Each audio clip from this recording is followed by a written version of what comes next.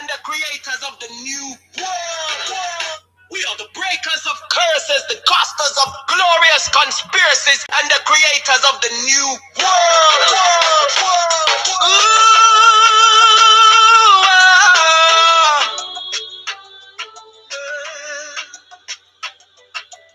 I am a divine instrument of my mother's divine will as such. I am protected and guided by the sacred blood and water of my mother's body that anointed my entry into this life. I am divine because she is divine. I call all of our mothers to this moment. I call on she who governs everything, all time and every space in between. She with 1,000 names. Today it is, oh yeah, the usheress of the new age. I call upon all the divine ancestors and the ash of every mother on earth to break every curse ever cast upon the mother and her children in all timelines and in every dimension.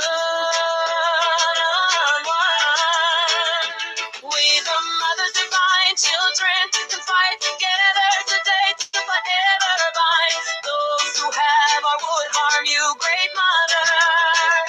We conspire together today to destroy everyone in every timeline and dimension that has caused suffering and despair. Today, we embody the sacred and divine power of our mothers. Today, we the tree, we the weavers, rewrite all time. We the tree, we the weavers, rewrite the book of life. We are mother's children, call the winds of change.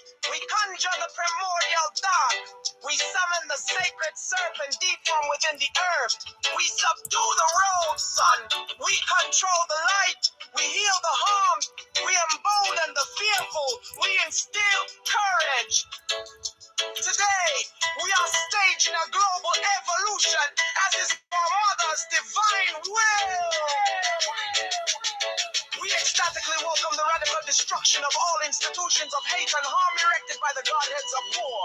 We have the power, we have the voice, we are the portals of change. We give life and sacred blood to this conspiracy. We come on, come the wind, come the storm, come the lightning, capture all godheads of war and all betrayers of the mother's divine will.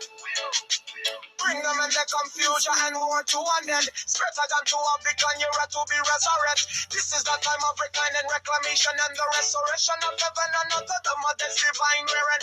Love unlimited is our destiny. Covenant is our destiny. Ecstasy is our destiny. Pleasure is our destiny. Freedom is our destiny. This is her divine will. We are the divine executors of her will. We speak her will into the now to reverberate throughout all time, all space, and all dimensions. It is as we say forever and ever. Mommy and I are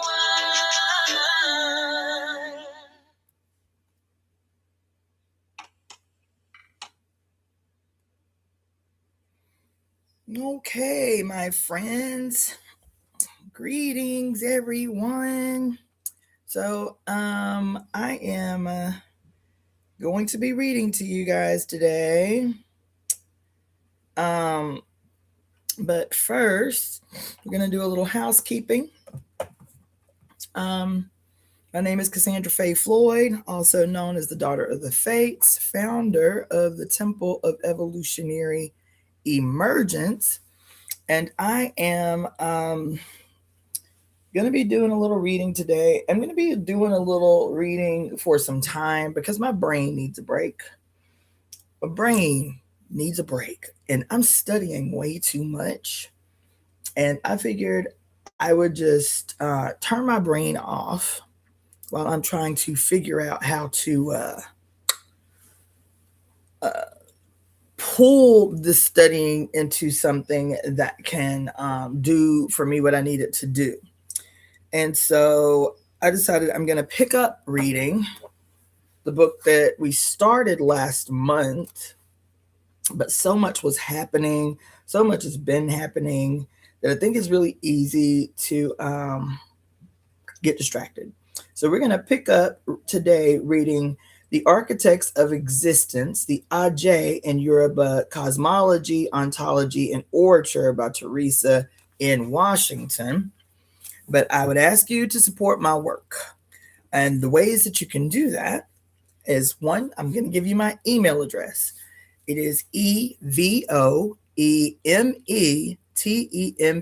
at gmail.com.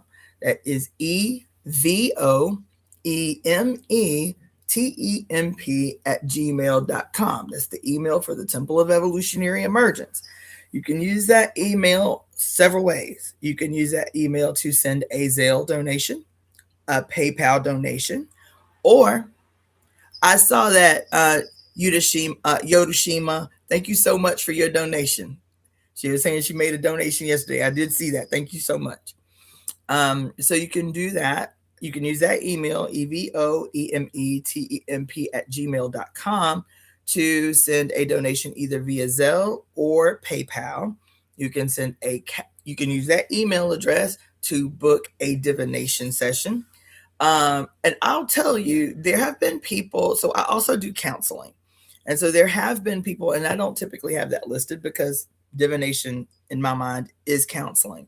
However, there are people who have, reached out to me and wanted the time, the 30 minutes or the 60 minutes, and didn't want any divination, right? Any pulls, any throws. They just wanted to talk. They just wanted to, reason some things out, say it out loud, and get feedback from me. So that is possible. Okay. I am an ordained minister. I have been, as a matter of fact, the 5-year anniversary of my ordination was last week.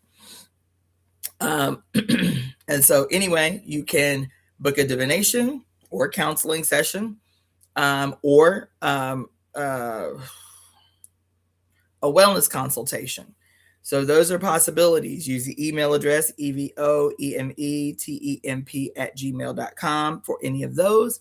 Then those of you who are tuning in via YouTube, there are ways that you can use YouTube to support the Temple of Evolutionary Emergence. You can do super chats or super thanks, that type of stuff that'll show up in the live chat forum, where I will shout you out, or you can become a paid subscriber to the channel. There are, I think, 6 different tiers of subscription on the YouTube channel.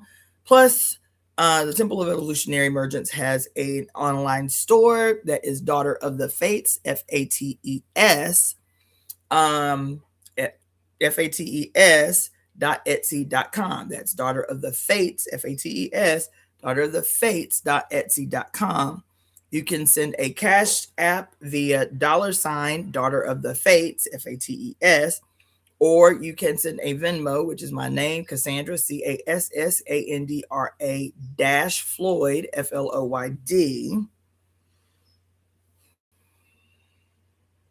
I think that's it. I was going to say something, but I can't recall right away. So what we're going to do is go ahead and pick up where we left off. Let me get my eyeballs.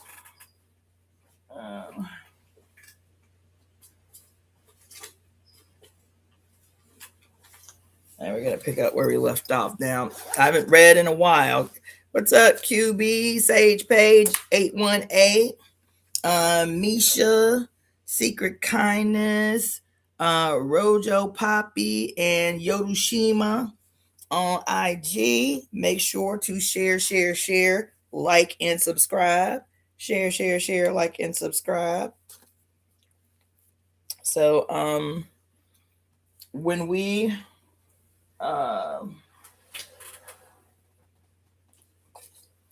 began the reading, because we began the reading of this book in February, we didn't even complete the prologue. We're still in the introduction of the book. So I'm going to go ahead and finish that today and try, if time allows, to jump into chapter 1. So with that being said, we're going to go ahead and get started. For those of you just tuning in, we are reading The Architects of Existence. Let's see. Ajay in Yoruba Cosmology, Ontology, and Orature. Let's see. So maybe I should start.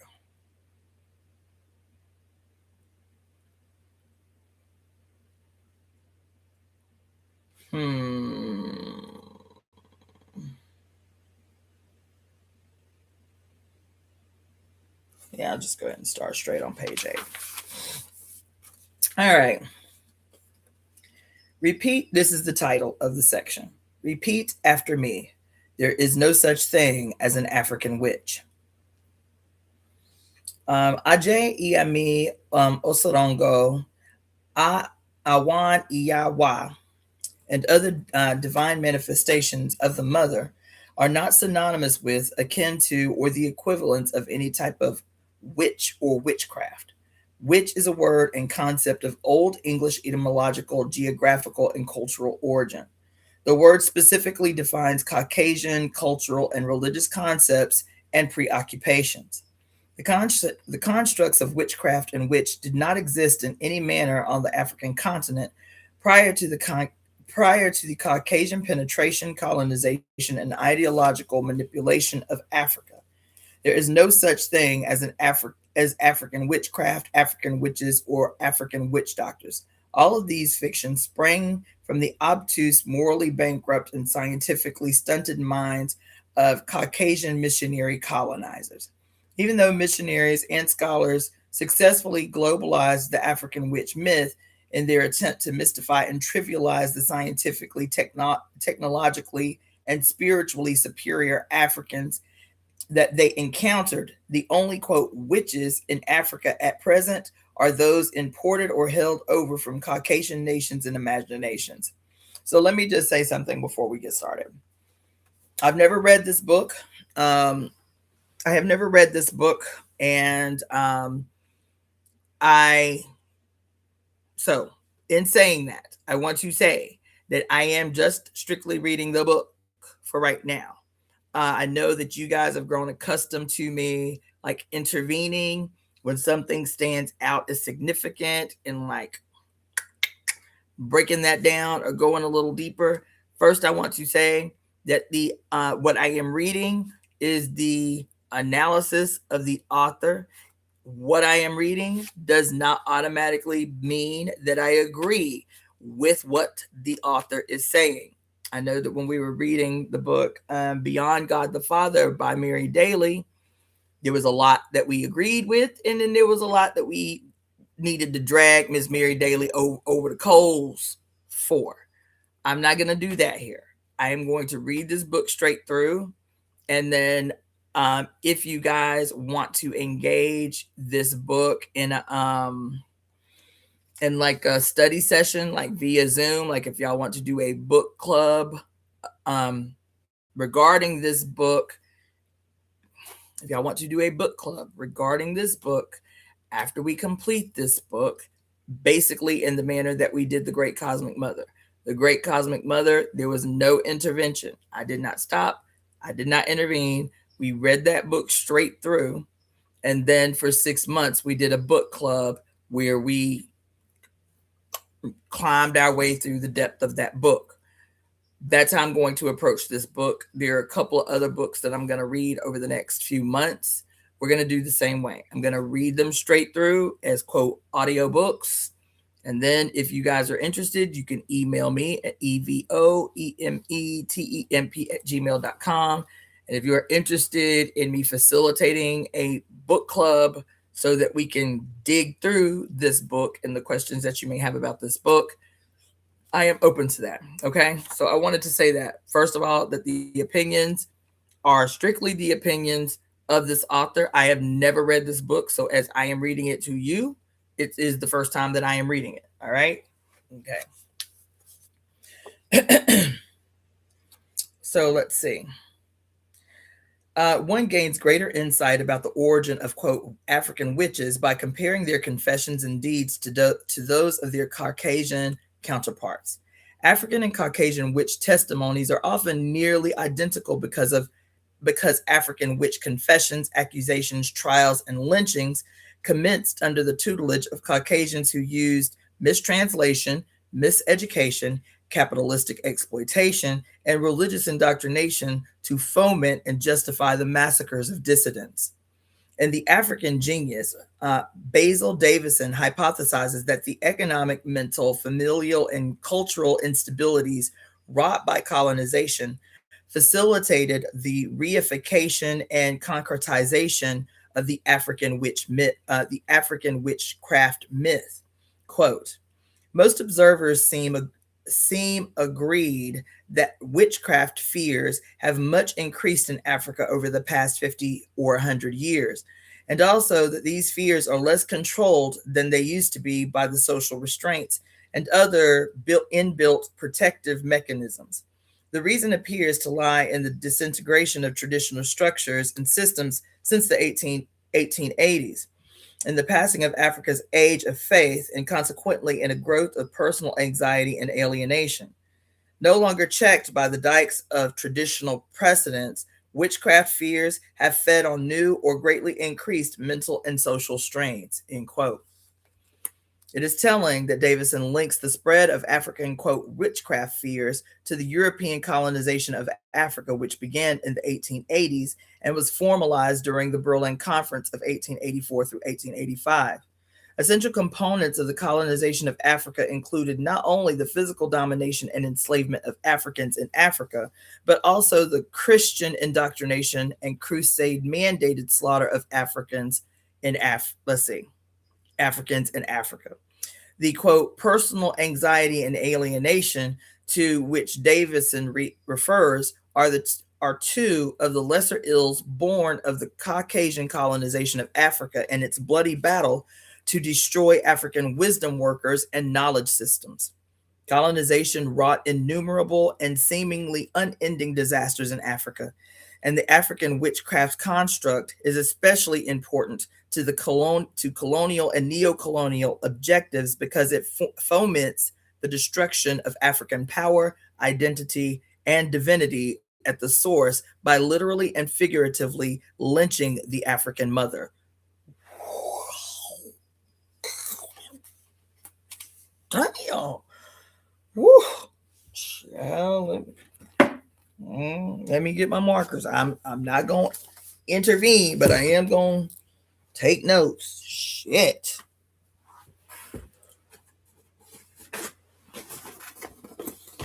Man, that gave me chills everywhere. Holy shit. Woo. God damn. All right. I'm going to read that whole paragraph over, though.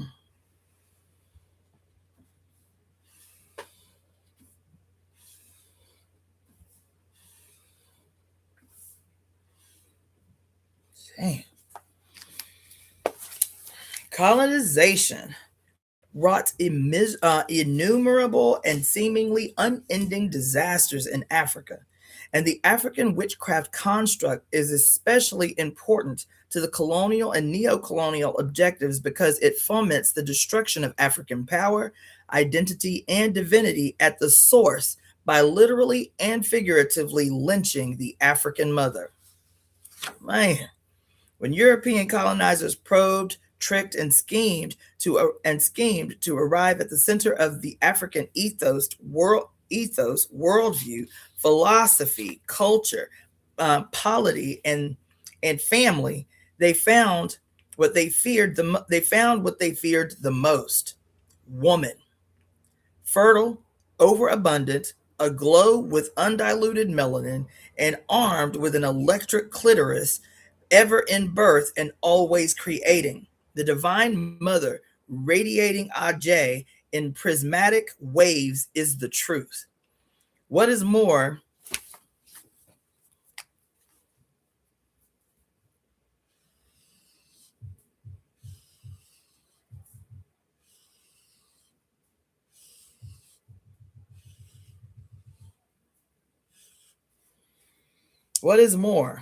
everywhere they looked, colonizers found exact duplicates of the divine mother strolling around, nursing children, singing oriki, harvesting crops, giving birth, hunting, and leading wars against oppressors when men offered sighs of resignation.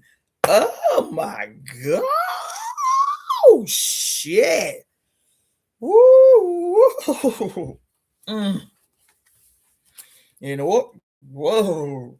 In order for the Caucasian conquest of Africa to be complete and include the colonization of the African mind, Mother, who served as the educator, physician, comforter, historian, empowerer, galvanizer, catalyst, and creator, had to be denuded of her power.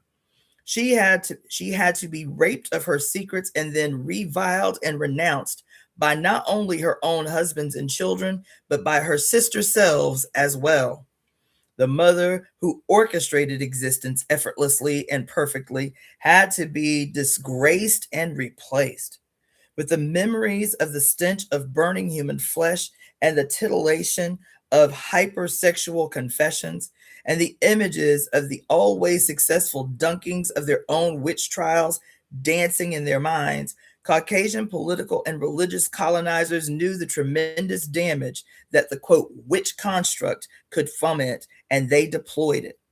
The African witch myth used to disgrace and the Caucasian father myth was appointed to replace the African mother. Oh my God. God damn.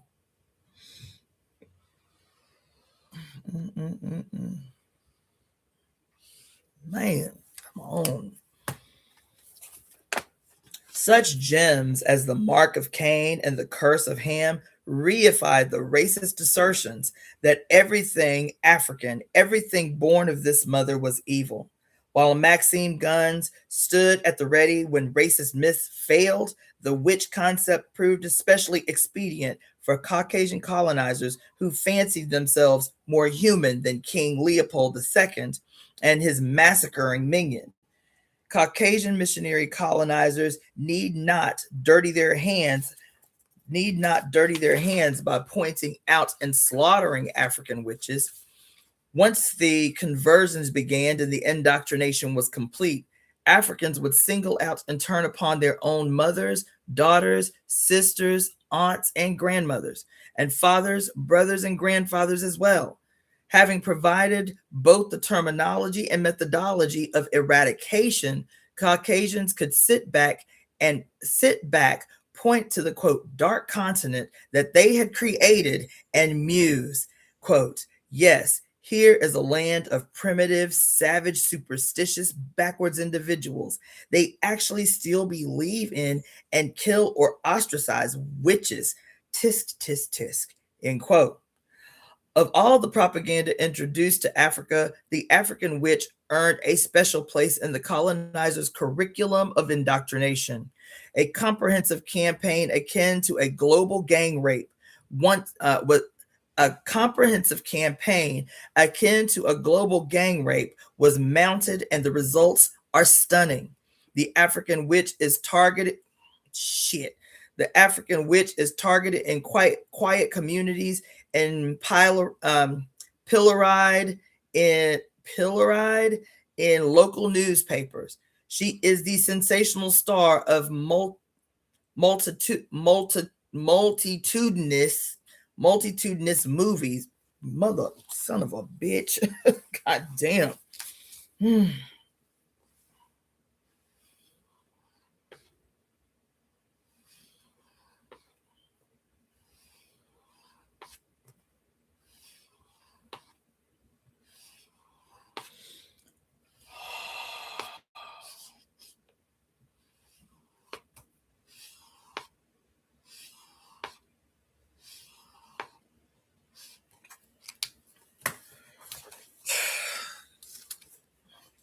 Of all the propaganda introduced to Africa, the African witch earned a special place in the colonizers' curriculum of indoctrination. A comprehensive campaign, akin to a global gang rape, was mounted, and the results are stunning. The African witch is targeted in quiet communities and pilloried in local newspapers. She is the sensational star of multitudinous movies, and she is the subject of unrelenting academic probes. Indeed, it would not be erroneous to posit that the reification of African witchcraft could not have occurred without the efforts of academic colonizers who published and consequently and magically made fact such fictions as African paganism, heathenism, cannibalism, and of course witchcraft.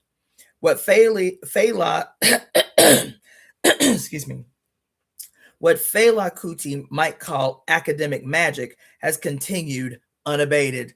Oh. Woo, shit. One can find any number of published works discussing African witches or describing Ajay as a malevolent and malignant force that is synonymous with witchcraft. The casual way by which African witchcraft has been legalized in many academic, religious, entertainment, and social institutions and publications is simply bizarre, and it is also profoundly contradictory. As Ayo Adeduntan elucidates in his perfectly titled and expertly argued exposition, quote, calling Ajay witch in order to hang her, Yoruba patriarchal definition and redefinition of female power, which I discuss in chapter 5. Oh, we're going to have to get that book or paper or whatever it is. Let's see. Calling Ajay witch in order to hang her, Yoruba patriarchal definition and redefinition of female power.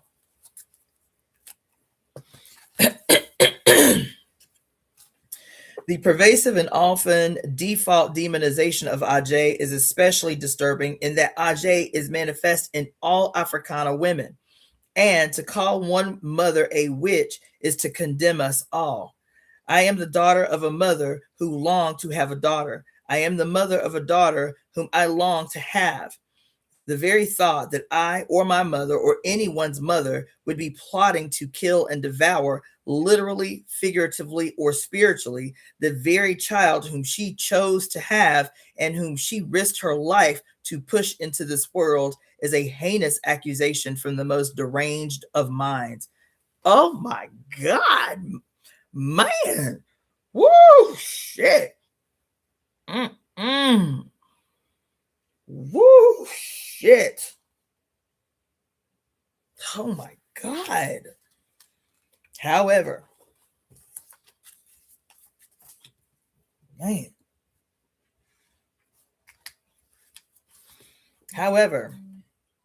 academic books and articles offer such allegations as standard fare. The same researchers who would not have the courage to label all Caucasian women witches, or who would cringe, be incensed, or laugh at the very thought of such an assertion, have no qualms about labeling African women in such an offensive manner. Damn. Another tired workhorse that is routinely trotted out in discussions about Ajay is that the power and its wielders have the ability to do both good and evil. Who and what does not have the ability to be labeled as or be used for both good and evil? Legions of priests, rabbis, pastors, imams, babalawo, and popes can testify to the fact that anything and anyone, especially religions, religious leaders and figures, and actions undertaken in the name of an alleged God or for a supposed good, have been and will continue to be used to do the most evil most effectively. Oh my God. Woo! Listen, y'all. Oh my God. The good-evil dichotomy does nothing more than serve as the carry-all for the psychological baggage that colonizers and missionaries dragged with them to Africa and used to facilitate oppression. Good and evil are subjective constructs that reveal nothing about one's character, motivations, or intentions. To assert that Ajay can be both or either good and or evil is a concession that cleverly extends tacit approval to the accusations and definitions of evil while admitting that the elusive good witch might exist. Man, the fact that a Western dichotomous delineation is completely inappropriate for such holistic African concepts as Ajay is routinely and intentionally ignored so that the most unabashedly infantile and derogatory terms and constructs can be employed to reduce complex and multidimensional African phenomena to utter nonsense. Come on in the room with this writing. Woo! Academic, religious, and economic colonizers did their work well. The fairy tales of Europe have become reality in parts of Africa where, quote, witch camps have been established to house male and female elders who have been blamed for illnesses and accidents and have been banished from their homes. Conscientious Africans are debating whether they should renovate and modernize the witch villages so that their inhabitants can live in peace, security, and comfort, or whether they should demolish the villages and make the erection of such illegal, thereby forcing communities to find more sensible ways of handling grief and misfortune than picking out a scapegoat and creating more misery. Ugh. Hajia Hawawu Boya Gariba, the deputy minister for women and children's affairs in Ghana, has taken a resolute stand against witch villages. Quote, Gariba said the ministry would be doing everything that it could to ensure the practice of families and neighbors banishing women from communities whom they suspected of being witches is abolished by developing legislation that would make it illegal to accuse someone of being a witch and gradually closing down camps and reintegrating women back into their communities. This practice has become an indictment on the conscience of our society, Miss Gariba said at the conference called Towards Banning Witches Camps. The labeling of some of our kinsmen and women as witches and wizards and banishing them into camps where they live in inhumane and deplorable conditions is a violation of their fundamental human rights. Unfortunately, the contemporary societies enslaved to capitalism and Christianity, the profitability of dehumanization often trumps human rights. In Akwa Ibom, in Cross River State, Nigeria, some Christian evangelists have created a wildly lucrative business by accusing children in their congregations of being witches. These accusations lead families to abuse and abandon their children or pay thousands of dollars for exorcisms. So many children have been ostracized that in 2009,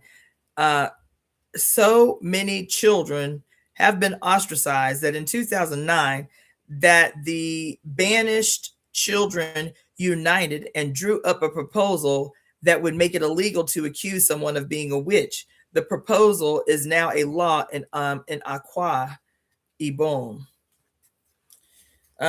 One should not be so appalled by the modern phenomena of adult children accusing elderly parents, parents accusing infants, toddlers, and adolescents, and pastors accusing their flock of witchcraft that one fails to see both the similarities in these modern African accusations and those of early Caucasia and the fictional motivations fueling both Caucasian and African witch accusations. All right. Wherever Christianity exists, there one also finds capitalism. This dynamic makes it impossible for multitudes to profit off of various myths, such as witchcraft, and the profiteers include the sanctimonious contemporary Caucasian missionaries who create charities and secure donations to help the poor Africans find their way out of the psychological, cultural, and religious morass bequeathed to them by their colonizing Christian forefathers. Many Christian churches, missionaries, ministries, and charities are not only as dependent on and in service to the myth of witchcraft as they were in the 17th century, but they owe their identities, careers, and wealth to this myth. Man, I need to grab something to drink. Sorry about that. I got to.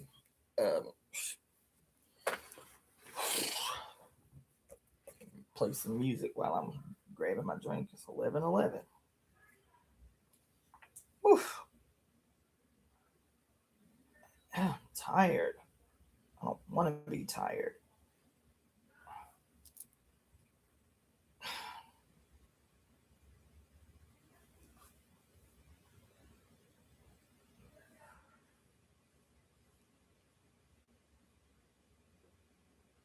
Some of my neighbors be showing out so much, man. Shit, crazy.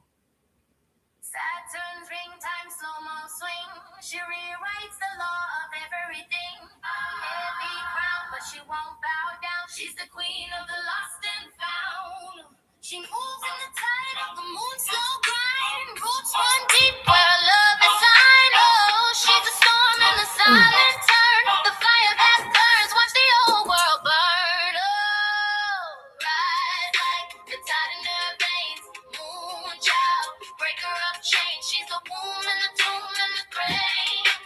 Dancing in the dark, watch her reclaim. Rise like the tide in her veins. Moon child, breaker of chains. She's the womb and the tomb and the grave. Dancing in the dark, watch her reclaim. She walks where the serpent still sings. Whispers to bones and the buried things. Oh, she's the way through the gate. The love and the rage, she decides our fate. Time bends slow and she calls the tune. Crone and maiden, blood and moon.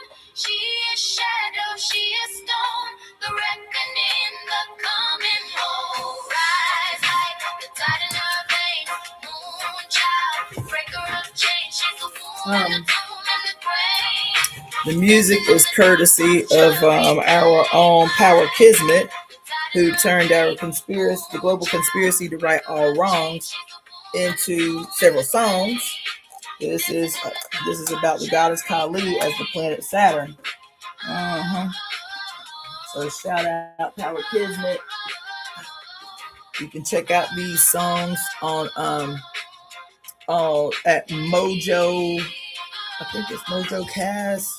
Yeah, Mojo Khaz. Mojo Cash.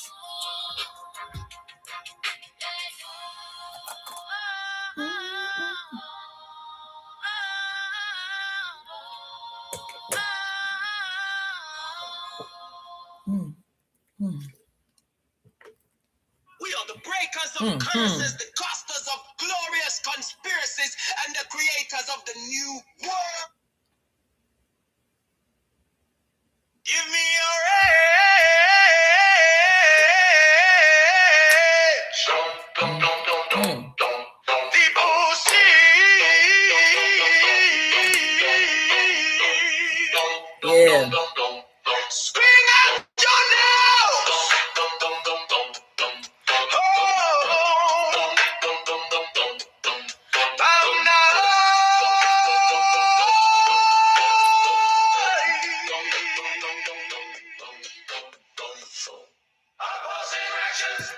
The time to rise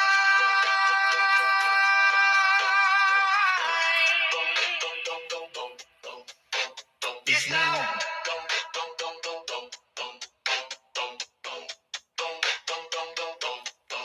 Give me a fire, burn all the lights, rent up the cages, don't compromise.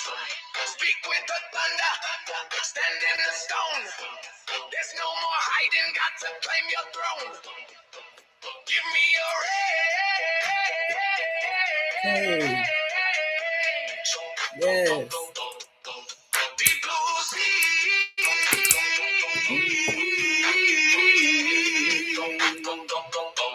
Scream out your love.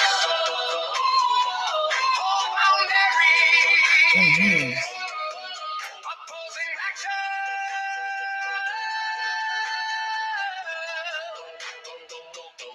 The time to rise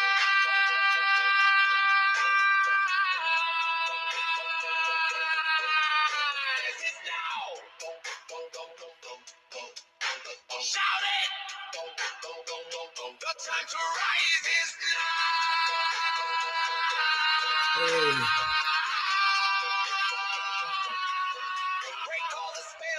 Yes. Come on.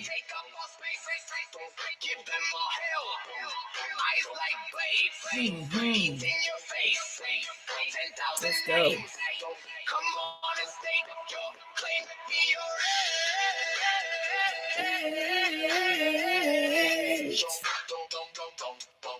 Take those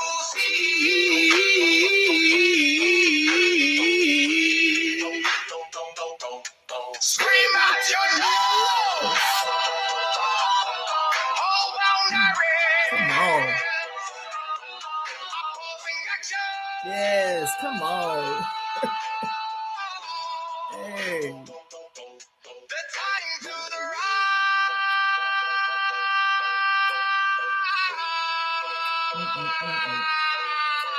is now.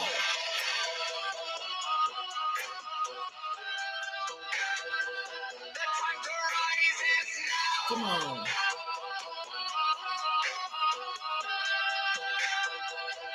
time to rise is now. Well, he rode out on that. Come on, Power Kismet. So y'all can check out. So Power Kismet is the brother who took the global conspiracy to right all wrong. He turned it into like 4 songs. Then he just took content from my channel and made other songs. This song you just heard was called Rage Bait. I love it. It's my jam. So check that out at Mojo Kaz, which is Khaz. Mojo Khaz. All right, and we're gonna get back to it. Get back to it. He got one on here called Delicious Rebellion. Baby. Woo! So good. All right, so we picking back up. So those of you who joined late, we are reading The Architects of Existence, Aj in Yoruba Cosmology, Ontology, and Orature by Teresa in Washington. And for those of you who have the book, we are at the last paragraph on page 12. Perhaps you are wondering, is there not some truth in the gory accusations made about African witches? To that I say, think about your mother. Oh, shit. Baby. Think about your mother. You need ponder anything more than the fact that you exist and are able to think. That alone should reveal to you the evil that lurks in her heart. You may never know the rapes, the hours spent sweating in fields and factories, the humiliation, the pain, the tears, the loneliness, the rage, the rapture, and the ruptures that she endured for you to have the luxury to ponder if she or another mother daydreams about sucking the soul out of you. Oh my God. Oh my God. Oh my God. Listen. If you, like all too many of us, have been raised, God damn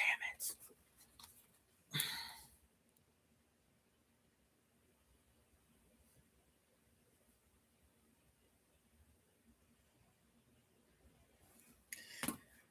If you, like all too many of us, have been raised on a steady diet of disrespect for African women, fueled by a global mass media that specializes in overt and covert Africana denigration, then think of yourself. How many times have you looked at your child and wondered what a tasty spiritual or actual meal he might make? This girl showing out right now, y'all. This girl is showing out right now, and I'm here for it. I'm gonna try so hard not to intervene, but when I tell you I am moved, this girl is showing the fuck out right now, especially considering the fact that you and I have been talking about our great grandmother Crone, the great goddess in the sky, the planet Saturn, the most demonized, the quote most malefic, and I'll be goddamn. I'm shook. right this moment. I'm shook right this moment. As a matter of fact, I'm gonna read this whole paragraph again because it's got me in my feelings, and I'm really trying not to to intervene with my own opinion. But this paragraph has moved me. It's moved me right now. You feel me? Perhaps you are wondering. Let me start back to the previous chat, to the previous paragraph. Wherever Christianity exists, wherever Christianity exists, there one also finds capitalism. This dynamic makes it possible for multitudes of profit off of various myths, such as witchcraft. And the profiteers include the sanctimonious contemporary Caucasian missionaries who create charities and secure donations to help poor Africans find their way out of the psychological, cultural, and religious morass bequeathed to them by their colonizing Christian forefathers. Many contemporary Christian churches, missionaries, ministries, and charities are not only as dependent on and in service to the myth of witchcraft as they were in the 17th century, but they owe their identities, careers, and wealth to this myth. Perhaps you are wondering, is there not some truth in the gory accusations made about African witches? To that I say, think about your mama. You need not ponder anything more than the fact that you exist and are able to think. That alone should reveal to you the evil that lurks in her heart. You may never know the rapes, the hours spent sweating in fields and factories, the humiliation, the pain, the tears, the loneliness, the rage, the rapture, or the ruptures that she endured for you to have the luxury to ponder if she or another mother anywhere daydreams about sucking the soul out of you. If you, like all too many of us, have been raised on a steady diet of disrespect for African women, fueled by a global mass media that specializes in overt and covert Africana denigration, then think of yourself. How many times have you looked at your own child and wondered what a tasty spiritual or actual meal he might make? Baby, she went off. She went off. Oh, child, God damn, she went off. Next section. The gods who gave birth to gods. Awan, Iawa, are the superlative manifestations of our actual mothers. Our mothers do not plot to destroy, devour, or maim us. Were it not for them, we would not exist. Human life is dependent on the wombs and the choices of our mamas. And this simple fact forms the foundation of the eternal bond between the African mother and child. This bond is so important that Ajay created essential social institutions, including polygamy and various prohibitions to protect the ultimate dyad. The labors of Ajay are everywhere evident in traditional Yoruba society, and everything from ritual festivals to the earth's topography supports the fundamental dyad of mother and child. Listen, okay? Listen.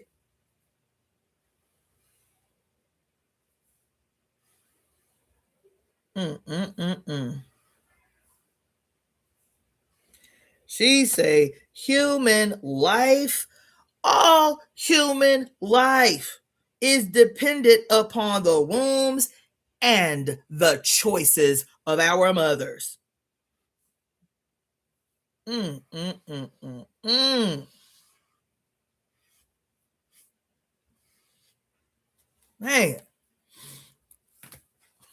In A Mouth Sweeter Than Salt, Toyin Falola discusses the festival in honor of Oke, the great heel of the town Ibadan, who is Mother God Ajay manifest. With his description of Okeye, the reader better understands the organic, gentle, holistic, and undeniable force that is Ajay, its impact on men, women, children, and Yoruba landscape. Quote, it was relatively easy to placate the hill. Men had surrendered their power to it, making the hill and the spirit who lives in it a woman with attractive breasts and gentle manners. The pot that contained the sacrificial food for the hill was shaped like a woman. To reach for the pot was not only to pray, but to take water from it. One could even buy small quantities of water from the pot to use for charms, to end barrenness, request for more children, and cure a variety of illnesses. The hill's breasts were abnormal in size and number. If the normal woman had 2, the hill had 16 because of the large number of children that she must feed. And she fed them very well. The hill was presented as gentle, pro-family, kind, and favorably disposed toward women and children. The priests of the hill, though men, dressed like women, with plaited hair, with plaited hair, fake breasts, and white wrappers. The priests carried both male and female attributes, but presented themselves more as women so that the hill, now of the same sex, would be more merciful. Baby! Oh, shit. Oh my God. Oh. Oh my God.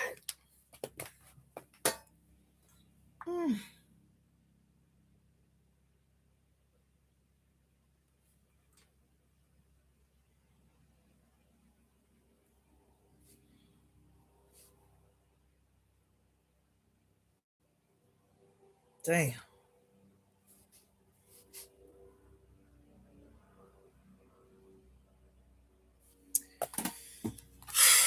End quote. It is not the case that men need surrender their power to okay. Male priests are cognizant that they derive infinite power and sustenance from okay, and her monumental breast and healing vaginal waters, which are replicated in every woman. Rather than emasculate men, Okay Badan moves men to access their inner Aj and adorn themselves with the symbols of biological and divine perfection so as to be as close to the mother as possible. I am having a moment. I don't know if I can do this. I don't know if I can read this book without intervening, goddammit. I don't know if I can do this. I don't know if I can do this. I have to say something. I can't not say something. I have to say something. Ah, my God. Oh my God. Shit. Oh my God.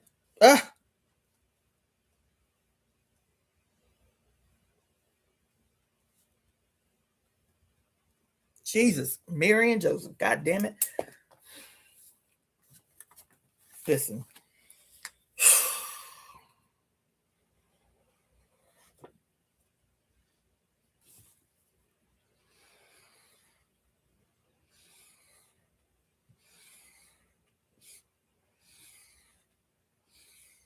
Listen. I'm going to say it quick. Okay. We've been talking a lot. I know you value the commentary, but I'm trying to do something. I'm trying to accomplish some things. Okay. You feel what I'm saying? But I have to say this. We've been talking now for 3 months about the planet Saturn as great grandmother Crone.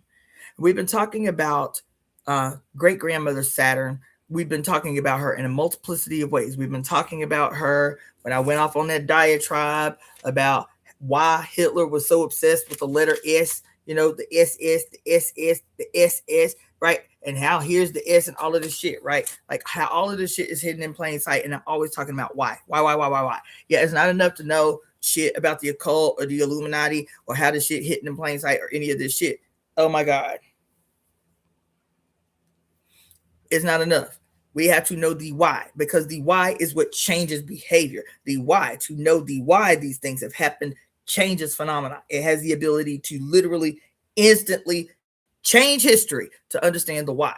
That's why, right? And so I have been talking about great grandmother Crone as the archetype for the radically, vindictively evil subversion of the great grandmother Crone's archetype, then to steal the entire archetype of great grandmother Crone, to invert it, to pervert it, to turn it inside out, and then feed it back to the entire global family as a what you call, oh my god damn, oh my god, shit, oh my god, oh oh oh, listen, and to feed all of that back to us after stealing her,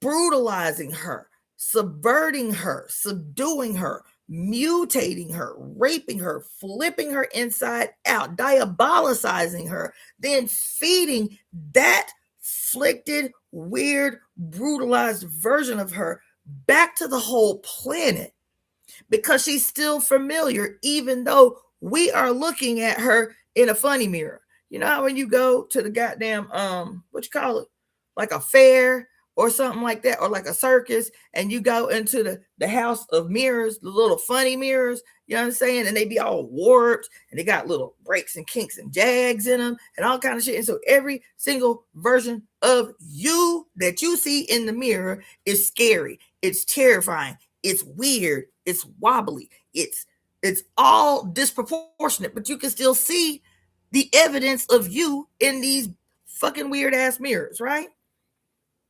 And so why I'm having this whole moment is because there is nothing in this society, nothing. There's nothing you can name. There's nothing you can point to. There is nothing in this society that is not a malignant, vilified, diabolicized version of the joy and the pleasure that you received in mother societies, in matriarchal societies, under the mother goddess, that has not been fucking completely diabolicized, almost to the point that you can't see the familiarity, but they need you to see the familiarity. So they give it back to you in this fucked up way. And so you do several things in this. It's you looking at, bitch. It's all the time. Everything terrible about the goddamn, everything terrible about the world every day. You are looking at you.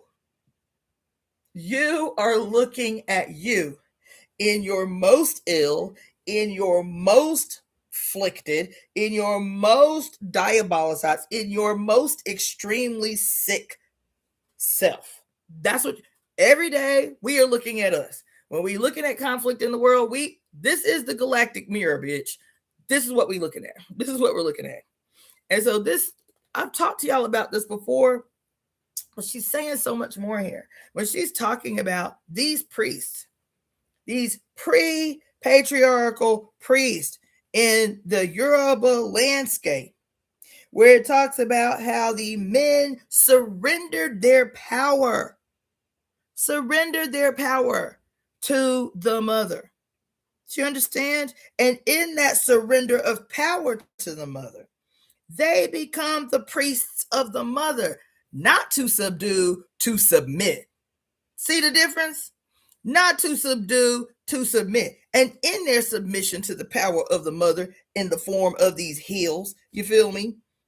Where they would make offerings, people could come and make offerings, and the hill was shaped like a woman. That's every society on the planet. Mountains and hills, valleys and streams were all synonymous with the body of the mother. Because when you a little bitty baby and you breastfeeding and you looking up at your mama and you looking up at her titties, those may look like mountains and hills, to mountains and valleys to your little baby self.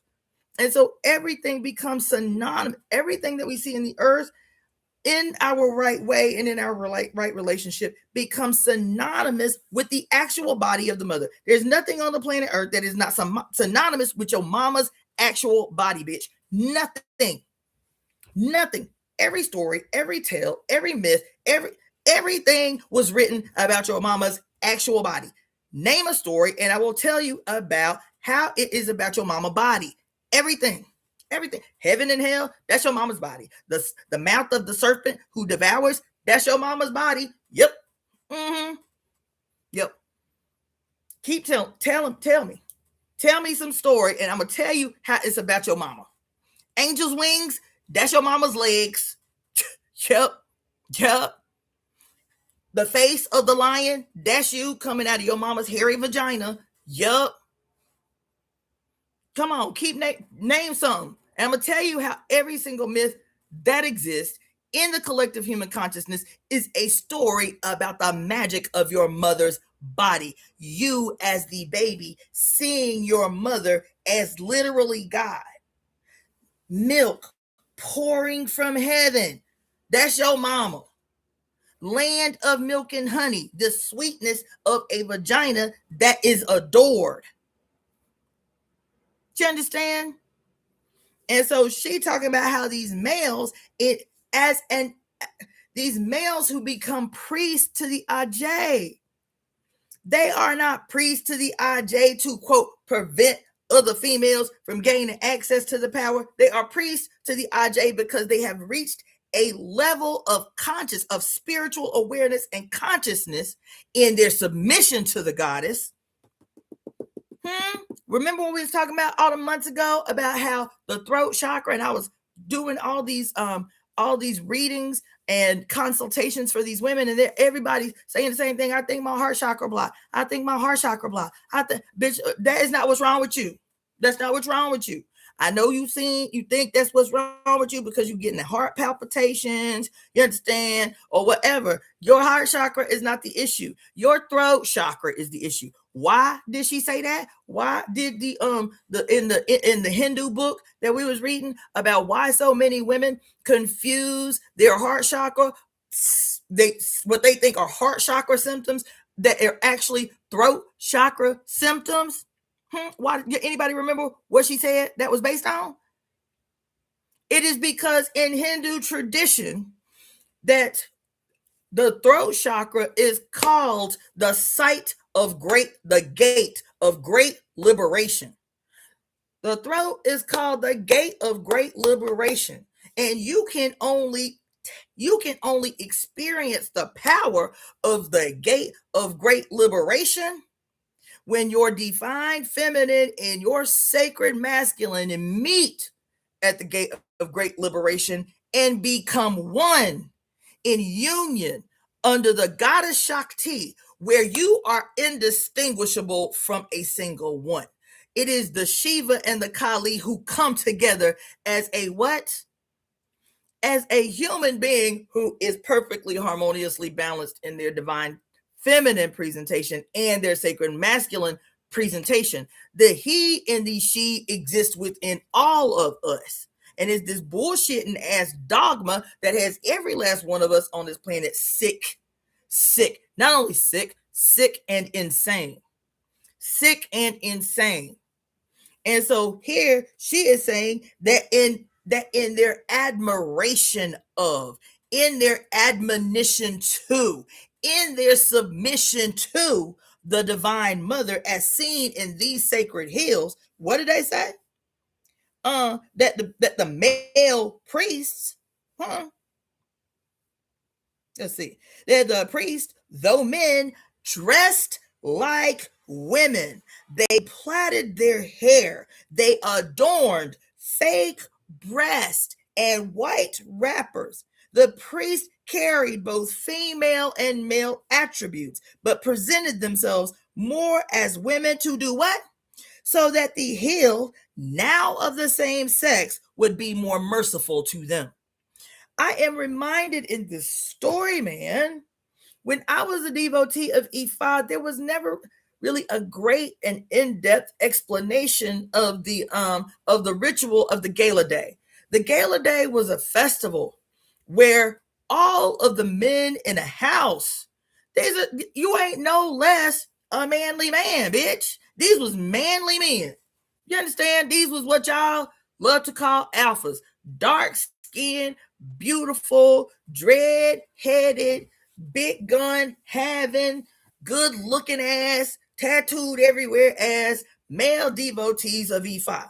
And at the gala day, which they looked forward to too, at the gala day, all of the women in the Ile, in the house, would dress all the men in the house, the drummers, the roughnecks, you understand, the diggers, the most manly of them all.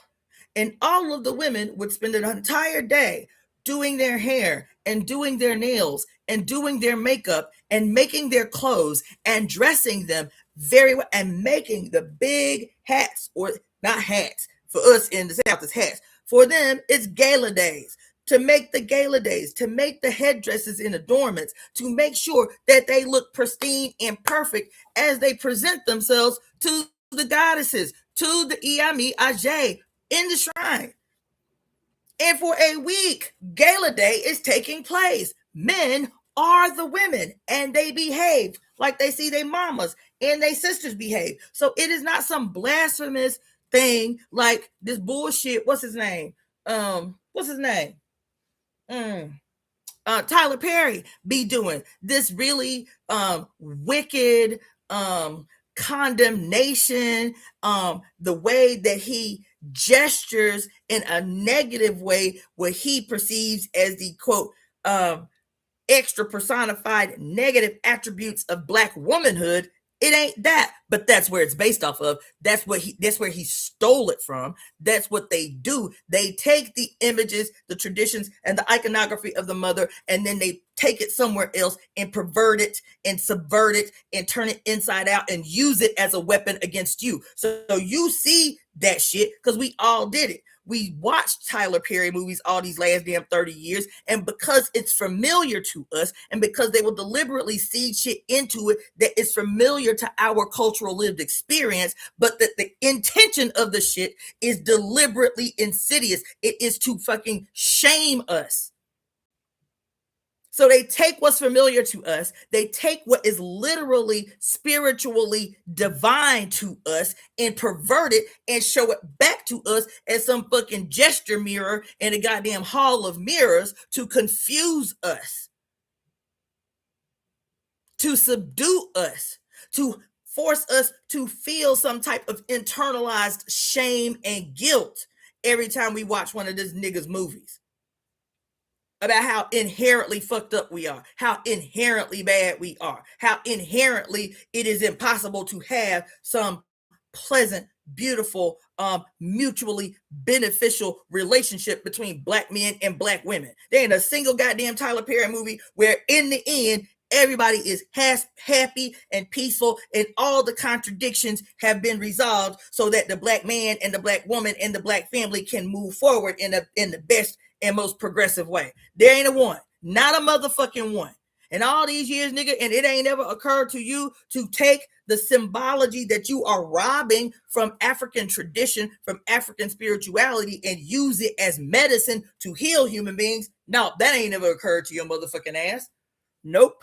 Here I am saying I'm not going to be cussing so I can make this goddamn money for my YouTube channel. But this shit is dire straits. We in dire goddamn straits, and ain't nobody coming to the correct conclusions. So here, there's several things happening in just this little passage that she's talking about, where the men outside of the wizardry, of the wickedry imposed on African people by fucked up, confused, terrorized, demoralized white people who want to spread that shit out to the rest of the world. They trauma, they hurt, they pain, they subduing by their own folks, and they want to take and spread that malignancy out into the goddamn world. And so here we're sitting here reading about these priests who were so highly revered. When the gala day happens, it's like the most looked forward to festival among Yoruba practicing people, Ifa practicing people, because it gives males the opportunity.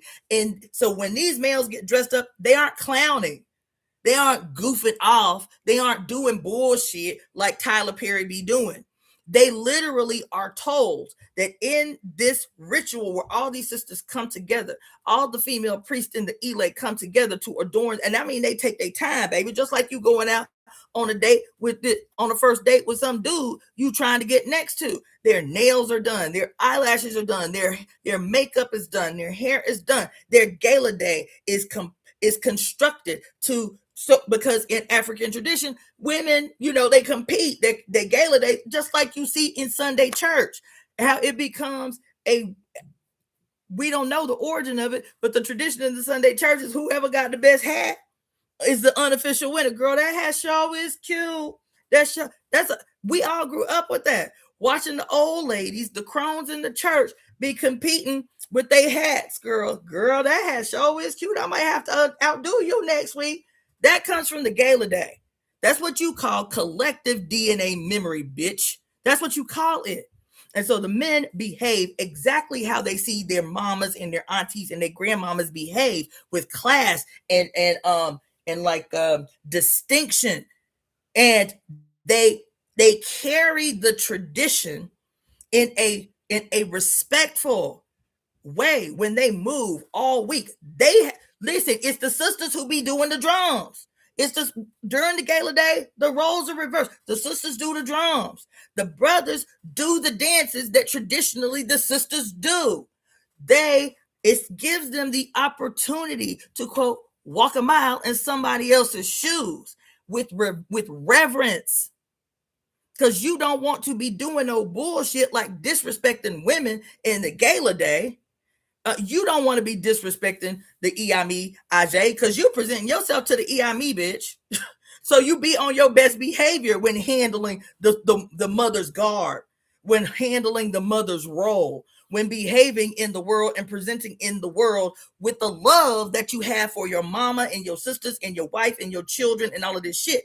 That's how you carry the garb, the garment that you are sporting for that week for the mothers.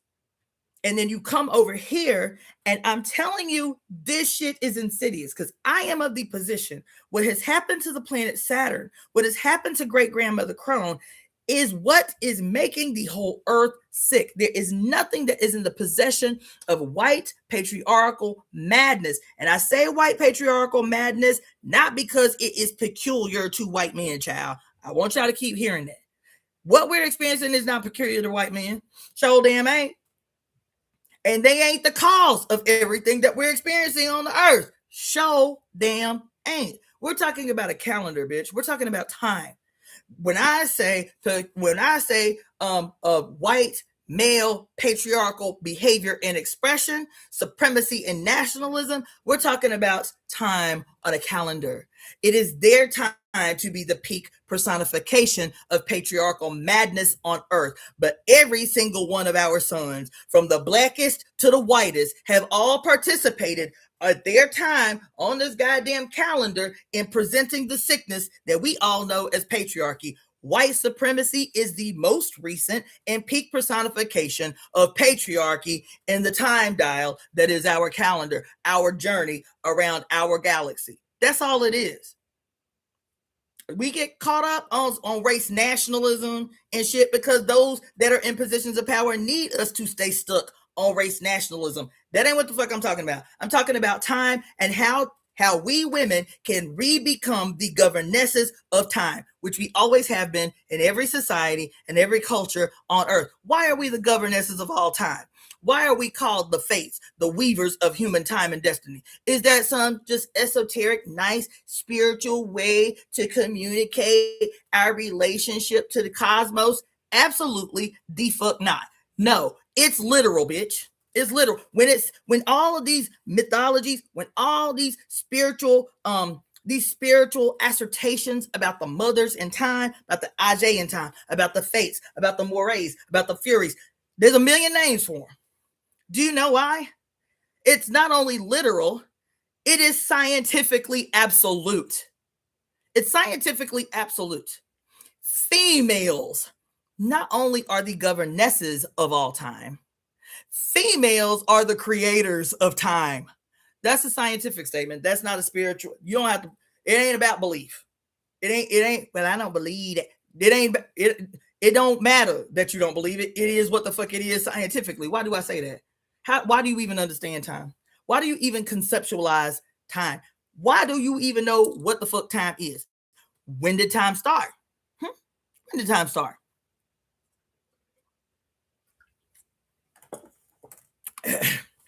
That's not a rhetorical question. When did time start? And it ain't a complicated question either. When did time start? The moment your mother's egg allowed one of your daddy's sperm to enter into her, your time on the clock started, bitch. You that's sitting there listening to me, each and every one of you, That's why I keep calling y'all universes. Each one of us is a universe, no different than the planet in the sky that we be observing. Each planet is a universe. I'm convinced. I'm convinced. I ain't heard nobody say it yet, but I'm convinced. That's why Saturn is sitting up in that sky looking at us all crazy. Because she's trying to give us a perpetual reminder that we all are a universe, that we all together make up a multiverse, and that the multiverse, right? That's all of us universes together in cyclical harmony with one another. Once we become conscious and aware of that, accepting that each one of us is a universe, and multiplicities of universes come together in cyclical accord, harmonious accord, we become a multiverse, and these multiverses living together as cyclical and harmonious accord. Once we become aware of that, this is the moment that the concept of the omniverse, the unimind, the singular one that is multifaceted, that has multiple, endless, incalculable personifications, peculiar personifications of self within the one that is the omni-consciousness, the omniverse, or the omni-mind. The enlightened us together as one, though there are 8.5 billion particular, peculiar, and necessary personifications of each one of these universes. Do you understand what I'm saying? And all of that is because of your mama, bitch. You would, as a matter of fact, I am going to digress because I own one. I didn't know why last night, but I see why now. I see why now. I took this note last night. I was like, oh, that's a nice little thing I need to share with the people now. There's y'all know the scientist, Neil Tyson deGrasse, I think his name is. He was talking about, because, he is like a physicist and some other kind of scientist, multiple PhDs and all that shit. I really like this dude. And he was talking about probability. Somebody was interviewing him about probability. So he's talking about every way. And he was talking about how the greatest failure of public education is our refusal to teach probability to children. That there's no, in your 12 years of school, there's no scenario where you are taught probability. Isn't that something? He said, because probability shapes our understanding of everything, of every move we make, every relationship we have, every single solitary thing that we do. Our subconscious mind, whether we know anything about probability consciously, our submind is going to take what it understands and computate how you going to make some decisions, what habits you going to keep. Everything is based on probability. You feel what I'm saying? And he said, I won't go that deep into it, but it's probably a whole nother live I need to do, because I was like, yes, God damn it, yes. But one thing he talked about that I had heard him say before, but I was like, damn, I never heard him say it this clear. When talking about scientific, mathematically precise probability, he said that the probability of, and he was talking to one of the dudes, the probability of you existing like you are at this time, in this moment, with your two parents that they had, they four parents, and on, that you are right in this moment in time, the probability that you would have ever existed, is 1 in a billion trillion trillion. Y'all hear what I just said?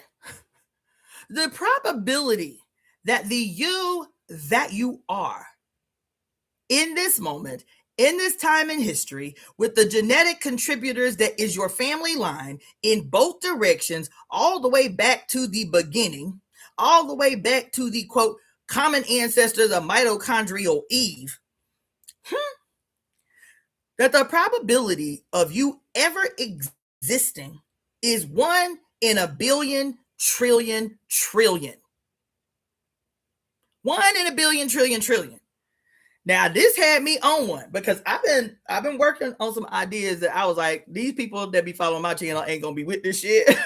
I've been really taking my time, because I was like, if I tell them this shit, everybody gonna fall off. Everybody gonna be like, that's it, this bitch crazy. That's it. I'm out. I'm done.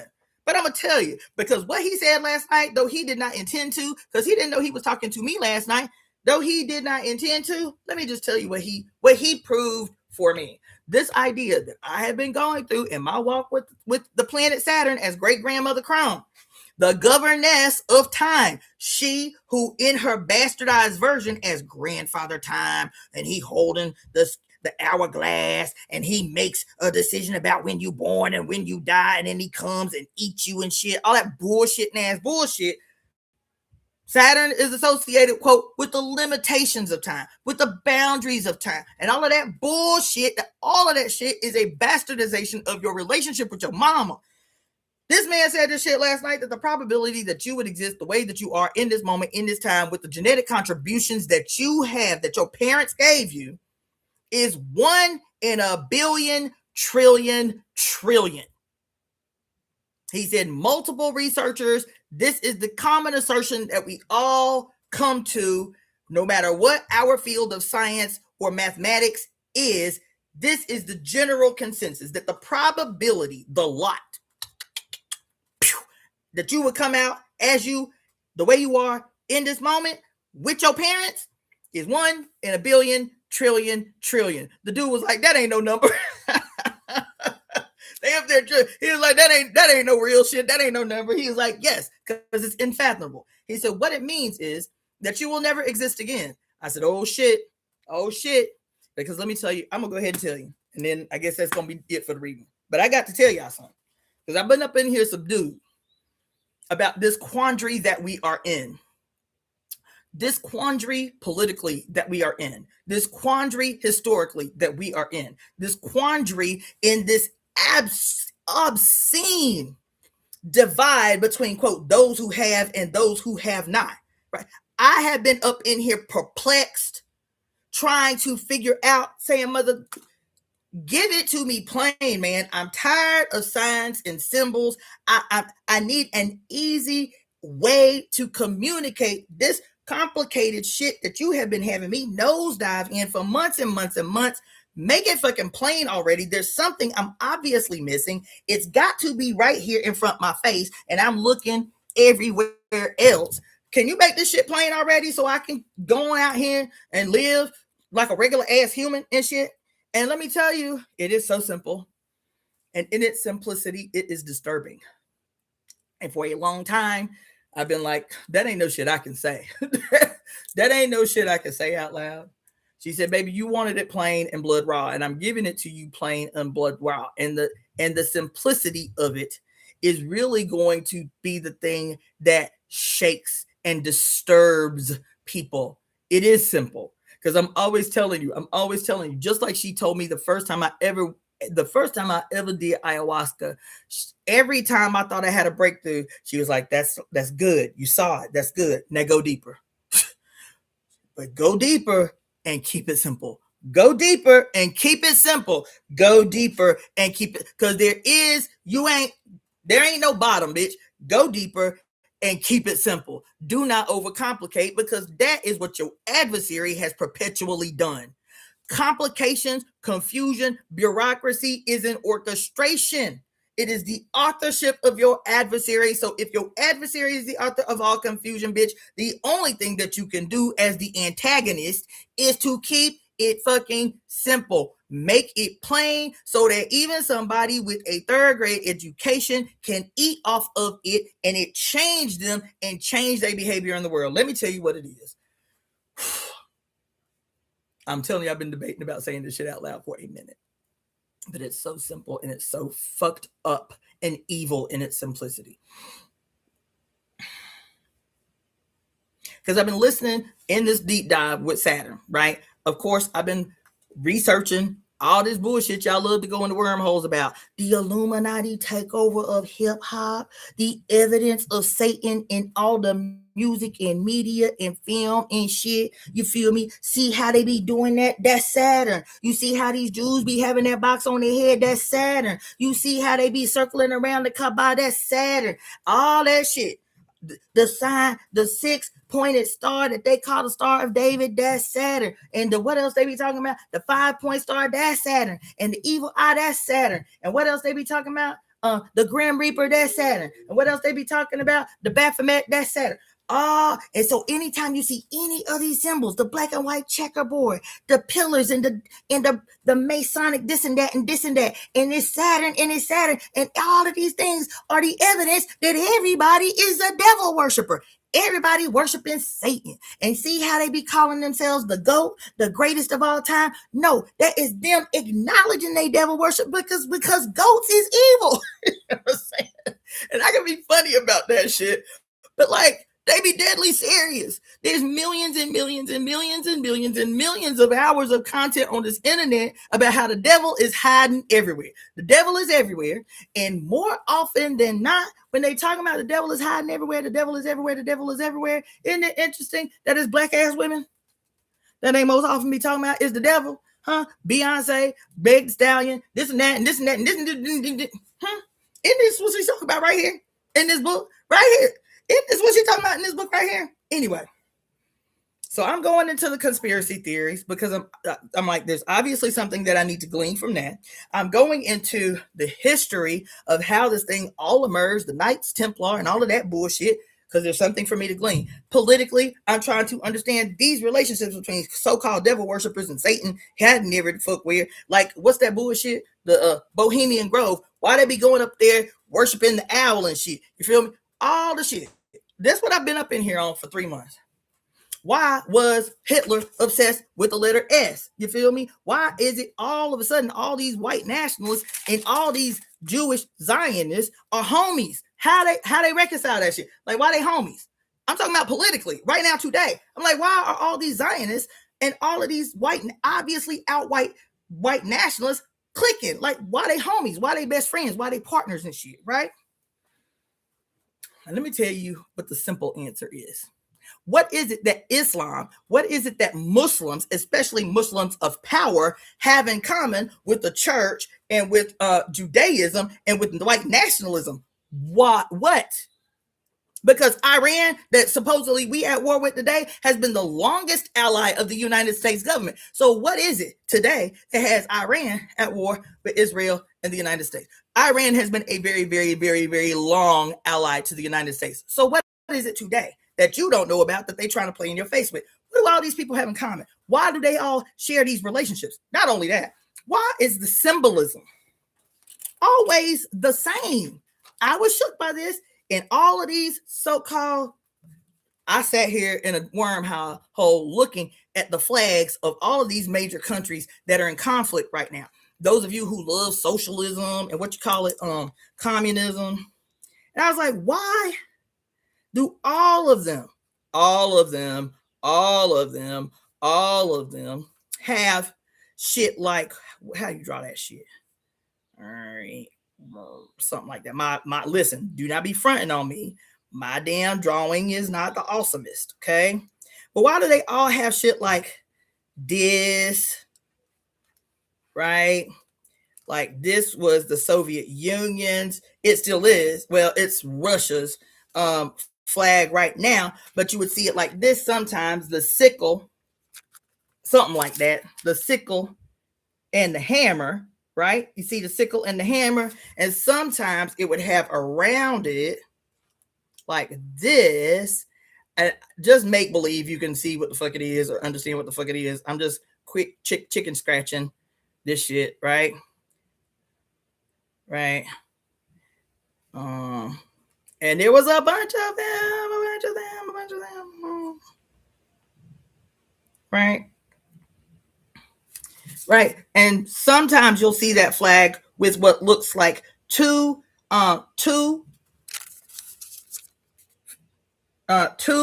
sheaths of wheat. The light on this thing is always okay, better, right? So when you see the flag, it'll be red, and there'll be two gold sheaths of wheat around this sickle and this hammer. So that's like the communist, socialist, because China's looks like this somewhat too, right? The sickle and the hammer. There are so many flags with the sickle in it or this hammer in it, but hundreds of flags with wheat. Some way, somehow, hundreds and hundreds of flags with wheat in it. Wheat, Okay. I was like, why they do that? So I started digging in. And all of that to say, so the wheat, the sickle, the hammer, right? All the coats of arms. Y'all really need to start doing image searches of the coats of arms. So many of Hitler's, because he had different organizations within the SS government, and so many of there were at least 70 different coats of arms, flags, badges, banners to recognize rank, where it would have SS surrounded by wheat everywhere. There must have been 70 at least of their badges, certifications, medals that have the SS, whether it's the swastika or the lightning bolt SS with wheat in it. I was like, why wheat? Wheat, everywhere. Because it's in your face. That's what I'm telling you. Because it's in your face. If I'm telling you this whole story about how, first of all, the son who has gone rogue from the mother has not invented a thing, cannot create anything, cannot create it. There is nothing that he gives to you that he created of his own imagination. Nothing.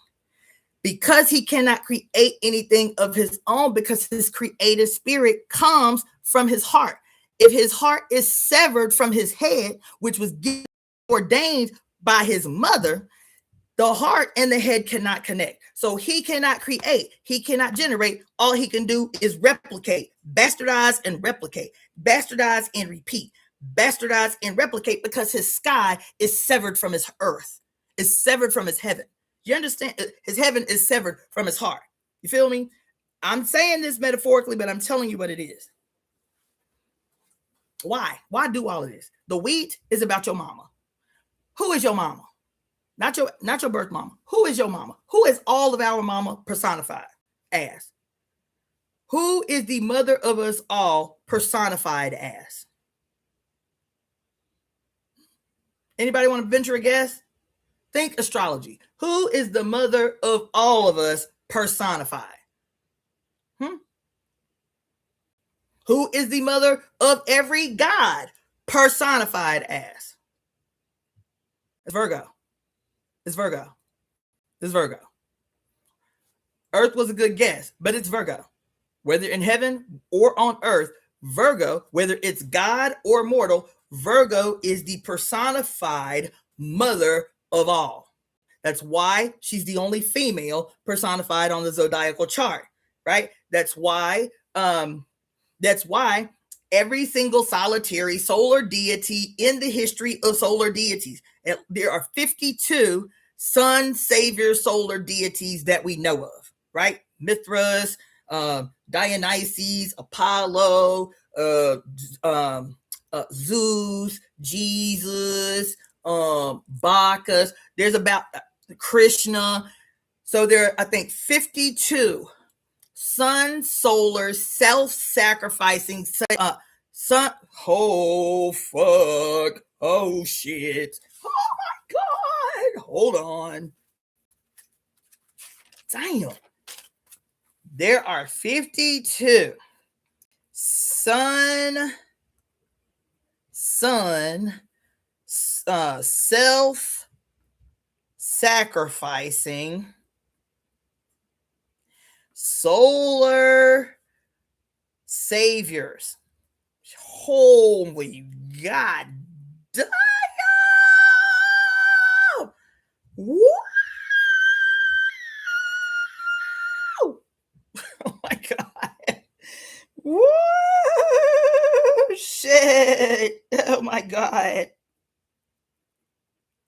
God damn! There are 52 sun, solar self-sacrificing saviors, okay, that we know of in like human history, in conscious known human history. All right. And that's why they all share the exact same, some deviations, minimal deviations, but they all share very exact same iconography. Every single one of the 52 sun, solar, self-sacrificing savior deities are all born of a virgin Who is the virgin? The heavenly virgin is Virgo. There ain't but one virgin. That's why she say, I gave birth to all gods. Huh? Because they all born, all these gods are born of a virgin. That's why they all have that story in common. Okay? They are all, this is how I was getting to the wheat. These are all the things that they all have in common, no matter what culture, no matter what society they were born in. They all were born of a virgin. That's why they all have, quote, wheat in common. Now, I say wheat, but in different cultures, wheat is synonymous with corn or legumes, beans, like the Mexicans. So the virgin, the great virgin in the sky, you feel me, Virgo, is always seen holding what? A sheath of wheat in one hand, and sometimes that sheath of wheat will be a singular, like sheath of wheat, or she will be holding in her hand what? The cornucopia that's full of wheat. What's the cornucopia? Anybody know what the cornucopia is? Does anybody know what the cornucopia is? Because it's important, and we relegate it to some bullshit. Does anybody know what the cornucopia is? Yay or nay? Simple question. Yes or no? Do you know what the cornucopia is? Yes or no?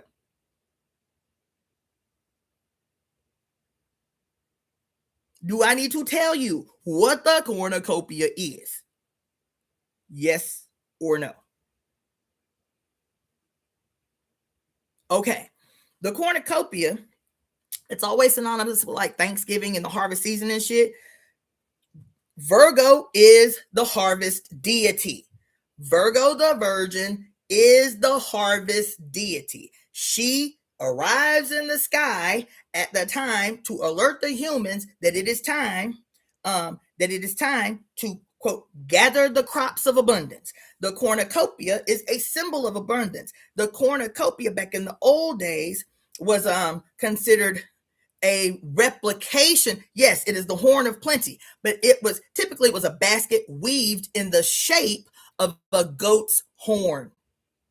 It was woven, this basket, into the shape of a goat's horn. It was the horn of plenty, woven into the shape of a goat's horn, because of this relationship of the sign of Virgo to her sacrificed son. So this is a prelude. The horn of plenty at the harvest is a prelude. Oh shit. Is a prelude to what y'all called the Last Supper of Jesus. So when you see the image of the Last Supper of Jesus, and they sitting around and there's all this food and there's all this drink, they eating good. You feel me? The Last Supper before what?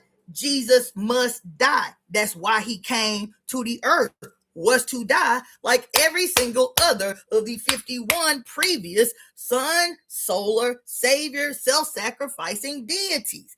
Every last one of them had the story in common. Jesus wasn't the only one. He is the last one, as a matter of fact, but all of them had the same story. So the cornucopia, the horn of plenty, is a prelude to what is to come in a few months, which is the perceived death of the virgin's son. Virgo's son dies at the winter solstice. The son savior produces the plenty that he came here to produce. You feel me? The salvation, which is the plenty, which is the harvest. That's the salvation that he came to bring. And then he must sacrifice himself so that his metaphorical blood can prepare the terrain for the spring when he is reborn, or quote, resurrected, when he is reborn, when y'all put them new seeds in the ground after his blood has fertilized the land. This is all stories that was the biggest activity for 25,000 years of human beings, which was agriculture. That's why you see wheat on everything. Wheat on everything, and the reaper on everything. That big old blade that looks like the crescent moon, the blade was literally shaped by females to look like the crescent moon. The blade was not something to be feared. It was actually it was considered an instrument of the goddess. It was shaped like the crescent moon, which was directly related to the great goddess Hathor in the sky, whose horns were shaped like a crescent moon. The reaper was one of the most revered and respected instruments because it took agricultural harvesting from people having to be out there with little bitty blades and shit trying to break each stalk of the wheat one by one. Now the mothers have created the reaper that cuts your labor in half.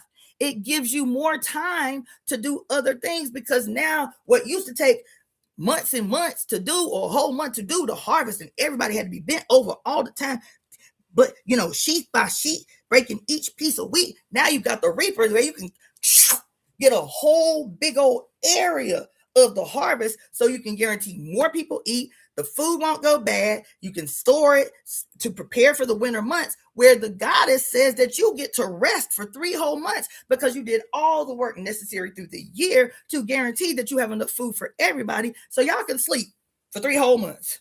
Them days that are short, y'all can go inside early, you feel me? Y'all can snuggle more, you feel me? Like, this is the time that you're supposed to be resting. That's why all of these harvest celebrations, these solstice celebrations, were always marked by extreme play. What people today call hedonism, where you can just have sex with everybody you want, where the classes are equalized, where debt is completely dissolved.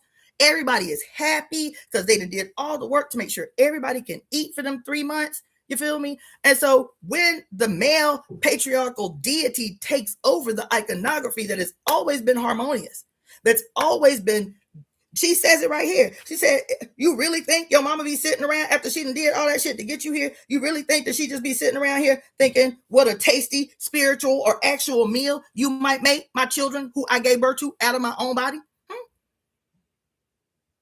You feel what I'm saying? And so all of these governments, all of these iconographies that are yours, that are familiar to your limbic system, to your ancient mind, bastardized and used as weapons against you.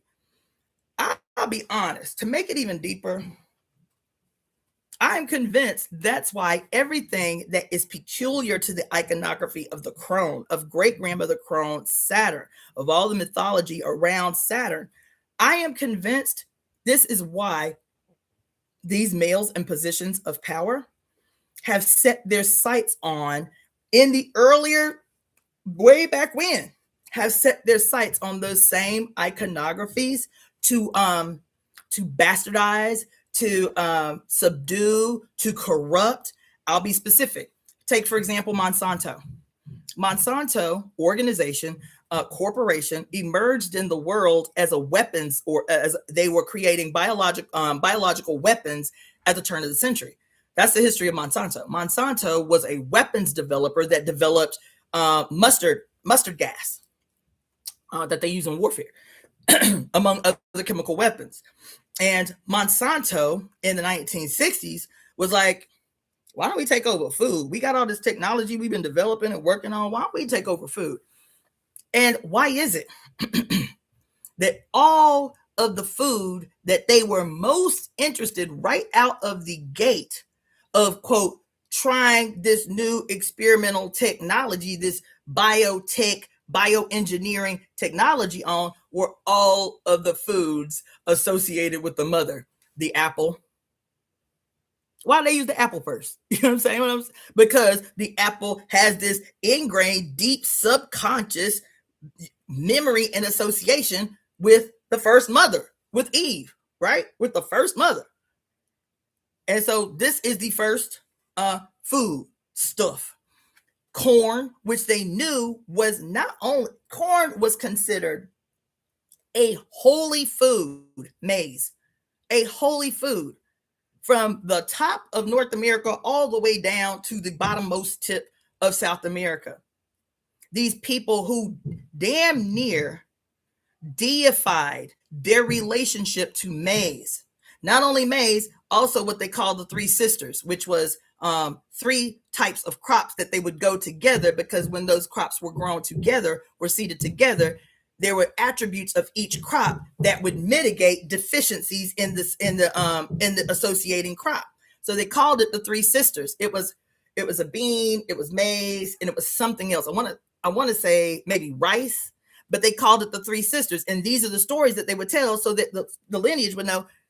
The mythology about the three sisters would tell the kids how to plant in the future. It was a mythology that was functional, right? It wasn't make-believe. It was a mythology, a personification, right, of these methods that we had to keep forever and ever in order to make sure that the earth and the soil and the crops were always able to provide for us, right? So here, Monsanto attacks rice to create GM rice, attacks grains, attacks wheat. That's why everybody in this country that talk about gluten intolerant. No, you ain't gluten intolerant. You GM gluten intolerant. And 93% of wheat grown in the United States is GM wheat. 98% of corn grown in the United States is GM corn. Soy grown in the United States is always GM soy. So where soy has this adverse impact on males in the United States, they tell you because it's a phytoestrogen, you feel me, soy, males can't have soy. Well, why does soy not have that same effect on Japanese men who eat soy as a primary staple of their diet? Is because they are eating non-GM fermented ancestral soy. So they do not experience the side effects that we think are just natural side effects of eating soy, and men can't have soy. And if you are a woman and you've ever had breast cancer, then you can't eat soy because of the phytoestrogens in the soy. No, it's because your soy is GM soy, bitch. That's why. It's not the phytoestrogens. It is the mutant. It is the mutant phytoestrogens that's fucking you up. You feel me? And tomatoes. These were the first foods that they sought to attack. Then when they branched out after they had experimented on us long enough, then they branched out, Monsanto, in partnership with Bill fucking Gates, set out to these countries specifically that had seed banks that were hundreds of years old. Went to buy seed banks to prevent the local indigenous people from using traditional seed so that they could impose through proxy presidents and governments and money-hungry lunatics to steal the sacred seed, to steal the indigenous seed from the people and force them to buy non-reproductive GM seed, and it has had a devastating effect on India, probably more than anywhere else because the governments are so fucking corrupt. But in the first 10 years of Monsanto seed in India, more than 150,000 men, farmers, rural farmers, more than 150,000 men committed suicide because of the impact that GM seed and the extraordinary, quote, amount of money they were being made to spend on GM seed being forbidden by, quote, federal law to save seed, and being forced to buy pest controls that's been banned in this country since the 1970s, like DDT. They didn't get rid of DDT. They just said, okay, these people in the United States, they too hip to the game. They always be, making a fuss and shit. So we'll ban it here to look good, but we're still going to use this shit and sell it to these third world countries. They still sell DDT today to India and force these farmers to use DDT because the GM seed that they are using for these crops are pest resistant. And so the only way to keep the pest from murking the GM seed is to use very, very, very strong pest control. And these people are poor, so it ain't like they got a shed or something in the backyard. They will keep the fucking poisonous shit in the house. It will drive them crazy. And they talking about between the poverty, the imposed poverty by taking the indigenous seed and taking the indigenous seed culture and imposing GM seed on these people, that in the first 10 years, 150,000 men committed suicide. The suicide rate from despair of poverty in India is extraordinary. And of course, it's the poorest people, right? Then go on over to, what is it? It's Bali. Bali now has exceeded most countries around the world for having the highest maternal mortality rate. 1 in every 3 women that get pregnant is going to die.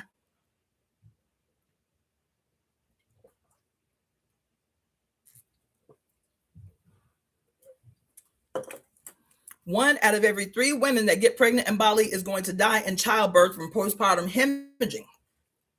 So about 20 years ago, this woman named Robin Lim is a midwife. She's been a famous midwife since like the 60s. She decided to go to Bali because she was working with, I think, the World Health Organization. I want to say with who. And she had heard these terrible statistics about the conditions of women in childbirth. Not only that, Bali is wicked.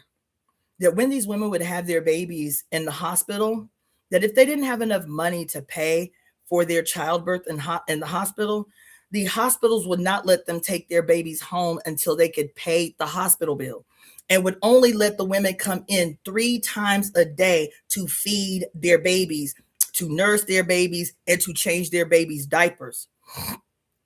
You hear me? That the women could not take their babies home until they could pay their hospital bills. And how many babies were dying from neglect in the hospitals because the women could only come to see their babies 3 times a day. So Robin Lim goes to figure out what is creating this crisis for childbirth in Bali. And baby, guess what it is? She said, so my husband, my kids, we all went. All 3 of her daughters are midwives. They all went. And they set up this clinic where they could this process where they could either go to the women's house and let them have help them have their babies at home in a safe environment. And she also built a clinic, a little tiny clinic where the women could come to the clinic and have their babies. Okay. But in the meantime, her and her children are collecting data, asking the old people in the community, how long has this been happening? Is there anybody old enough to remember when this first started? There was an old dude, like old, like ancient Methuselah old. And he says, I remember when the first woman died. That this shit didn't never happen here. But I remember when the first woman died. She had 7 healthy children, and this was her 8th pregnancy. And on her 8th pregnancy, that same year prior was the first year that Monsanto had petitioned, gone into contract with the government of Bali to remove the indigenous, the native rice in Bali, to replace it with GM rice. And in Bali, before Monsanto came into Bali, they said that 2 bowls of rice, 2 bowls of indigenous rice in Bali provided enough nutrients, the B vitamins, the folate, and other nutrients, provided enough nutrients for a woman to sustain a healthy pregnancy on 2 bowls of rice a day. That's how rich the indigenous rice was, that a woman could sustain a whole pregnancy, getting all the nutrients that she needed from 2 bowls of rice. Monsanto comes in with GM rice that had no nutritional value, was just functioning as a carbohydrate. And that year that Monsanto had come into Bali and entered into these malignant ass contracts with the government, with promises of millions and millions of dollars to the people who was in the government, the first crop that year was what the women were surviving on that were pregnant. And this woman who had been having babies, she had 7 babies, all healthy babies, all grown. This woman is surviving this last pregnancy on Monsanto GM rice. And she was the first birth in our village of anybody who had bled to death after delivering a child. And he said, after that, it just increased and increased and increased. G.M. Rice responsible for infant and maternal mortality in the so-called third world. In the first place that it was like obvious was Bali. I said, these motherfuckers are literally, this is not just about profit. This is not. This is deep. Their practices are deeper than just people who are motivated by money, quote, motivated by profit, quote, their money and profit are the beneficial side effects for them. But their motivation is their motivation is a madness. Is a madness of power. It is a madness of power. Because when you're looking at the Saturn iconography and you're saying, okay, what we're looking at is a mirror reflected back to us of a malignancy of the sun gone rogue, right? Power under the mother is empowering. Power under the sun gone rogue, who has personified himself as this great old father with long flowing white hair, and he's eating the bodies of babies. In all of these stories and all of these mythologies, these quote beautiful paintings of Michelangelo and all of these dudes in the Sistine Chapel, you feel me? And all of these images of quote Saturn are eating babies' bodies, holding babies by their ankles, dragging them across the ground, holding one baby down with his arm while he takes his reaper, his seeds, this glorious instrument of the divine mother, and he takes the seeds and he cuts off the baby's wings and blood is flowing everywhere. These are paintings where he's cutting off the baby's wings and shit. But what did I tell you the wings were? The wings are your mama's legs. The baby's wings that you always see on these little cute fat cupids are the mother's legs. So this is all metaphor about how he has subdued into submission, at least the image of the mother, and placed himself as the male mother. That's what he did. And as the male mother, whatever your mama do, he is going to do the exact opposite. He is going to be personified as the exact opposite. So where she does all the caring and the nurturing and letting you feed from her body and this, that, and this, and that, he eats your body, trying to, quote, consume your youth and shit. So all of that to say, this story about the gala day and the men being the priest in admonition to, in submission to the mother and all of this shit. And the other thing is about the trans question and the LGBTQIA plus question, because this is a real slippery slope where in matriarchal societies, yes, goddamn it, even in Africa, I'm sorry, but y'all gonna have to stop saying that shit. Y'all gonna have to stop saying that there is no, quote, evidence that homosexuality existed in Africa before we met white people, because that is a lie straight out of the mythological hell. It is a lie. As a matter of fact, there was an Ifa priest, a Babalawo, who told me, he was the first one to put me on, that it's those things that we choose to, quote, erase out of the conscious memory. He said, but in pre-patriarchal practice of Ifa, there was a common, in West Africa, there was this common notion of the 5 genders. The 5 genders. This is a Babalawo, a hardcore Ogun, you feel me? Ogun priest telling me, not too many people talk about it. You know, it's that shit we try to forget. But there were 5 genders in the matriarchal presentation of Ifa before patriarchy took over Ifa. And those 5 genders were the masculine male, the feminine female, the masculine female, the feminine male, and the priest, who was supposed to be the personification of all of them. So where he got that from? If there was a history in Africa, all over the continent, as big as it is, that there was no history of homosexuality or same-sex gender relationships before, quote, we met white people, stop saying that. Stop doing that. No, what it is when we look, not across the board, so do not get your feelings in your panties in a bunch.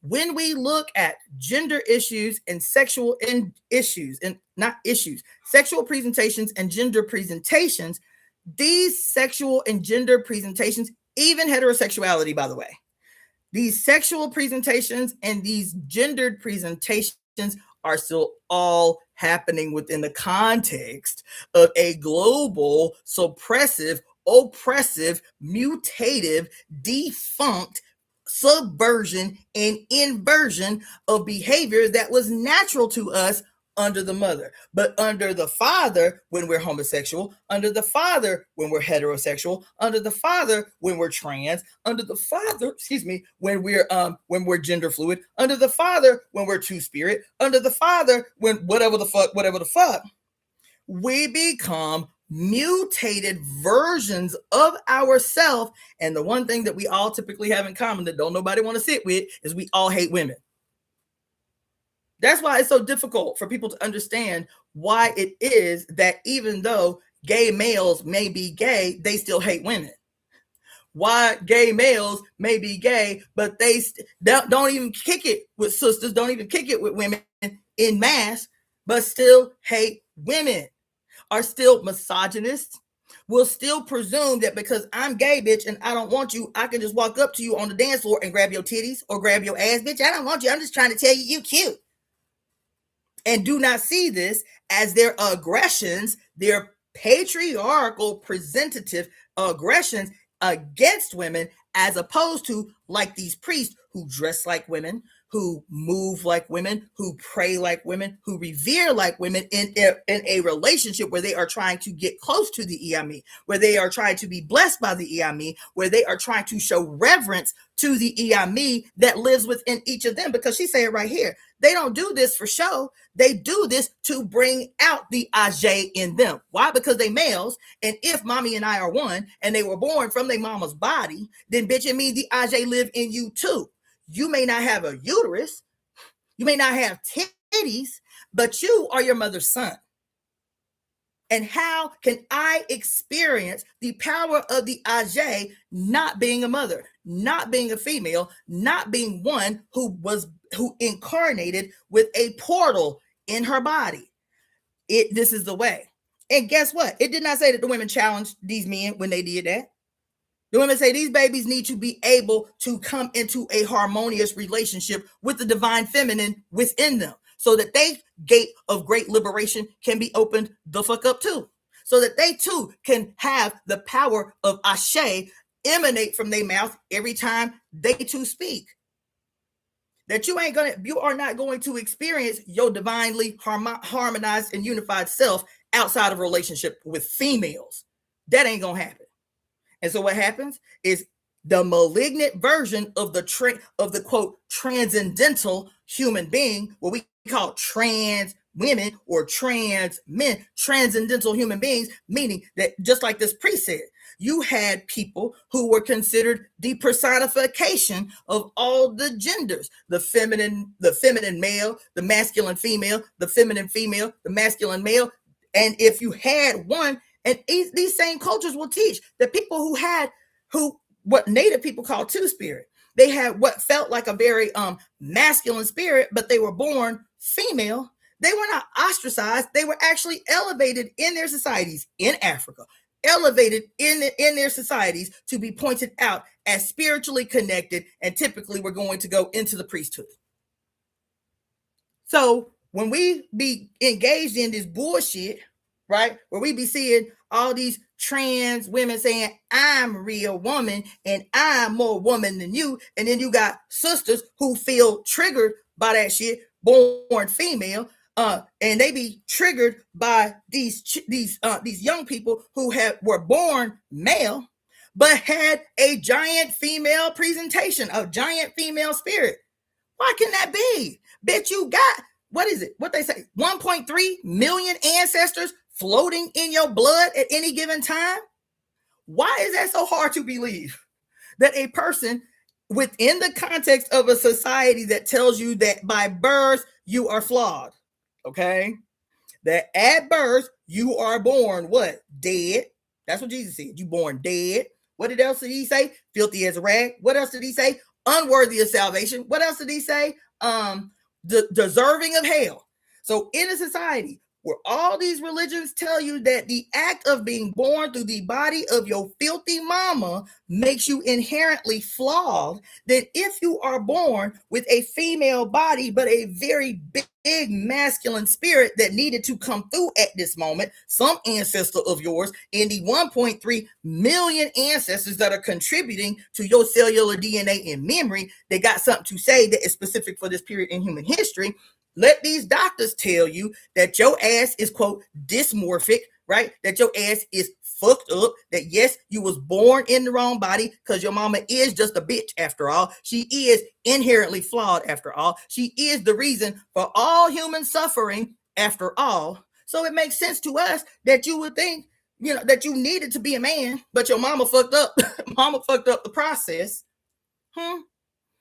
And so you walk through the world confused about who you are, that you aren't taught in a society with a memory of tradition that teaches you that if you at very young ages present with this spirit that is very masculine and you were born with a female body, or very feminine and you were born in a male body, that your ass is actually a giant among men. No, you ain't cultivated that way. Everybody around you treats you like you are an oddball. You are a complexity. You making life difficult for us. Why don't you just fucking conform? Why you got to be playing with dolls and shit? Boys don't play with dolls and shit. Like, even the people who love and care about you and take care of you contribute in this malignancy in their own skull about you in your inherent flawed state by mere virtue of being born. You see? But the birthing process has to be the most wicked thing, has to be the most evil thing, has to be the most diabolical thing, because the male mother, if the female mother gives life, gives joy, gives abundance, gives bliss, gives blessings, gives ecstasy, allows play, allows joyful expression all the time, revels in your dancing, in your singing, in your play, in your laughing, and he is going to supersede all the magic that he sees that she has. He wants the magic, but in order for him to seize possession of the magic, he has to present as the extreme opposing opposite of the mother. And if he is the extreme opposing opposite of the mother, then he has become the malignant, vilified, bastardized version and personification of death itself. And everything that he produces, everything that comes from him, because he don't generate shit. All he does is steal and malignify shit and feed it back to you with something different. That's all he can do, because he has successfully severed his relationship with the mother. All he can do is take everything that you have created, malignify it, flip it upside down, work it inside out, malignify it, warp it in some warped ass mirror and shit, and feed it back to you. If water is life on her side, Mercury is his fake water. That's why I'm always telling you these stories about all of these mirrors, about mirrors turning into mercury or mirrors turning into liquid, and how Mercury looks like water at night, but Mercury is deadly and water is life. When I tell you, there's no detail of this shit that they have left uncovered. No detail. And so where sexuality is concerned, when we got into this right here in this book, trans complications between, quote, real women and trans women, that shit is because you both are the fucked up, what you call it, man? The funny mirrors. Both of you are functioning in your funny mirror, fucked up, through the eyes of the Father personification towards one another. And anything that the Father produces is going to produce anything that he takes possession of and rearranges is going to produce an outcome that is antithetical to life. Everything that he touches and gives back to you is going to be antithetical to life. Everything. There's not nothing. And so you, because your ass has been split in so many ways, you can't see the singular connection. You can't see why Monsanto literally set out to take all the most ancient foods, all of the foods that are most precious in the subconscious memory of human beings, and to pervert them into something that is going to guarantee a deadly outcome.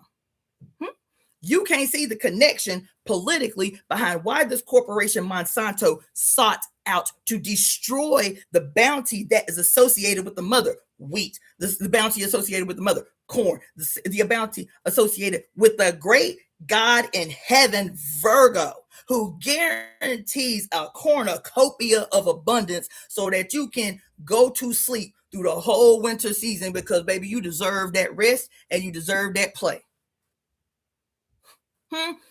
He set his sights on everything that was peculiarly, deeply reminiscent to all of us of the mother. That's why Monsanto set out on seed first, on apples first, on wheat first, on grains first, on rice first. This is a real world personification of the ideology having an impact on the earth. Everything the Father God and his representatives produce is deadly. That's why you can't get no justice in the medical system, but you will say it's just a flaw of politics. Nah, bitch, because every last one of these men in positions of power why are they all part of secret societies? Why are they all a part of secret societies? Listen to me. You see this SS right here that your beloved Hitler was so obsessed with? He wasn't the only one obsessed with it, but they all agreed, him included, that he would be the scapegoat of what do you call it? Diversion. His whole campaign was a diversionary tactic, bitch, because he wasn't the only one subscribing to this. He wasn't. SS, yes, it might mean his secret service, right? But we got a secret service too, right? We got secret societies too. We got selective services. We got, what else is a good SS? I was researching, why is every American naval ship prefaced by the letters USS whatever the fuck? I said, why they do that? I said, it never occurred to me until I got on this walk with Saturn over these last 3 months. I said, why they do that? And so I Google why do the United States, every single solitary naval ship that they have created, said it starts with USS whatever the fuck. USS whatever the fuck. I said, the SS is like right there in your face. I said, why they do that? Why they do that? Right? And do you know why they do that? They say it means United States ship such and such and this and this. Well, bitch, you know it's a ship. So why you got that extra S on there? Why couldn't it be the US whatever the fuck? Because y'all playing in our face. Y'all playing in our face. So the SS is necessary. The SS is necessary. The SS, this is an SS. This is an SS, by the way. The SS is necessary. The 33, guess what? Is an SS. The 88, guess what? Is 2 SS's. Did you know that? Why the SS? Why the SS? Why the SS? Because all of this shit is supposed to be mere. They're telling you in your face. Everything that we doing is a mere image reflection of us and you. We, the sons, gone rogue, are presenting back to you our malignant drag personification of the mother to make sure you ain't never up on game. How are you never up on game? Because everything that they present to you is the most evil and diabolical and wicked and scary and horrifying and terrorizing images that you could ever see. Every single solitary horror movie ever made in the history of this country. Not only horror movie ever made, every single fairy tale ever told about some witch, some goblin, some ghoul, some demon, some monster, some this and that and this and that and this and that. Every demon, every goblin, every ghoul, every this and that and this and that is your mother, bastardized, malignified, fucked up, turned inside out, turned upside down, and presented back to you to guarantee that the whole globe of her children would forever hate and revile her. That's what it is. That's what it is. That's what it is. So all of these images, all these symbols people be talking about, see, that's the sign of the devil. That's the sign of the devil. That's the sign of the devil. That's the sign of the devil. Pause for a minute. Am I looking at some mythological devil, or am I looking at my mama and these motherfuckers trying to vilify her to make sure that we never come back to her? That we never embrace her, that we never submit to her, that we always revile her, that we always call for her murder, that we always justify terrorism against her, that we always ignore her screaming and crying and sobbing and weeping and wailing as wars rain down, particularly on the most melanated around the world. Do you understand what I'm saying? Y'all don't hear me. Y'all don't hear me though. Y'all don't hear me though. I'm talking about Saturn, our great grandmother crone, who has been literally disappeared from collective human consciousness, fed back to us on a regular basis with every symbol that belongs to her and her historical beneficial relationship directly with the earth, fed back to us through the lens of a decrepit father time with his seed who be coming to seek and destroy and eat little babies and all of this bullshit. But it ain't just father time. Ifa did it too, bitch. Ifa did it too. Because do you know who Father Time is? Do you know who Father Time is in Ifa?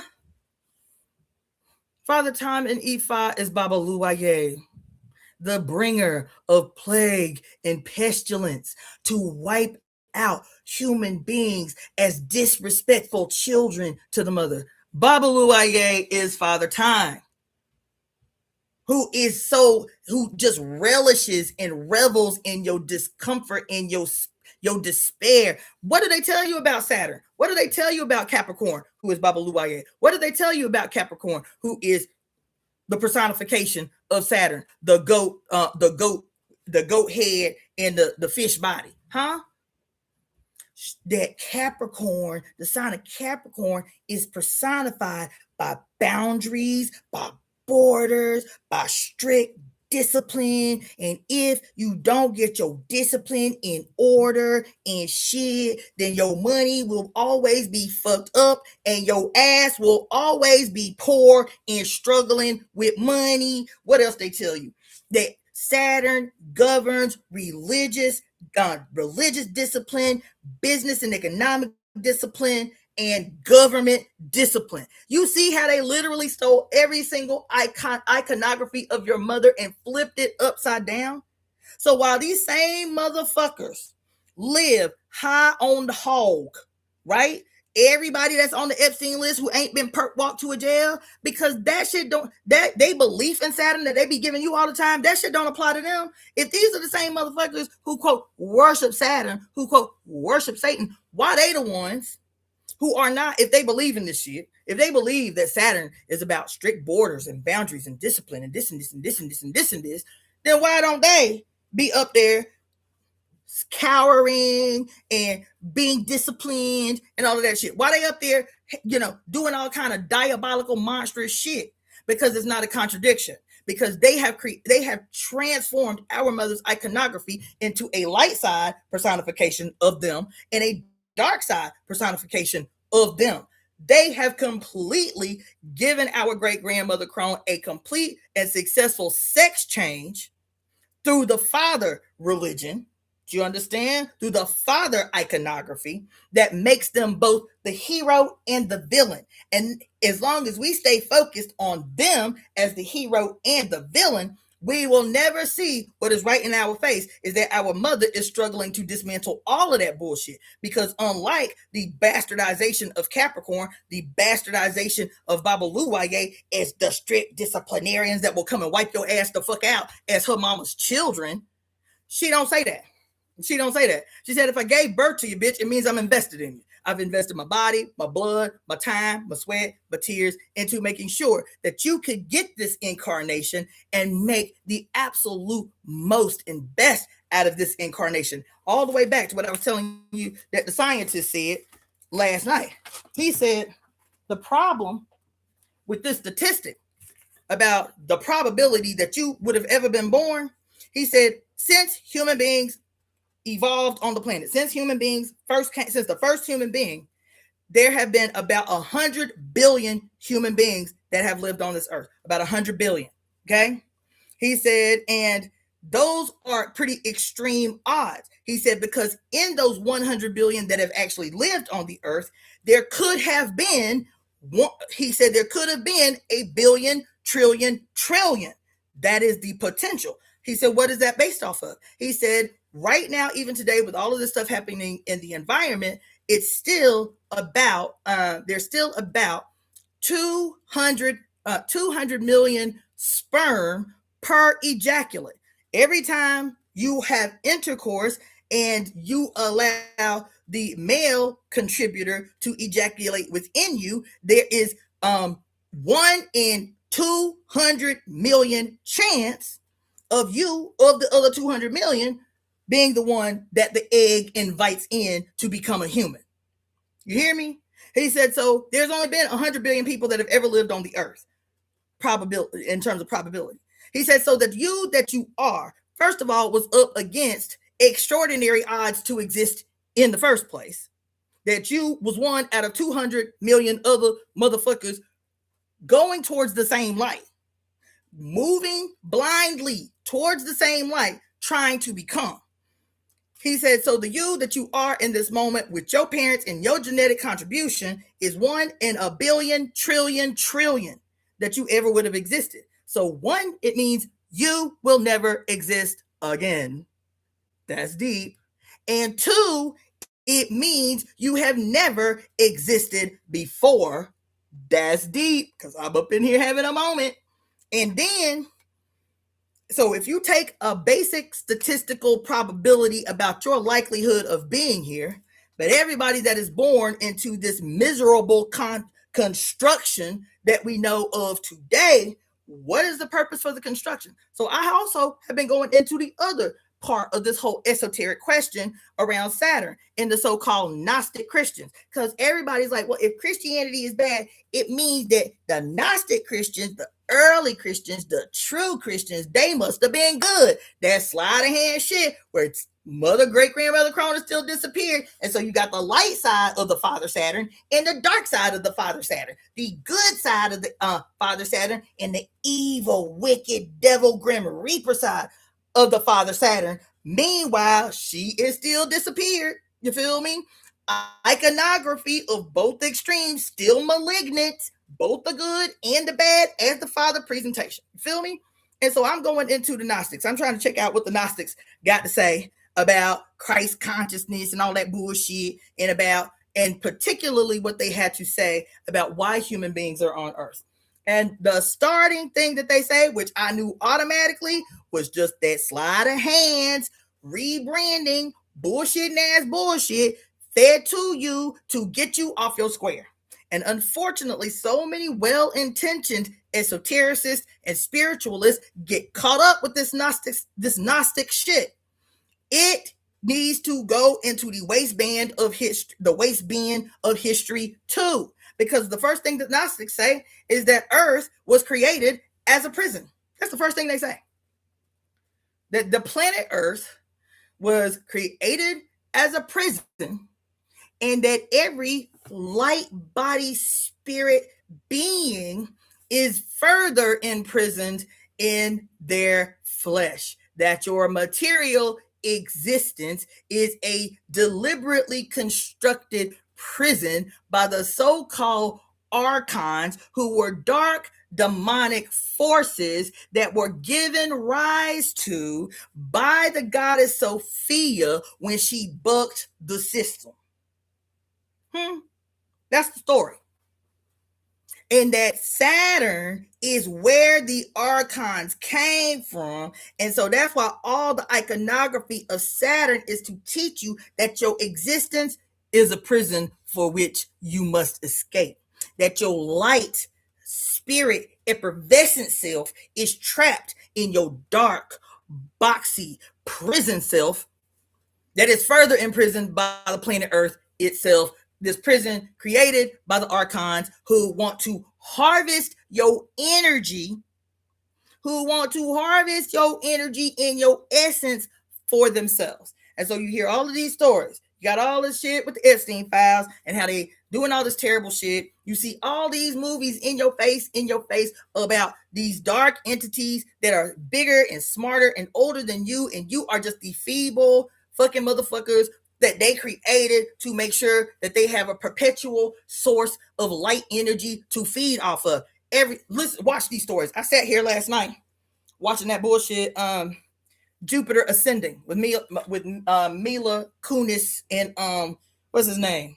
The Chadwick boy or whatever, right? And they tell you in your face. What did he say? They go into this room where there's these little jars like this. Thousands and thousands and thousands, as far as the eye can see, of these little brilliant blue jars. That's another thing. Every time you see some blue shit or some purple shit that people got to be drinking, it's a metaphor to take you back to you. So there's literally thousands and thousands and thousands. He takes her into this room with the whole room is electric blue with this liquid in these beautiful vials that's about this big. And she said, what is this? And he's like, this is everything. He said, there's not a problem that you can't solve with this. He said, but this is time. That's what he said. He said, this is time. He said, because there's no commodity in the universe more sought after and more valuable than time. She's like, what do you mean this is time? Because there was a liquid in there. She was like, what do you mean this is time? He said, this is time that we harvest from humans. This here is their life force. This their essence. We harvest their time.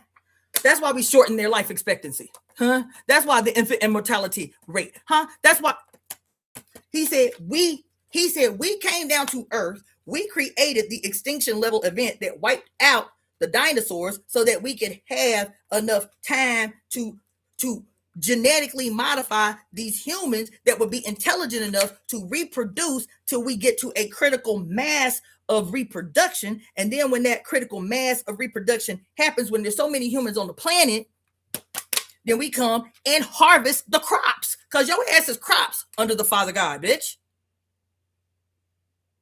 That's why the Grim Reaper carries the Reaper, and you always think it means you, because you see movies like Jeepers Creepers, which always takes place in a cornfield, or Children of the Corn, which takes place in a cornfield, or The Field of Dreams, or the movie Signs with Mel Gibson. Fields of corn, or fields of wheat, or When I say it's in your face all the motherfucking time, where fields of corn and wheat and all of this shit used to be bountiful, and the sickle seed that was your mother's gift to lighten your burden. Your mother's gift to lighten your burden. Now it becomes a scary thing when motherfuckers be trying to in order to harvest you, cut your ass down, cut your ass in your prime, cut your ass in half. And so he say, when there's enough of you as a human community, as a human consciousness, and you are thriving in that essence, we come and take all of you and put you in these machines to siphon out your life force, and then we can bathe in it, we can drink it, we can brush our motherfucking teeth with it. That's what he told her. She said, what? She said he told her that for every bottle you see, the whole room, as far as the eye can see, whole room, as far as I can see, for every bottle that you see, this took 100 human beings. This took 100 human beings to make this right here.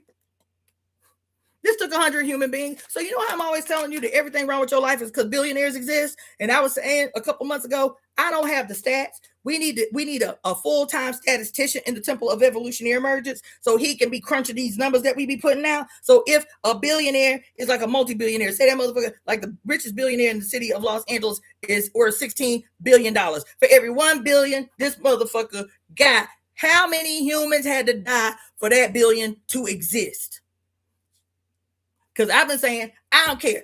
For every 1 billion, 150,000 people on this earth have to be extremely poor, abjectly poor, homeless, or dead. For every 1 billion, a motherfucker got 150,000 people are suffering. That's my position. I ain't based that on no numbers. I was like, that's my position. And then I see this movie yesterday, and this motherfucker say, for every bottle of this life force you see in this room that's piled all the way up to the ceiling, walls and walls as far as the eye can see, for every little bottle, there's 100 human beings up in this bitch. There's 100 human beings. There's 100 motherfuckers up in here who some mama gave birth to and gave them the right to thrive on this planet that these motherfuckers have reduced to a prison. That ain't the only movie. There's another movie called The Eternals, a Disney movie called The Eternals. And in this movie, the Eternals are supposed to come to the earth and help humans slowly evolve. So they come to Earth during the Babylonian period. These 7 immortals, these 7 eternals. You feel me? They come to the Earth to protect the Earth from these other creatures that are just wild, lusty creatures that just want to eat shit, right? So the Eternals come to protect the humans from these other creatures, I forget what they was called, and to slowly help teach human beings, but they had to be responsible for their own evolution. We're going to be here, we'll teach you little things, and from those little things, you can come up with bigger ideas, because there was this contest between them. You can't teach them too much too fast. We need the Earth to be sustained. We need the population to be sustained. What sustains an earthly population? A breeding population. What sustains it? What is the most common denominator where population, economists are concerned? The most common denominator for humans being breeders, abundant breeders. What's the most common denominator? And they tell you in your face in the Eternals. They can't know too much too fast. They have to be illiterate. They have to be denied education. I took a sociology class as a required course in my undergraduate in 2005. And the book on sociology literally goes through different levels of reproduction, specifically around the 20 years prior to 1900 and the 20 years after 1900, and how reproduction changed, particularly in the immigrant population, based on their access or lack of access to education alone. And they could predict a population outcome based on a person's access to education, period. And so this movie is telling you, listen, you immortals that could come over here and be putting them up on game right out the gate. Now we need you to give them a few thousand years, several thousand years, to just be ignorant, mindless breeders so they can have as many humans as possible. And then every now and again, we'll let you see a little bit more information so they have a breakthrough. And then every now and again, we'll let you see a little bit more information so they can have a breakthrough. And some of the Eternals were mad, because some of the Eternals was like, we aren't going to be blindly obedient. Like, there's some things that we can help them with, and we have a responsibility to help them with. Like one of the dudes, they ended up in, because they found these creatures that was trying to kill the humans. So they ended up going to South America. They ended up going to the Inca population, to the Inca society, thinking they're going to fight these demons, these devil things is trying to eat the humans. And when they get there and they kill the demon things, you feel me? But they get in the middle of the Inca civilization, where the goddamn conquistadors that came. By the time they get there, the conquistadors is there and they've waged full out genocide on the Inca. So when they get there, the Inca ain't got guns and shit. The Inca ain't got cannons and shit. The Incas got fucking, but they don't even need their arrows like that, because they ain't getting busy like that all the time. They ain't warring all the time. They using their arrows for hunting and shit. And so they get there to this magnificent society made of gold, appear to float on top of lakes made of gold and shit. And these monstrous motherfuckers are in a full out assault, killing men, women, children, babies, and the whole light. And so the white boys say, like, what the fuck? We need to do something about this. Yeah, we didn't kill them demons over there, but we need to do something about this. We can end this right now. His skill was mind control. He said, just give me a minute. I can just tell everybody to stop killing. And the leader of them, played by Selma Hayek, said, we're not supposed to intervene in the wars of men. Here they are, immortals, been living among the humans for several thousand years now. Now they up into the Inca society. And whenever there's human discord and conflict, these, quote, gods on earth cannot intervene with the wars of men. And so the white boy was like, this is bullshit. Do you see what's happening? This ain't no war. War is between two equals. He said, this ain't no war. This is a goddamn slaughter. He was like, no, I don't care. I don't care where you get your directives from. He talking to the leader, because Selma Hayek is the leader. He said, I don't give a fuck where you get your directives from, man. This is some bullshit, and I'm going to stop this shit right now. Fuck that.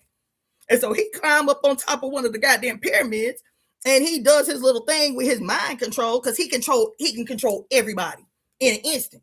And all of a sudden, all the white men with their guns and shit put their guns down, and then they look at each other and they turn on each other. the white men. They turned on each other. And so because he broke rank, they asked him, they was like, you can go and live in exile. You understand? And so he go and live in exile, and they don't see him for another several hundred years, right? He said, but ain't no shit gonna happen on my watch. So when they find him in the future, he lives in this perfect society. He lives in this perfect society. You understand? And so all the people that live in this society, yes, he had to control their mind to get them there, but there's not been a murder, not been nobody that's robbed each other, this and that and this and that. So once he let go of their mind, they stayed because they was like, this is how I want to live. This is how I want to live. You understand? So they can't intervene in the wars of men. Why? Because it's a war god. Even though we need the population to be a certain amount, I still need to eat every now and again. And wars feed me, bitch. Wars feed me. Wars feed me. And so Athena, who is played by Angelina Jolie, she be having these moments where she black out and she don't remember who she is. And when she black out and don't remember who she is, she start killing everybody. She start killing everybody. She start, even her homies. And her eyes will go white, and you can tell when she's in that moment where she don't remember who she is. And the reason why is because these Eternals, they think that they have just always lived the way that they are. That once they complete a job, I'll tell you what the job is in a minute. Once they complete a job, the job is so consciously devastating to them. The job is so consciously devastating to them that the, quote, greater creators of them have to wipe their consciousness clean and install a brand new consciousness before seeding them somewhere else so that they can grow a new planet. So in this, I forget what they call them, but it's this great deity in the sky that only the leader among them has access to. And he is the one always feeding information what they need to do next through her, Selma Hayek. And she cannot share with the homies what that is, right? And so Selma Hayek's character dies. And so somebody else has to be up in line to be the new facilitator for, quote, God's directives with these immortals in their relationship to this earth. And this is when she finds out what Selma Hayek always knew, since they was there since the goddamn Babylonian times. That earth, like every other formerly inhabited planet, is being treated like an egg. The earth is an egg, and just like any egg that gets seeded, it has to go through stages and stages and stages and stages and stages and stages before the little chicken can come out of the egg. Okay? The seed that's inside the earth as egg, the seed that's inside the earth that's an egg, is one of these great godlike figures that they all are accountable to, this big giant head in the sky that they are all accountable to. And the reason that this seed, that's this, because earth is an egg, because the planet is egg. Living on top of the egg is us. We are like when a chicken gives birth to an egg, when a chicken lays an egg, there's microbiome all over the egg that protects the egg in process. It's not just her sitting on the egg. Did you know that there is like what we call our microbiome in our gut? You feel me? Like our good guys, our good bacteria that protect us and create our immune system and all of that stuff. Did you know that every time a chicken lays an egg, there is a healthy like microflora, like a microbiome on the egg that secures the egg and gives the egg what it needs while it's going through its stages so that it can crack. We that. The humans are that, okay, for the seed that's been planted in this egg. And when there's enough humans, and when there's enough energy being siphoned from the humans, warfare, death, brigandage, when there's enough energy siphoned, when the seed is healthy enough, when there's enough humans to sustain the life of the seed, then the earth is cracked in half, like Armageddon, like the end of the world. The earth is cracked in half, child, and the new immortal emerges from the egg like a chicken emerges from the earth like a chicken from the egg, but they need enough humans to make sure that happens. Do you hear what I just said? That these immortals have been planting new immortals in planets, seeding human beings on each planet, allowing the human beings just enough information to function, but not enough information to get hip to the game, and to make them, keep them ignorant enough that they become mindless breeders. And then they send Eternals to make sure other malevolent forces don't disrupt the process, the continuity of the process. But they have to keep them ignorant too, because they had consciences. They had a conscience. Like the white boy was like, why we can do something? We can end this shit in minutes. Just the 7 of us, we can end this shit in minutes. Why are we letting these white people kill all these natives? And they was like, because that ain't our business. That ain't our business. There was another one who was a black immortal, a dude. He was gay. And he was like, look at this wonderful technology I just came up with. He's showing the homies, do, while he was in Babylon. And the Selma Hayek character, who is the leader of them all, she's like, you can't show these people that. He's like, why? It would make they crops, you know, he did something to make, you know, harvesting crops and growing crops, the whole agricultural process, it would just make it easier. It ain't like, you know, next level brilliant shit. It would just make they shit just a little bit easier. She's like, we cannot show them that. We cannot make their life easy. Do you hear what I'm telling you? We can't make their life easy. We cannot give them information that will make their life easy, that will make them thrive in abundance, that will make them pause on the, quote, animalistic breeding of other human beings, so that none of those human beings are ever cared for in a way that allows them to thrive. And if they had too much information, they would only have 1 child or 2 children that would be godlike, because they would have time and they would have leisure and they would have play in the raising of their children. And they would be giving their babies from a very young age all this dynamic and awesome world-changing information that would allow them to live free in their little baby bodies, that would allow them to be free and to thrive in the things that give them joy and pleasure. We can't do that. We can't intervene like that. And you think I'm being funny? Movie after movie after movie after movie. What's the other one? The Dark Crystal. That because y'all up here, the rulers, and y'all fucked up the light ones and the dark ones, because that's the movie. In the movie, you got the little gurus, the little guru looking things that all they do is walk around in circles chanting mantra. They supposed to be the good guys, bitch. They supposed to be the good guys, bitch. This is what you got, is good guy, bad guy dichotomy. That's all they do. That's all they do is walk around the countryside, draw little mandalas in the dirt. That's all they do the whole movie.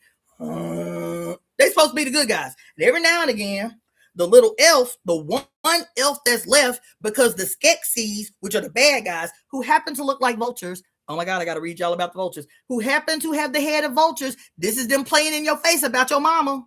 This is them playing in your face about your mama.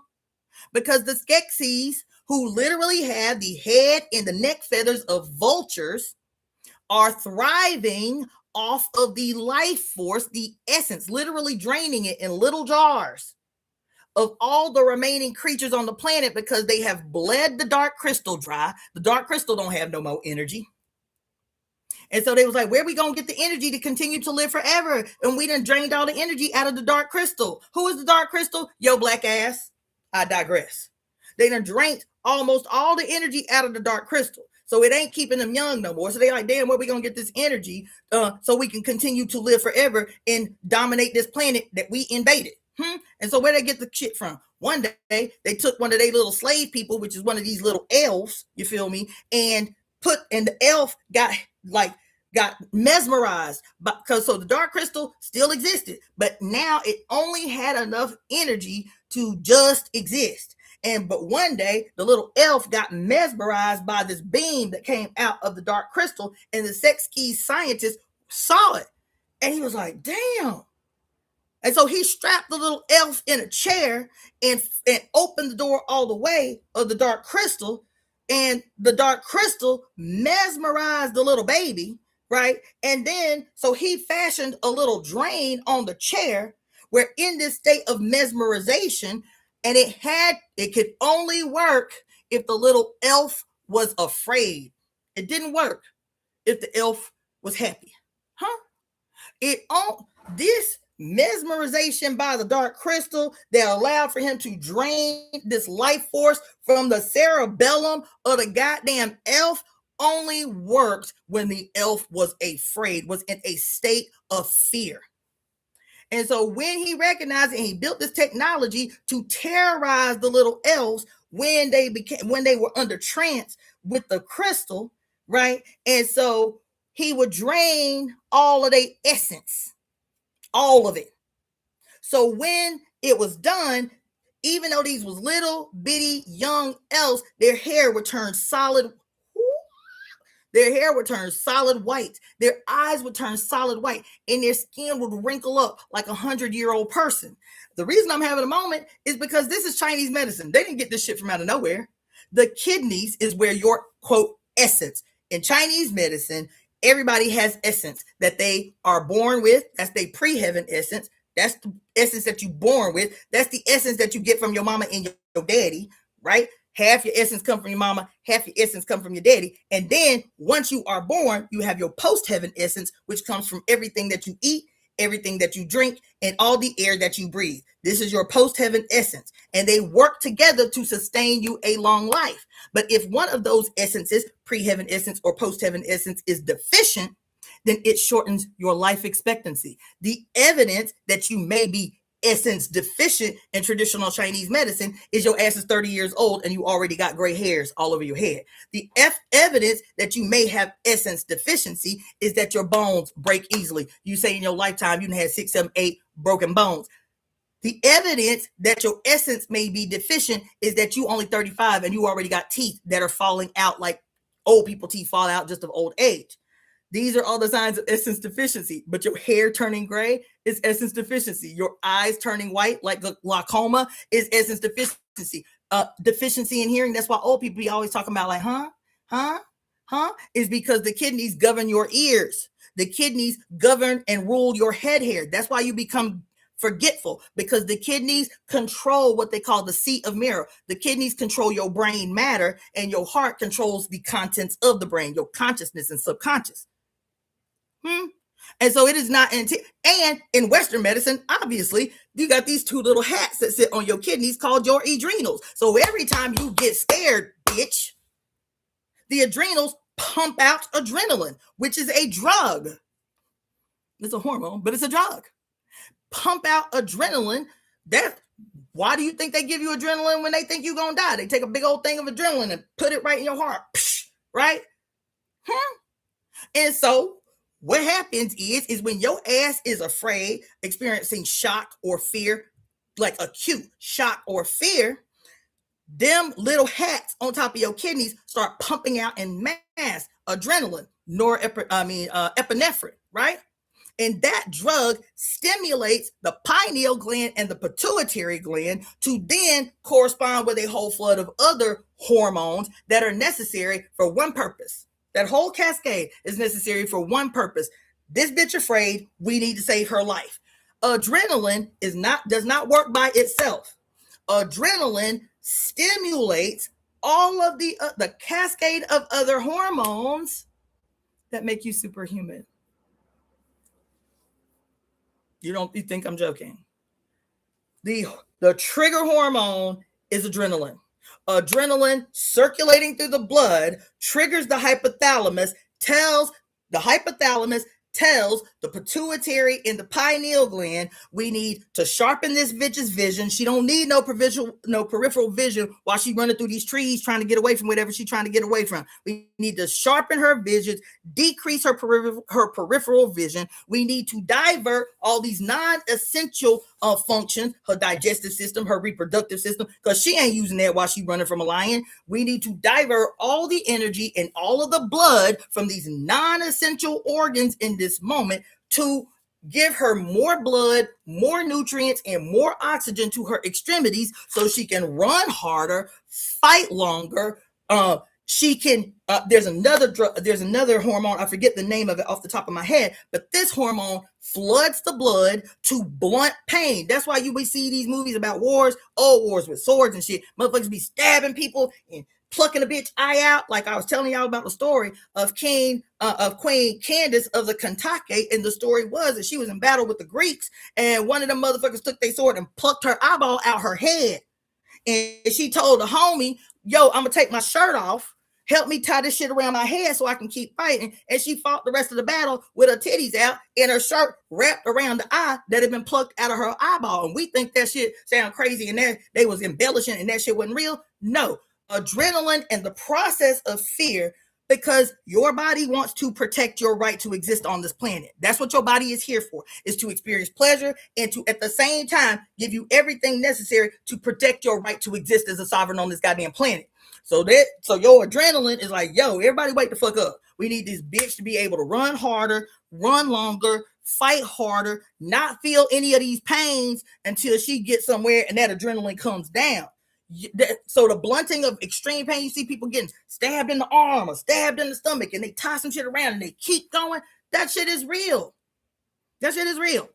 So when I tell you that the fear process, and this is why all of these motherfuckers are terrorizing the hell out of you and siphoning, quote, energy from you. Y'all talk about adrenochrome and don't nobody know what the fuck it is. It is not just adrenaline. It is the cascade of these hormones that literally make you superhuman. The mama who something happened to her baby and she can lift the car off the baby, or she can do all of this stuff. She can fight off 5 motherfuckers. They see you when you don't see you. All you see is your inherent weakness that the Bible done told you. You inherently flawed. You was born fucked up. You was born dead, unworthy of heaven, deserving of hell. Because your mama ain't shit. Because they can't afford for you to see in real time, in your flesh, that is not some meat suit you walk the fuck around in, some chariot you ride the fuck around in until your light spirit can be liberated from the pleasure of the flesh, that your flesh is God. And the reason your flesh is God and that it functions perfectly the way that it does is because your mother is God. Your mama is God. The actual mama that gave birth to you, flawed and all, the mama that gave birth to you made sure that you came to this motherfucker superhuman so that you could protect yourself throughout your life as the sole sovereign of this universe that she granted you with as a gift. And these motherfuckers done convinced you that you are subhuman, undeserving of abundance, undeserving of life, undeserving of wealth, undeserving of comfort, undeserving of play, undeserving of pleasure. Black people right now asking all the time, why are white people so harassed by our displays of happiness? Like, why are they so mad when they see us joyful? Like, that shit is weird. Like, why they be mad? Because, bitch, the malignancy that lives in our white sky, this white sky right here, because it's a malignancy. We talking about cancer, bitch. The malignancy that lives in this white sky here is harassed by any evidence of the emergence of a black, jolly, big-bellied, the example of abundance and nourishment, the jolly grandma that just want to see her babies playing. The jolly grandmother. As a matter of fact, there are paintings in the Sistine Chapel. You know, I was telling you about them scary paintings of Saturn, his father time. And every time there are children around him, the children are always naked and he's always naked. And he's always in these aggressive relationships with these little babies. They're typically little cupids. He's got them by the ankles, dragging them on the ground. He's biting in their chest and blood is flowing all over the place. He's clipping their wings off. Every time you see, quote, Father Saturn, Father Time, in these pictures, it's always scary and tyrannical, right? On the other side, there are images of who Saturn was before she got completely disappeared and became him. There are these images. They'll call her everything but what she is. They won't say she's the mother of time, the this and that and this and that. They'll say, oh, she's this goddess or that goddess or this goddess, but it is literally mere images, paintings of the Father Time eating all the babies and shit. And some of the ways that he's placed is very like sexually insinuating. You understand? Like in these pictures where it's just him as the old ass man and all these little babies all over the place, and he's terrorizing them either in this kind of like low-key sexually insidious way, or he's straight up tearing off body parts and shit, right? And then there's plenty of same painters, mirror images of this mother with one titty out, and babies are at her feet, and babies are on her lap, and one baby is holding on to a boobie. If anybody's ever breastfed, it's the cutest. It's my favorite thing. Is when you see little bitty babies and they get to the point where they start holding the mama other boobie, they hang on to the boobie for dear life, because what I need to live is in that boobie. I got pictures of my daughter breastfeeding. It is just like that. My little Kalani just holding on to her whole boobie, with both hands for dear life, right? Those images, the babies are all happy, they're fat, they're jolly in these pictures with the mother, and we do not see that they're mere opposing images. Mere opposing images. Do you understand?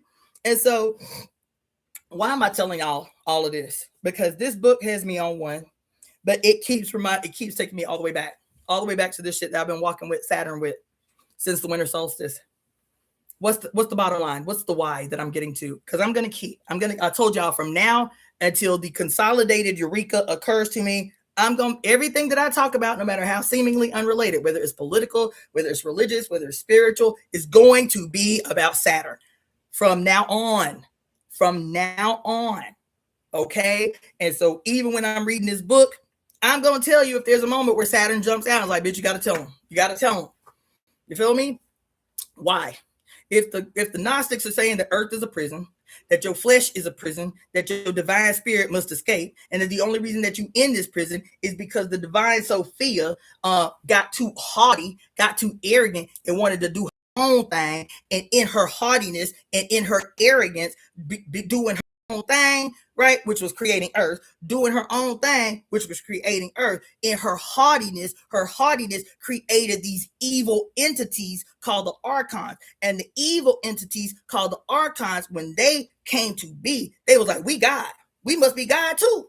We must be God.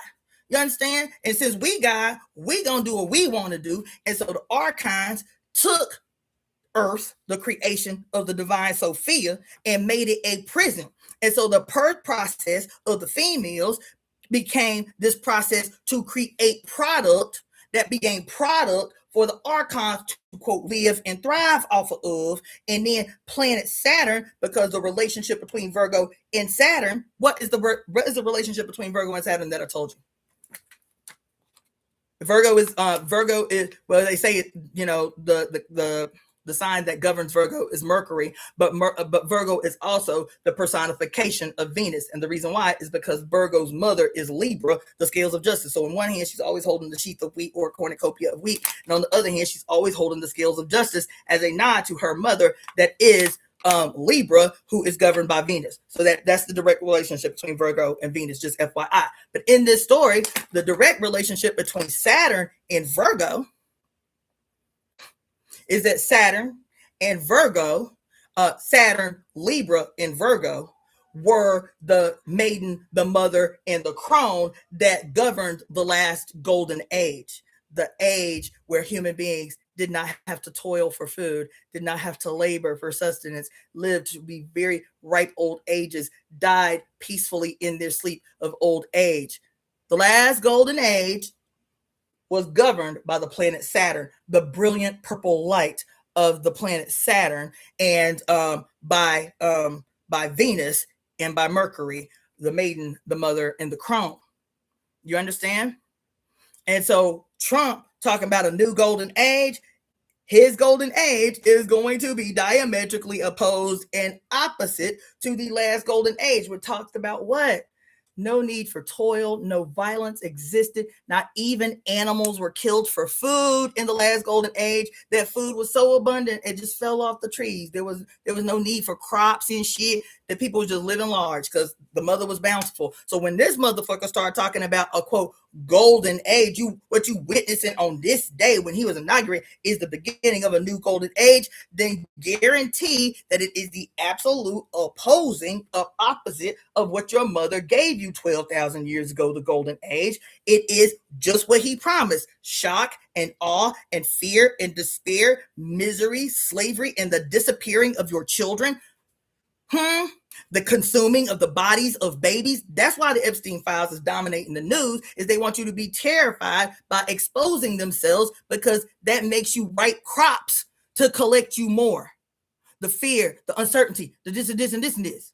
You feel me? But if you see what it is, you can prevent it. That's all I'm saying. Don't be consuming this bullshit, these goddamn conspiracy theories, the Gnostics and this and that and this and that, and not conclude it with knowing this information allows for us to now make a conscious, collective, singular strategy of opposition to this bullshit.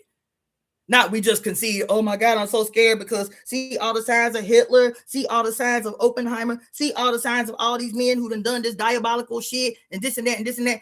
And your conclusion, without offering a conclusion, without understanding the why, is just to accept that this is the way it is and this is the way it's always going to be. Because what you're doing is you are accepting the secondariness. What you are doing is accepting the substandardness. What you are doing is accepting that your mother is somehow less powerful than her rogue ass son. That's what you're accepting. That's what you're accepting. When you see all the signs and the symbols of all this terrible shit that the Illuminati and the this and that and this and that and this and that and this and that and this and that they done did, you feel me? When they show you they diabolical ass nature using your mother's iconography to win you against her, to keep you away from her. So that's why they wear the red robes and the black robes and the white robes. That's why they wear the square on their head or dance around the square. This is spiritual. This is spiritual aggression. They ain't got no power. What they're doing is consuming the power of your mother, malignifying it through a crooked ass view, a crooked ass mirror, or broken ass reflection, feeding it back to you and consuming your power to embolden them. They ain't got no power. All they have is the art of illusion, bitch. That's all they got. And it has been an extraordinarily effective strategy. They literally tell you in the movies, the only way we could survive is this 100 people in this bottle. This 100 people in it, this is the only way we could survive, bitch. That's what she said. One of the girls that was bathing in the shit, she had a whole bathtub full of your motherfucking peoples that she just bathing in, just doing backstrokes in and shit. And then the dude tell the girl, we could not survive without this. We ain't got no power. This is where we get our power from. Who is this? The 100 motherfuckers that we put in this bottle. We rely on your ignorance, just like they said in the Eternals. We can't give them too much information. We don't need them out here changing shit. We don't need them out here making their life better. We don't need them out here raising gods. We don't need them to know that shit. We don't need them out here because we have something bigger that we are trying to feed off of them. We see that our own little shit up in this earth, and so instead of this earth being the Garden of Eden that it is, being the marriage between heaven and earth as equally divine, no, we can't have them knowing that shit. So what we gonna do is use all this iconography to win them to feed our shit, to feed our malignancy, to feed our tumor, to feed our cancer. That's what we gonna do.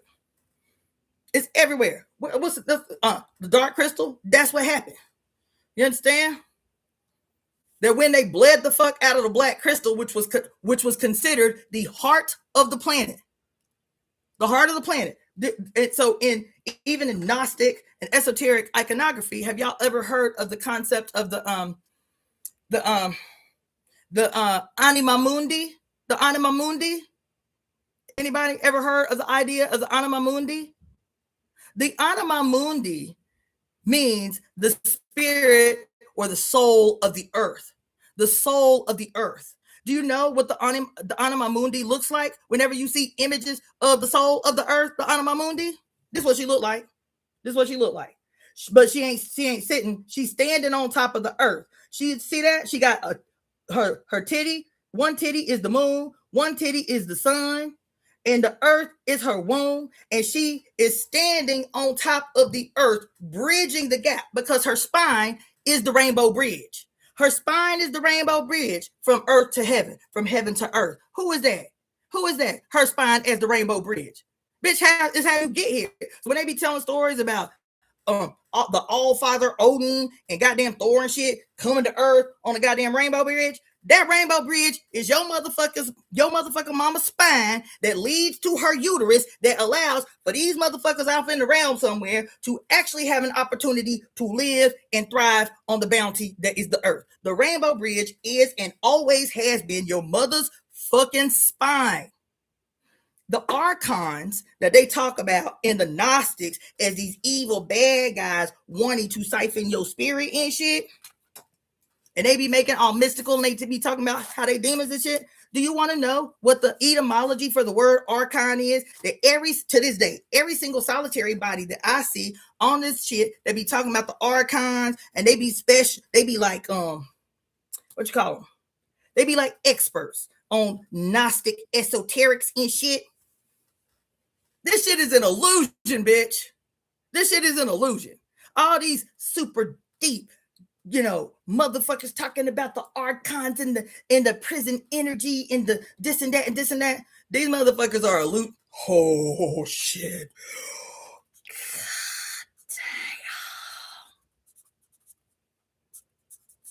Oh shit. These motherfuckers is illusionists.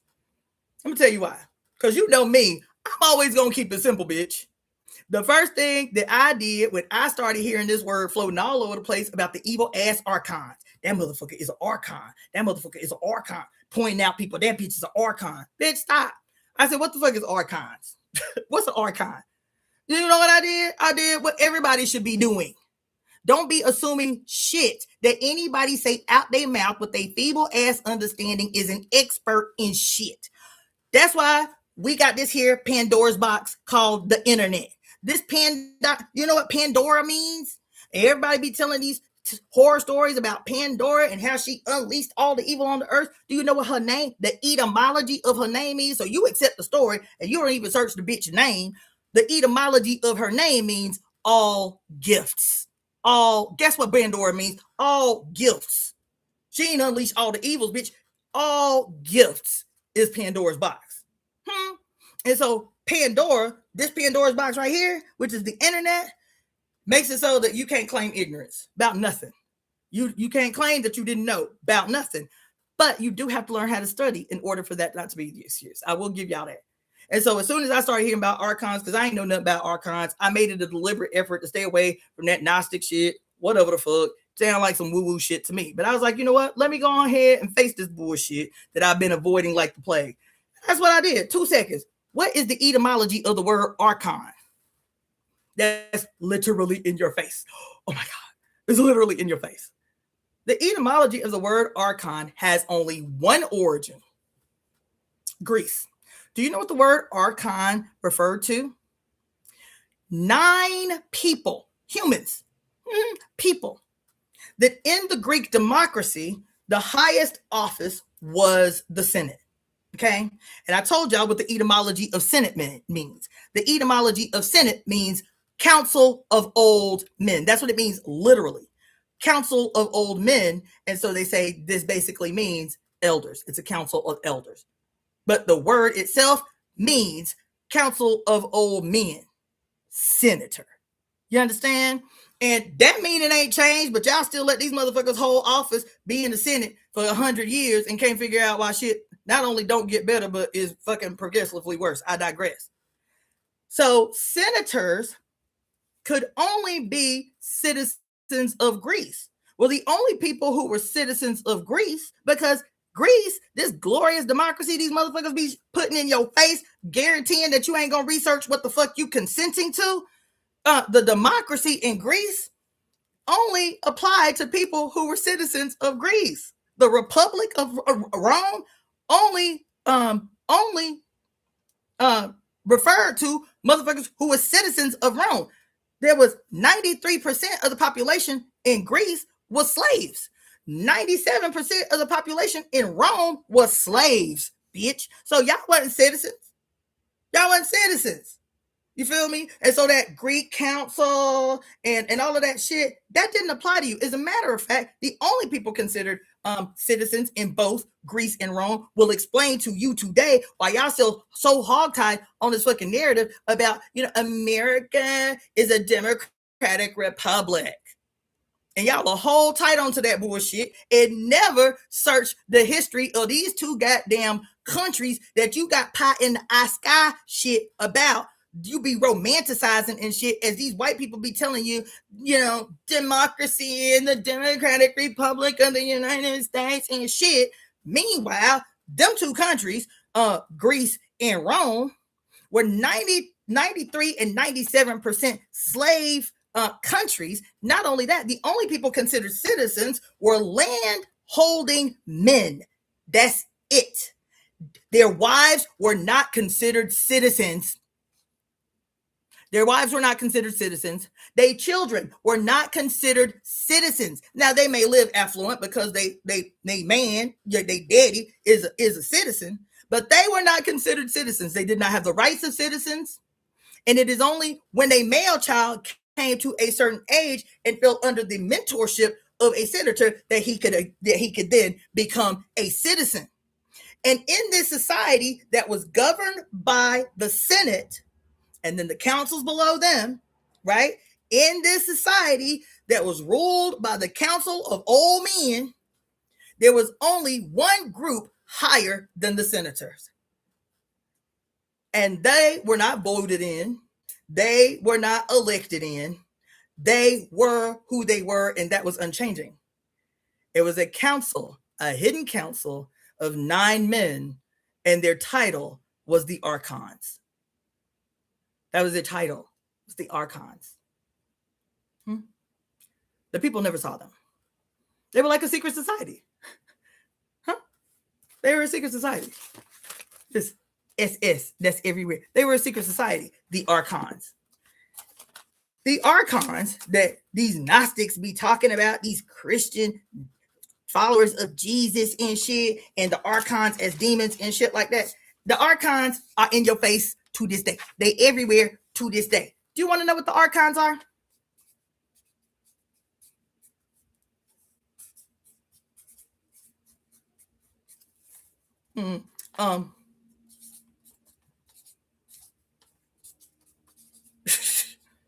I'm telling you, they be hiding your shit in plain sight because it's worked. It's work. They keep you so distracted with bullshit. It's work. Hold on. This a good one. What's another one? These are good ones. Patriarchy, oligarchy, monarchy. Y'all see that hidden in plain sight? Well, let me just take the little thing off the end and just put the E. I think it's an E when it's an arc. Patriarch, monarch, oligarch, this and that. See that? Hidden in plain sight. Beware the Archons. Now, let me take this one step deeper, okay? So the Gnostics say that the Archons are thriving off your human essence to keep you enslaved on earth so that they can continue to live forever by thriving off of you, right? So, do you know when you Google who are the Archons?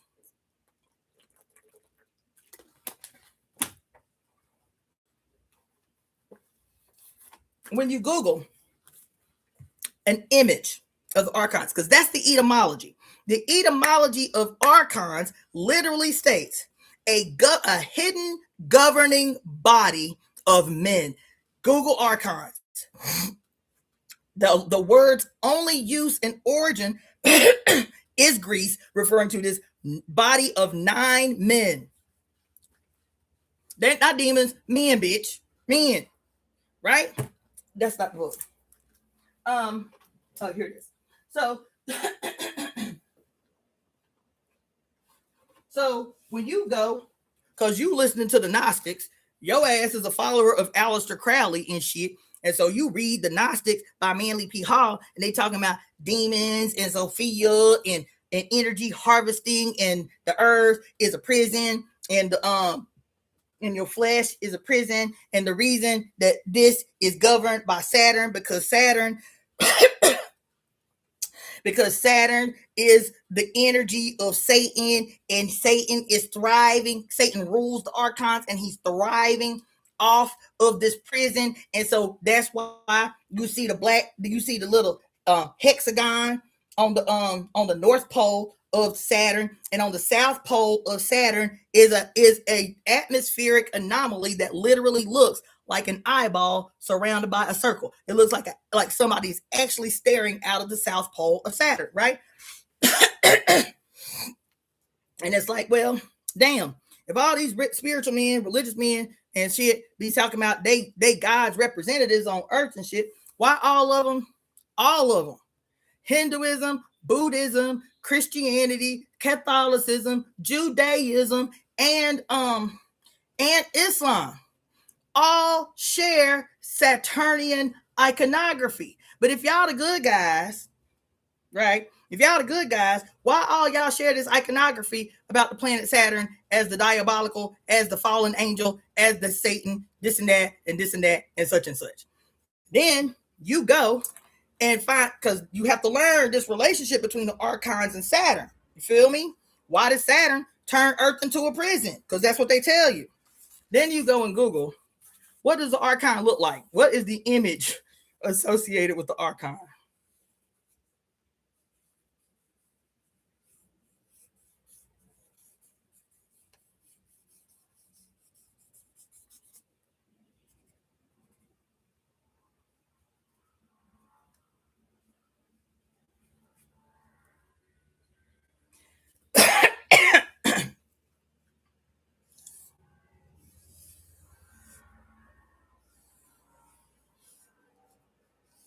Don't be laughing at me and janking on me about my damn drawing. But when you Google an image of the archons, they'll only show you one picture. It is a picture of a lion-headed serpent. That's what that's supposed to be, by the way. A lion-headed serpent. That's what they're gonna show you. If you Google images of every, ancient drawing of the archon, it's this light on my YouTube. They're gonna show you an image of a lion-headed serpent. That's what they're gonna show you as the demonic forces trying to vamp on your essence and shit while you locked in this prison called your flesh. So the first time I saw it, I was like, what they playing at? Lion-headed serpent. Lion-headed serpent. What they playing at? And so you remember we went through this thing. I don't know if y'all remember. I don't know if y'all ever be taking notes when I'm teaching y'all, but y'all need to be taking notes. I don't know if y'all remember me showing y'all this. I picked up at a grocery store one day. And it never occurred to me, because when we learn, especially those of us who are like newly learning astrology,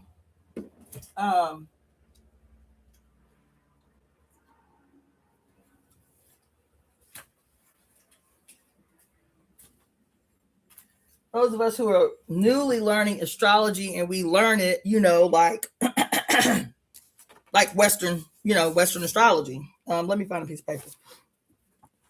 Let me do it this way.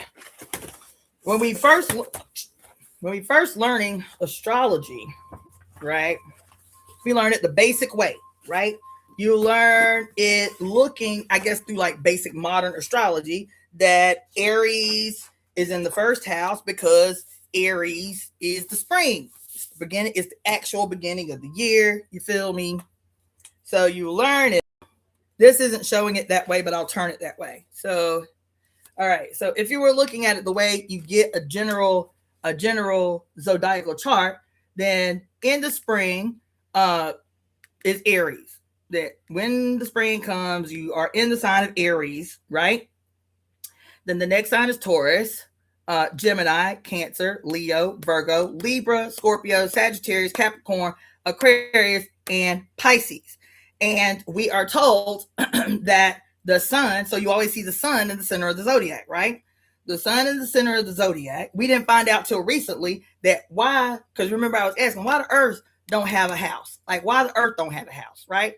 But the earth don't have a house because the earth is the house. The astrological symbol that you never see up on here, right? Represented as the earth as a planet, because the earth is a planet too. So why the earth don't have a sign up in here, a house up in here? And it is because this circle with those lines in it, that is the astrological symbol for the earth itself.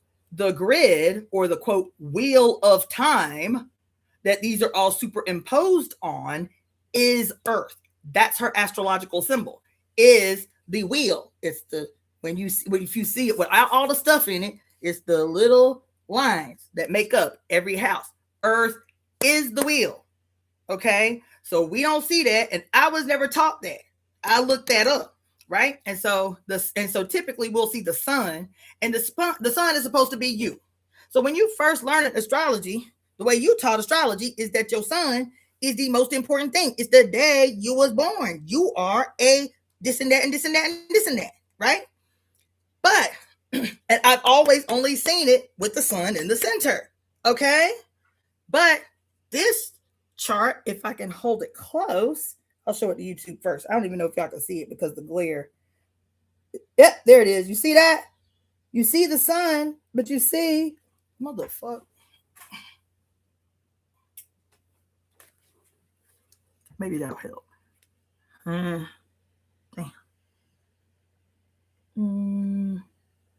Damn. Ugh. I don't know. Y'all might not just be able to see it. There it is. See how there's a moon ever so slightly superimposed on the face of the sun? See that? I was like, damn, I ain't never seen them do that. See that? Those of y'all on IG may be able to see it better. Yeah. See how ever so slightly there's a little crescent moon superimposed on the face of that sun? Right? See that? I had a breakthrough. I was like, we are not just born sun signs, right? Because what we're told about the astrology is the sun is traveling through each of the signs. And that's why Jesus as the sun, you feel me, and each one of these constellations was his 12 disciples. And so the whole story of Jesus is about Jesus as the sun, Jesus as the solar deity, going through archetypal expressions of each one of the signs, because the sun in a year moves around the signs, right? I was like, yeah, but, and we all believe that because we suns, we the representatives of the sun on earth, right? Because what did the Bible say about Jesus? The Bible say that Jesus is a triune being. Don't the Bible say that? That Jesus is a triune being. God the Father, God the Son, and God the Holy Spirit. The three in one. Sound like Hecate, don't it? The maiden, the mother, and crone, but it's one body with three faces. Sound familiar, right? The EvoEmeTemp representing the three attributes of the punishing mothers, the red, the white, and the black. But they are considered one, the EvoEmeTemp, right? So if they are all triune beings, you feel me? Then maybe what this shit is trying to say, because this is the first time I ever saw the moon superimposed on the sun's face. But I was like, yeah, duh, that makes sense. I was like, then it means we triune beings too. But where's the third one? Because what do we say now? That it's actually our ascendant, right? That is what people see. It's what we present in the world to people. It's what we want to show the world who we are. We present to them as our ascendant, not our sun. We present to them as our ascendant, right? Isn't that what we told about the significance of the ascendant? So when you meet somebody, you like, what they call it? What's your trio? What's your triad? And most people who even nominally hip to the game will say, oh, my sun is this, and my moon is this, and my ascendant is this. We triune beings too, right? And if we are triune beings, like at least astrologically represented by our big three, because that ain't all we are. We got a whole bunch of other shit too. We got our Mars, we got our this and that and this and that and this and that. But as the presenting, how we present in this carnation in the world, we are a triune being. So where's the ascendant at? Where's the ascendant at? You see the moon and you see the sun, right? And remember, I was telling you that I believe that the ascendant, aka the rising sign. Hold on, let me show you. I want to spring it on you.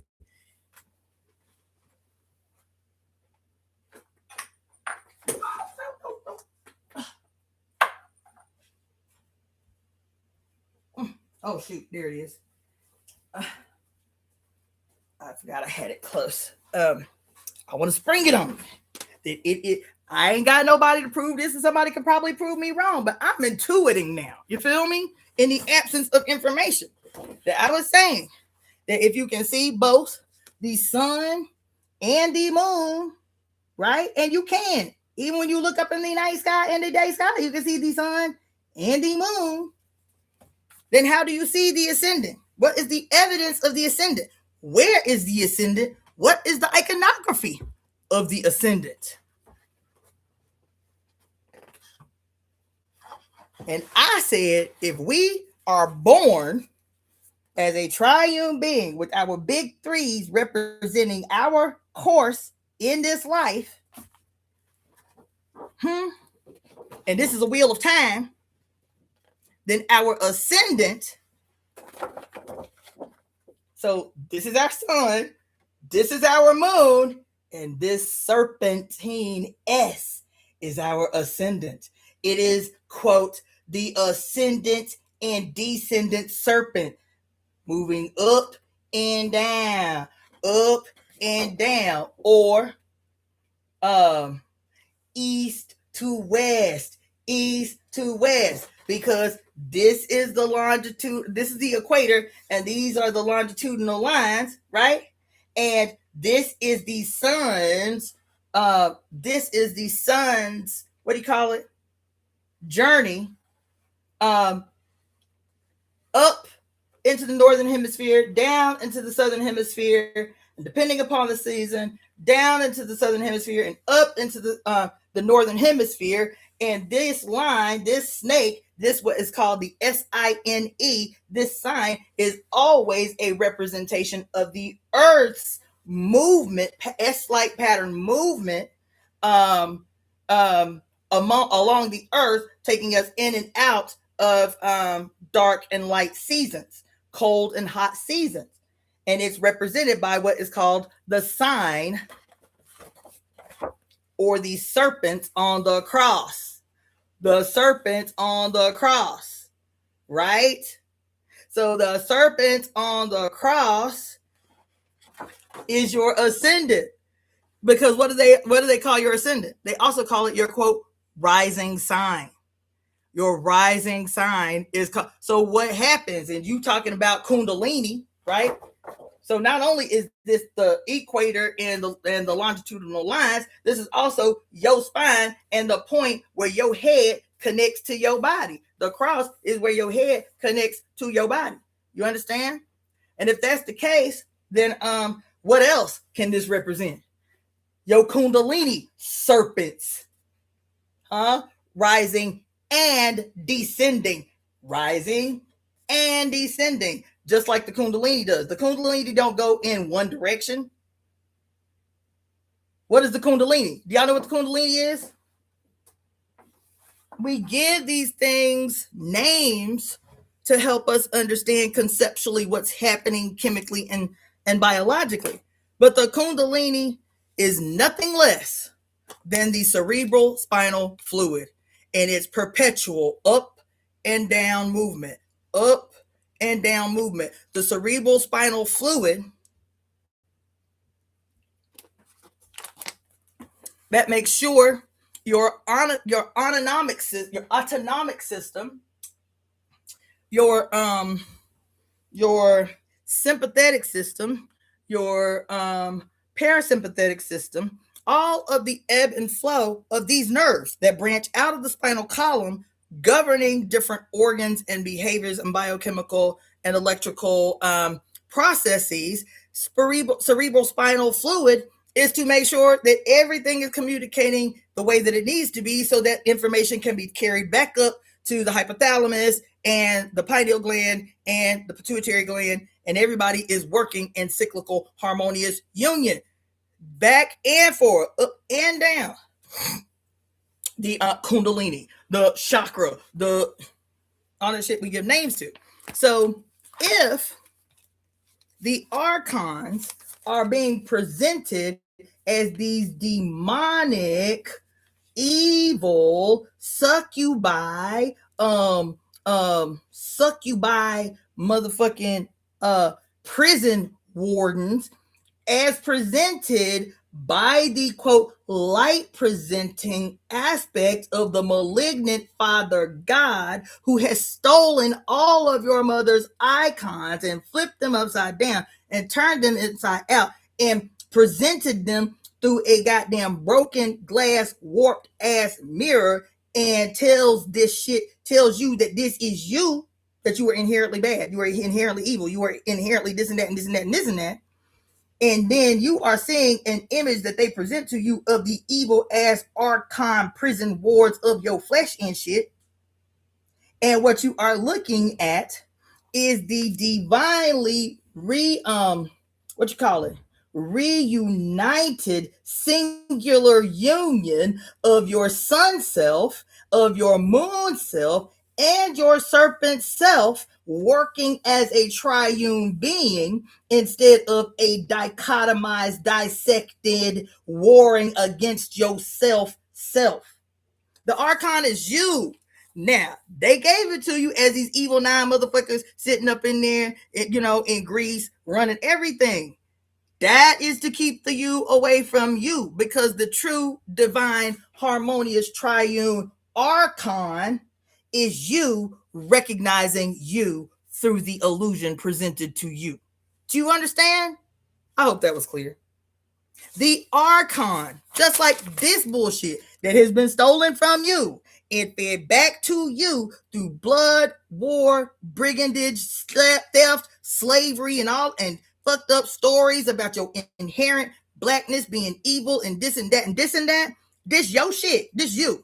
This you. Who is the you that this represents?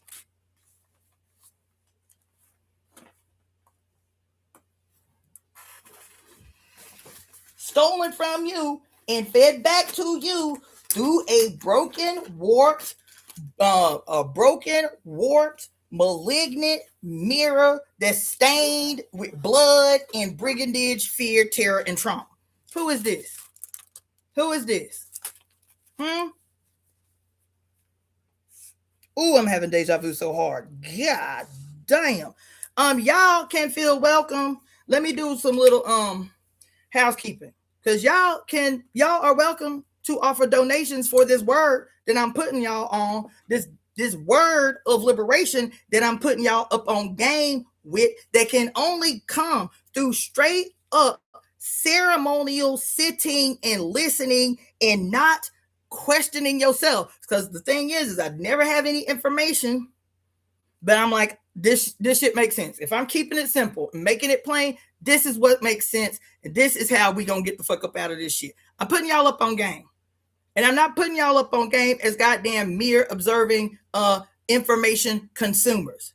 That once the most of us, the majority of us, can see that when we look in the mirror, we are literally, not figuratively, not spiritually, not esoterically, not metaphorically. When we look in the mirror and we know who we are, that what we are looking at is God embodied, that our flesh and our spirit and our soul as one, as God personified on the earth, guaranteed to us by the God that is our mother.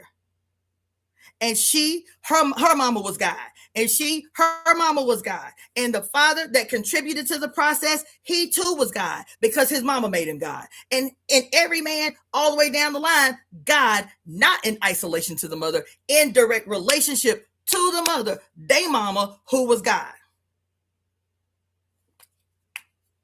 I'm putting y'all up on game. So y'all need to send me contributions. This is me passing around the plate during a hype ass sermon. So we gonna play some music while I pass around the plate, and y'all on here on YouTube can send me some super thanks or some super chats or whatever else. You can become paid subscribers. I think there's about 6 tiers that you can look up on to become a paid subscriber to my YouTube channel that is Daughter of the Fates. Those of you who are tuning in via IG, my email address, or the email address for the temple, is EvoEmeTemp@gmail.com. EvoEmeTemp@gmail.com. You can use that email for several reasons. You can send a Zelle donation through that email. You can send a PayPal donation through that email. You can email me if you would like to get a divination. There are 30-minute divination sessions or not a 60-minute.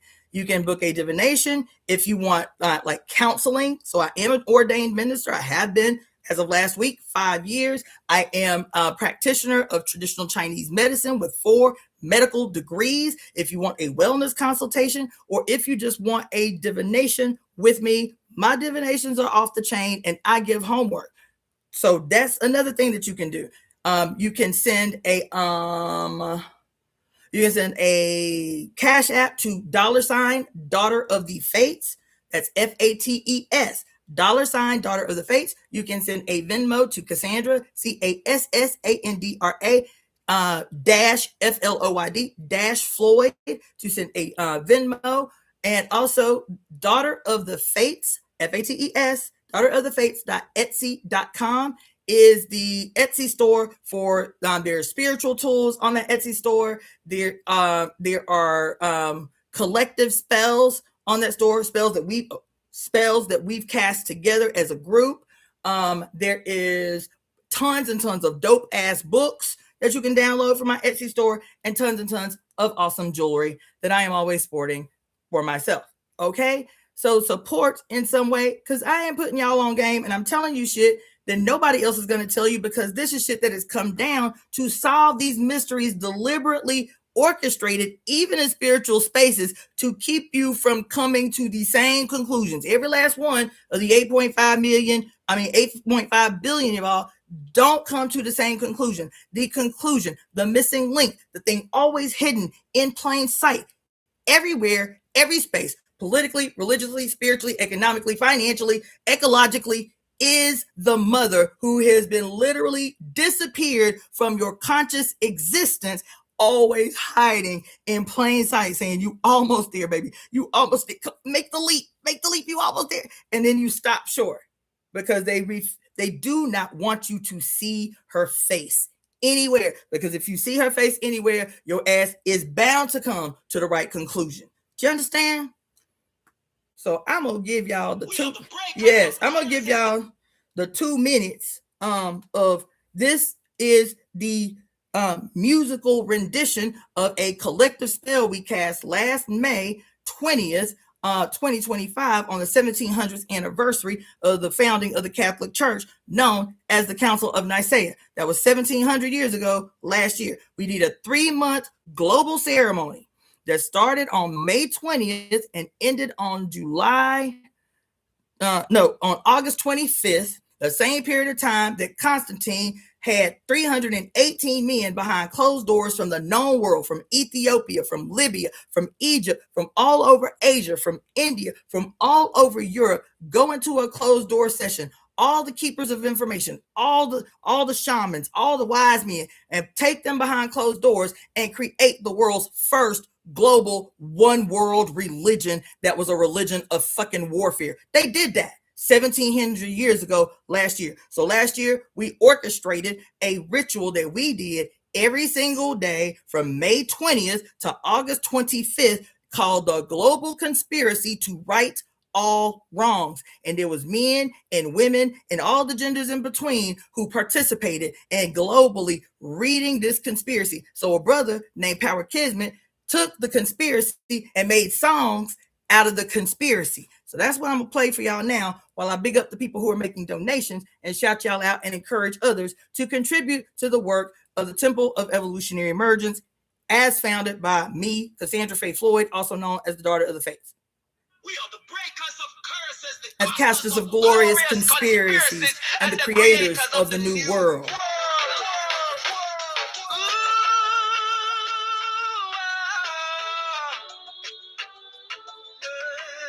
I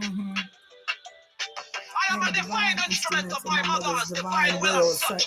I am protected and guided by the sacred blood and water of my mother's body that anointed my entry into this life. I am divine because she is divine. I call all of our mothers to this moment. I call on she who governs everything, all time and every space in between. She with 1,000 names. Today it is Oya, the usher of the new age.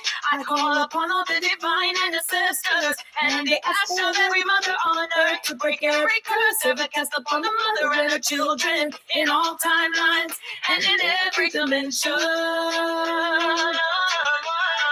Yeah. We the mothers divine children conspire together today to forever bind those who have or would harm you, great mother. We conspire together today to destroy everyone in every timeline and dimension that has caused suffering and despair. Yes. Today, we embody the sacred and divine power of our mothers. Today, we the tree, we the weavers, rewrite all time. Yes. We the tree, we the weavers, rewrite the book of life. Yes. We are mothers, children, call the winds of change. We conjure the primordial dark. We summon the sacred serpent deep from within the earth. We subdue the rogue sun. We control the light. We heal the harm. We embolden the fearful. We instill courage. Yes. Today, we are staging a global evolution, as is our mother's divine will. Yes. We welcome the destruction of all institutions of hate and harm erected by the Godheads of war. We are the power, we are the voice, we are the portals of change. Give thanks sacred blood to this conspiracy. Come the wind, come the storm, come the lightning, capture and judge, and all. Yes. Yes.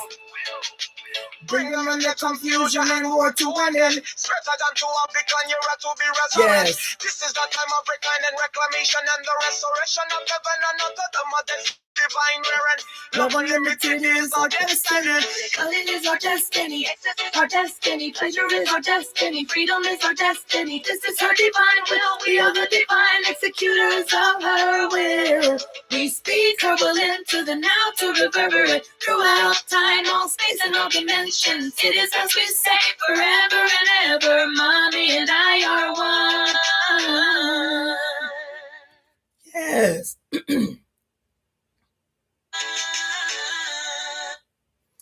Yes. What does it mean when we say mommy and I are one? Is that just a spiritual statement? Is that just something to say because we think it sounds cute? It's nice when we say mommy and I are one.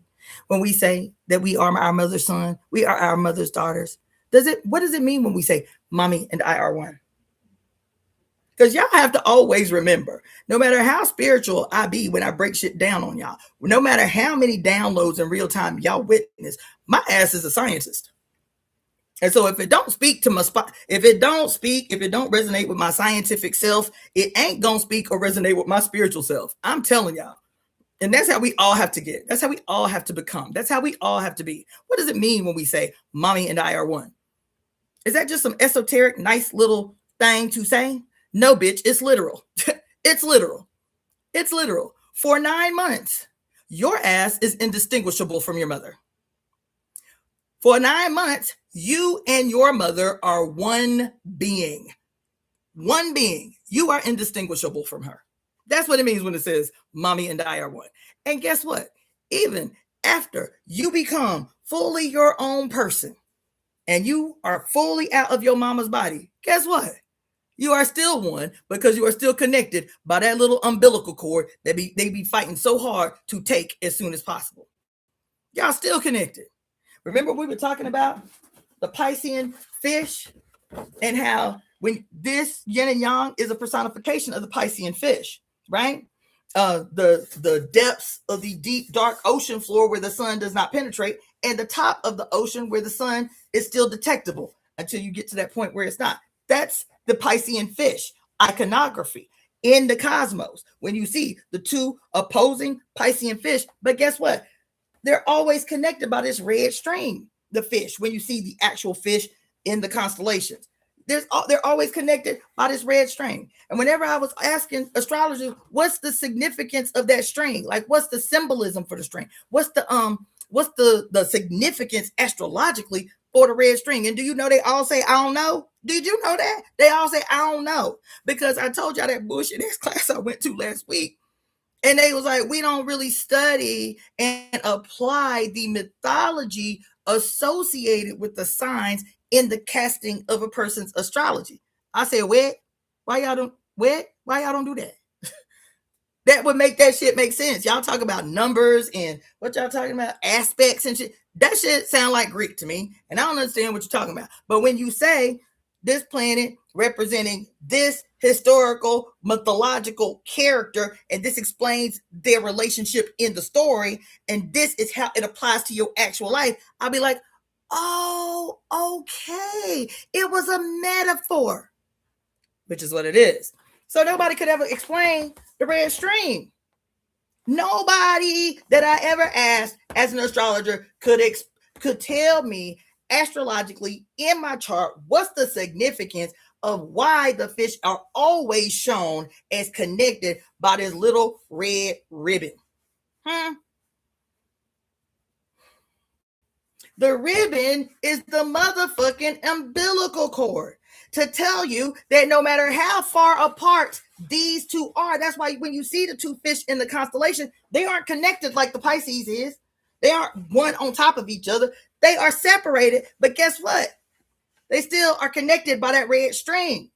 This is a metaphor for no matter how far away you may be, my little baby, because this is still what? Yin and Yang tells you that this is a mother-son relationship. The masculine and feminine represented by yin and yang is mother and son. So in this mother-son relationship, she telling her little baby, you do not have to fear. You can go to the other sides of the earth and we will still be connected by this here umbilical cord because you and I are one. What do we say about the yin and yang? That this is inseparable, the great indivisible. This is the entire universe. This is a single atom. This is the entire universe, and it's a single atom. The indivisible, the inseparable. And so the mythological metaphor for these two opposing fish that represent, and why is that? Why does that matter? Because when you're looking at the ocean and you have the unseeable, undetectable ocean that does not detect the sun at all, and then there's a moment where all of a sudden, if it's noon, you can still detect the sun in the ocean. Is there a line that you can see? Is there some space between the dark ocean and the light ocean?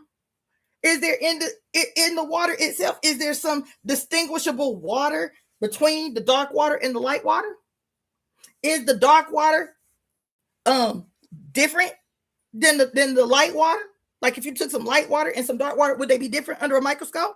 What about the water that is just above the surface? So that surface that you can see that look like waves and stuff, that water, right? And then the water just above it that you call air, that's water. That's an ocean of water that covers this whole planet that you call an ozone layer, that you call an atmosphere. Is this water different than this water? It may be a different presentation, a peculiar presentation, but this water and this water is still the same. The source is still the same. That's what the red symbol, the red string symbolizes, right? Is that no matter how far away from your mother you are, y'all are still one, right? And so you looking at, and so the illusion that has been created by the sun gone rogue. When we talk about the sun gone rogue and the destructive nature of the sun gone rogue in yin yang theory, which is represented by high noon in the desert. High noon in the desert. The reason high noon is because high noon is the only time of the day where there is no shadow casted. There's no shadow. The sun is directly above head, right? The reason this is significant, let me get back to this shit that has been stolen from you by the most diabolical expression of the sun gone rogue. Okay? And some divinely spiritual goddamn symbol stolen by human beings that are so far away in their separation from what is supposed to be inseparable. in their division from what is supposed to be the indivisible, they're so far away from the source and the essence of who they are that they can only generate madness. They can only generate destruction. They can only generate lies. Why? Is that such a terrible symbol? At least how it functions is because everywhere, in every tradition, especially in alchemy, especially in the ancient sciences, especially in ancient Kemet and the medical papyri in ancient Kemet, this symbol represents what we were talking about, the great gate of liberation, where Kali and Shiva come together in sexual union. In sexual union, you are indivisible, right? In sexual union, you literally become one, right? And in sexual union, the union between Kali and her divine husband, son. That story is everywhere, including your Bible. The divine son, husband that becomes the lover to his mother. That story is in every tradition on this goddamn planet. The divine son, husband that becomes the lover to his mother. Kali, who precedes us all, gives birth to males, and at some juncture, that male is going to go from a baby to a man and become the partner to some female. And in that union, where they become indivisible, where the two become one, and in that sexual union, a baby is made, and that baby that is the representation of the two becoming one. And that baby going through the 9 months and coming out from the one, mama, right? From the one where you are indistinguishable from her, mama, because you literally inside her body. You literally could not survive outside her body. From the 9 months, you feel me? And then you come out as a whole human of your own with your own destiny, still tied symbolically to your mother. You are still your mother's child forever. You feel me?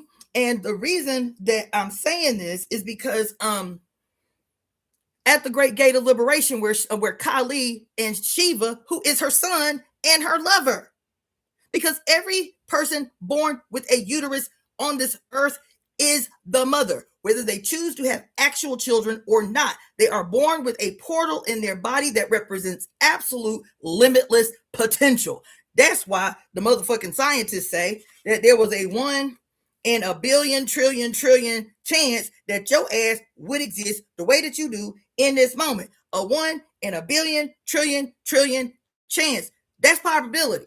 And the probability depends upon what? Your mother's womb and your mother's choice. Just like this book right here say. That yes, the scientific probability exists. But guess what the factors are that can even inhibit this 1 in 1 billion trillion chance that your ass would be sitting here listening to me in this moment? Your mother saying yes or no is one. Your mother's womb rejecting your offer. That's the power of God that these motherfuckers have been envious of since day one. And so, what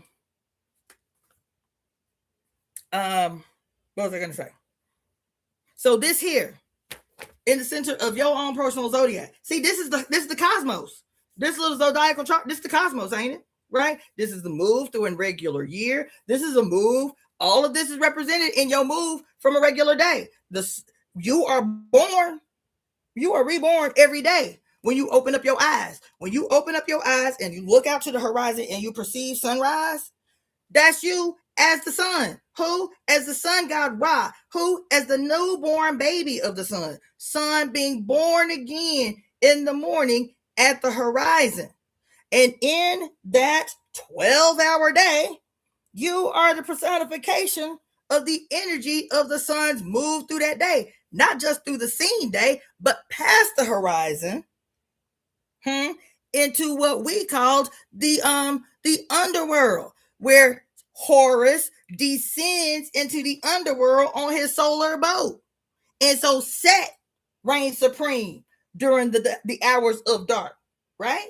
The new day back in Kemet, the new day did not start at the horizon at what we call sunrise. The new day actually started at sunset. The new 24-hour day, your new work day or whatever, started at around 6 p.m. at sunset every evening, from sunset to sunset. Not from sunrise to sunrise, from sunset to sunset was the new day cycle. And we all out here messed up in the game because everything has been flipped upside down, turned inside out. They left no stone unturned, right? And so those dark days, the reason that the new day started at sunset is because sunset was said to be metaphorical of inception. See, not death, inception. Sunset represented inception, talking about when your mama get pregnant. And so that time that it's dark outside, from sunset to sunrise, from sunset to sunset, right? Which is your 24-hour day, or from sunset to sunrise, which is your 12-hour day, right? That the dark hours represented your memory being in the dark, but totally cared for. Sunset to sunrise was the period of pregnancy, the darkness of pregnancy. And then the sunrise is you being born. But those Akhenaten, who had to destroy all the goddesses, which is what he did,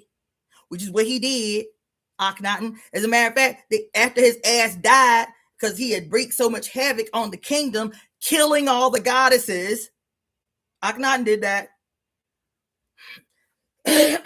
Erecting the baby son above the great black primordial Nut, aka Hathor, making our little star greater than the grand blackness that is the entire universe. And everybody did what he told them to do because he was a king. But as soon as that nigga died, they was like, we have to erase his name from the histories. This blasphemy he just committed in his reign, we have to make sure nobody ever remember what the hell he did. This blasphemy, killing the goddess. They called Akhenaten the great heretic, because he was the first, at least that we can go back to, that slayed all the goddesses and erected the child over the mother. And he didn't just do it, mythologically or in the stories. He did it politically. He erased images off the walls. He erected a whole new city called Helios or some shit on the Nile. They say that the desertification of the fertile aspect of the Nile Valley started with Akhenaten's reign. The impact of the man's ideas and its impact on the environment around him. That the great desertification of the fertile Nile Valley started with Akhenaten's reign, erecting the solar deity above the great black primordial darkness that is the night sky. And so that same whitewashing of our skull, whitening of our heaven. I literally heard somebody say it last night. I was like, oh shit, this shit is deep. He was talking about how shit in the real world, this commentator was talking about how shit in the real world don't match what's in people's brains. He was like, it would be like me. I forget what they were talking about. He's like, it would be like me if I go outside and I say the sky is blue and you say, no, bitch, the sky is orange. And you ain't wavering because your mind is already made up that the sky is orange. So you ain't going to believe me if I tell you the sky is blue. And I was like, poor thing, the sky ain't blue either. That's how deep this shit is. He was convicted in his little analogy. But everybody knows the sky is blue. I was like, oh, poor Tink Tink. Sky ain't blue. It's never been blue. It will never be blue. You see how deep that shit is? So anyway.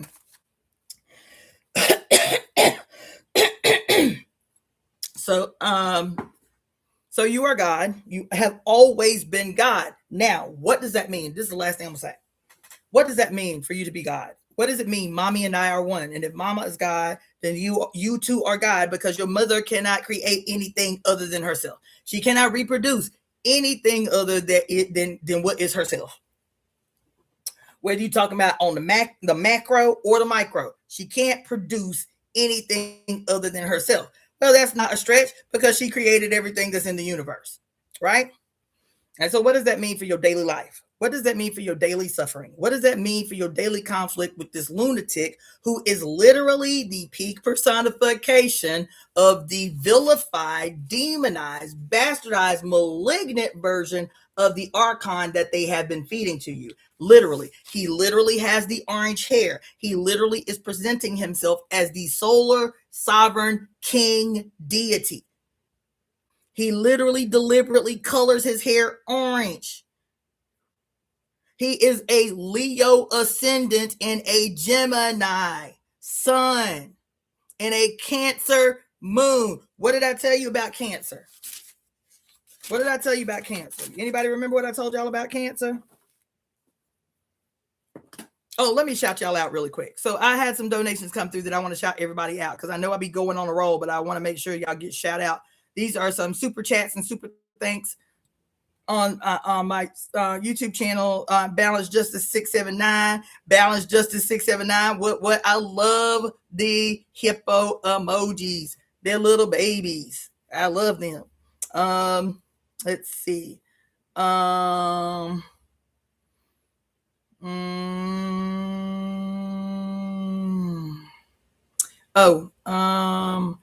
Balance Justice again. She was right up. Come on in the room, Balance Justice 679. Come on in with these super chats. Let me know you appreciate what I'm laying down. I appreciate you for that. 3 super chats from Balance Justice 679. Come on in the room, goddess. Come on in the room.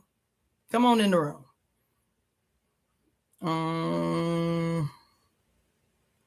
Java Watson, I love the emojis. Oh my gosh. And y'all know I'm obsessed with goats. I have been since I was a little girl. Let's see who else up in here. Balance Justice 679. Woman, you might need to email me. I might need to send you something. I appreciate you so much.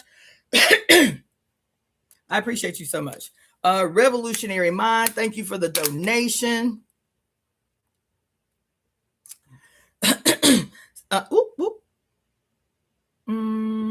Well, that went by crazy fast. Okay. Stay winning $32.99. Thank you so much for the donation. That's very generous of you. Okay, that's it on there. I think I heard some. Oh, you know what? Let me try my other phone. I think I heard some alerts come through while I was running my mouth.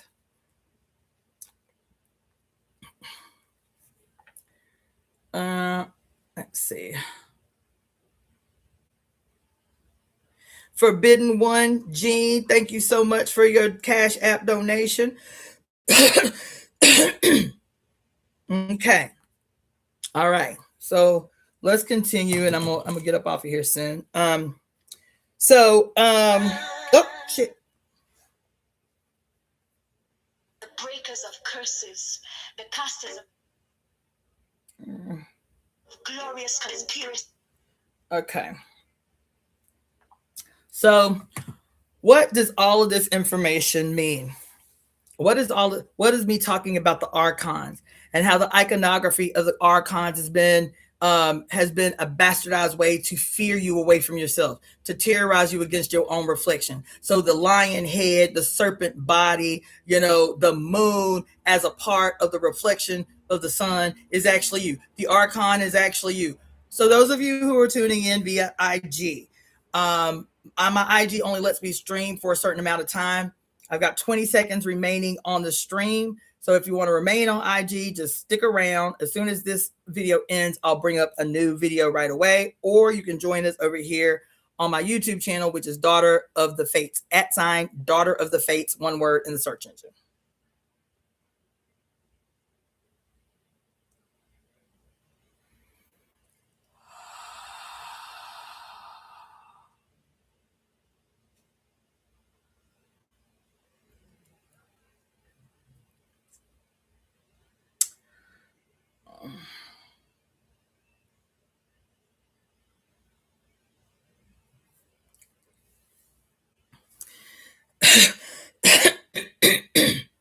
Okay. So all of this information from the first part of the book that I read, and I'm probably just going to be honest and start this book all the way over again, because I really do want to read this book straight through without any commentary. But today I had to say something about it because it's just been on me for days anyway, what she was exactly talking about. So what is this all about? What is the deep dives about? What is the search about? What is the reason that our mother would have me doing these deep dives into Saturn since December 21st, and have me spun in here, right? Oh, I was going to say something about Trump, but anyway. Oh, what I was telling you, I don't want to forget that. Remember, Trump's moon is a Cancer, and I was telling you that I believe that the alchemical symbol of the sign of Cancer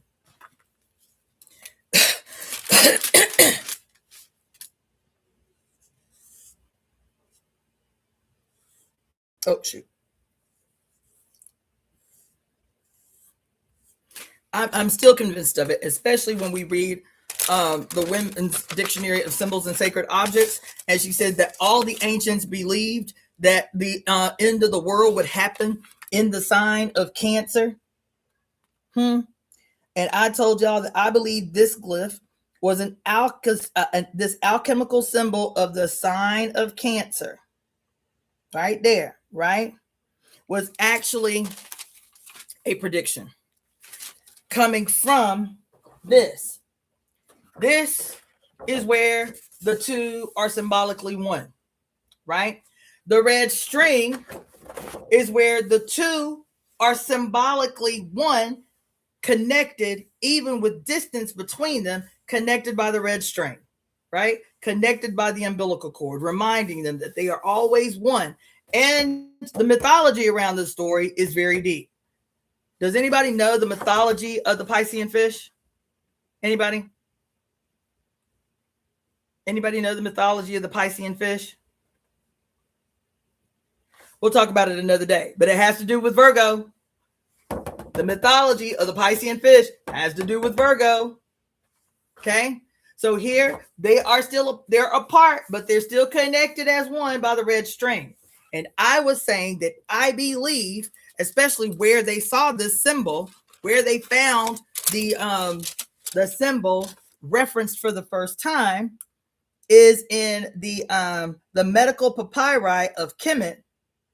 And the reason that they called this alchemical symbol Cancer was because that's the first place said to have identified tumors as cancer, that it was the Egyptians were the first to call tumors cancers, because when they opened up a cadaver, they could see the source of the tumor with little tentacles spreading out that looked like the claws of a crab. The first to quantify tumors that had metastasized as cancer were the Egyptians. And I said to you guys one day, having a whole breakthrough, that I believe this alchemical symbol of the sign of Cancer that we call the moon and like the ocean, I like this some sleight of hands ass shit. I said this some sleight of hands ass shit, because this symbol represents to me what was said to never be able to happen. That this symbol is the indivisible universe, different personifications of the indivisible one.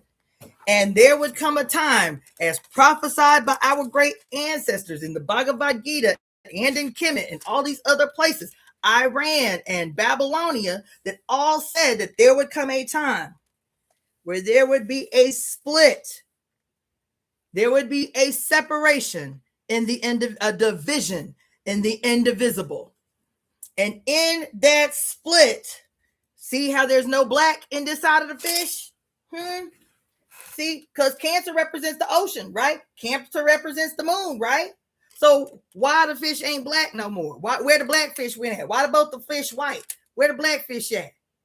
You feel me? So not only have they been divided, but the dark has become white and the white has become white. And this division was not just metaphorical. I believe that the quote prophecy, the prediction personified in the severing of that which was supposed to be inseparable, and the damage that it would cause, called cancer, was literal. That when this division happens, the age would be ruled by cancer. Not cancer, the crab in the sky, bitch. Cancer that is the leading cause of death, or the second leading cause of death in this country.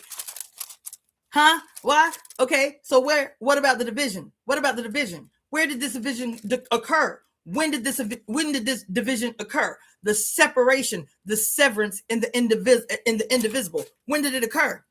Anybody know? Anybody remember? Anybody know when this indivisible that our ancestors predicted in the medical papyri 3,000 fucking years ago, that is detailed in the Bhagavad Gita some 3,000 years ago? This separation of the indivisible, the splitting of the indivisible. Anybody want to tell me when it happened?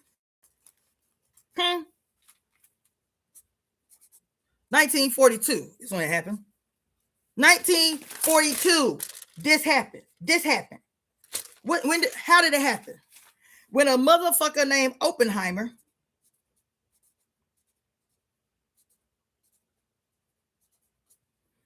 made the declaration upon seeing his child of death,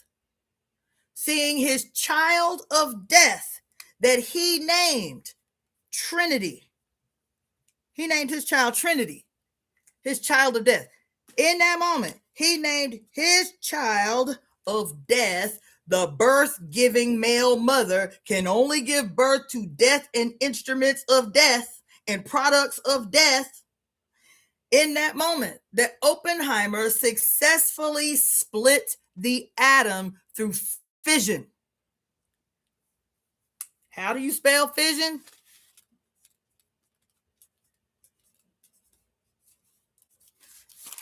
How do you spell fission? Y'all think I'm stretching, don't you? See this SS right in the middle there? See this SS right in the middle there? So at the same time that he was dividing the indivisible, the atom which was thought throughout mankind to not be able to be split, at the same time that this motherfucker is splitting the atom, splitting the source of everything against itself, and that the outcome could only be destructive. Damn, what did I do with my piece of paper that fast? The fuck?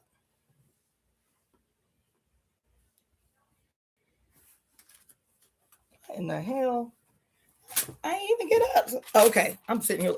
Okay, so here you got the fission, and you see the two S's right in the center. And let me just give you an idea of how all this shit connects, because he performs fission for the first time, the successful splitting of the basic unit of life, the atom or the atom.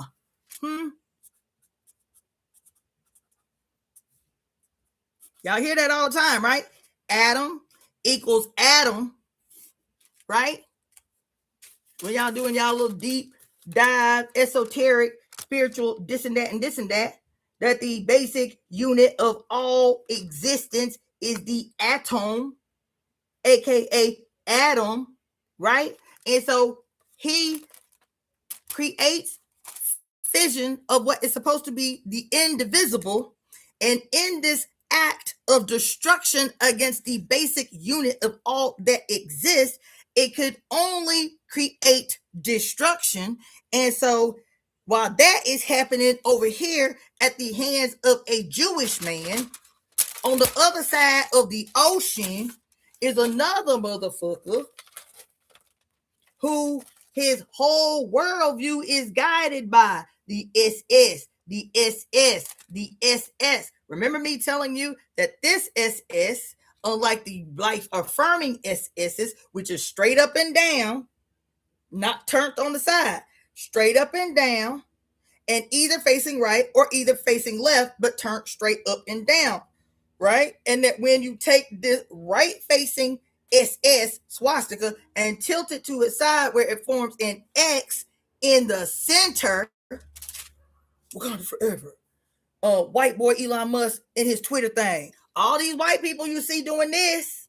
All these white people you see doing this. Then all of these black people you see. Wakanda forever. This X, right, in the center with these broken arms, which represent the God in Hindu tradition, represented by this symbol, the right facing, turned on its side, swastika, which is a wheel of time. The swastika is a wheel of time. The swastika is a calendar. That at this presentation, the God, I forget his name. I have it written down somewhere. His name starts with an M. But in this personification, it is the sun god at high noon in his most destructive personification. He represents the, quote, ultimate white. That's a quote. The ultimate white. That's a quote. The ultimate white. The ultimate white. In his, quote, most destructive face. Huh?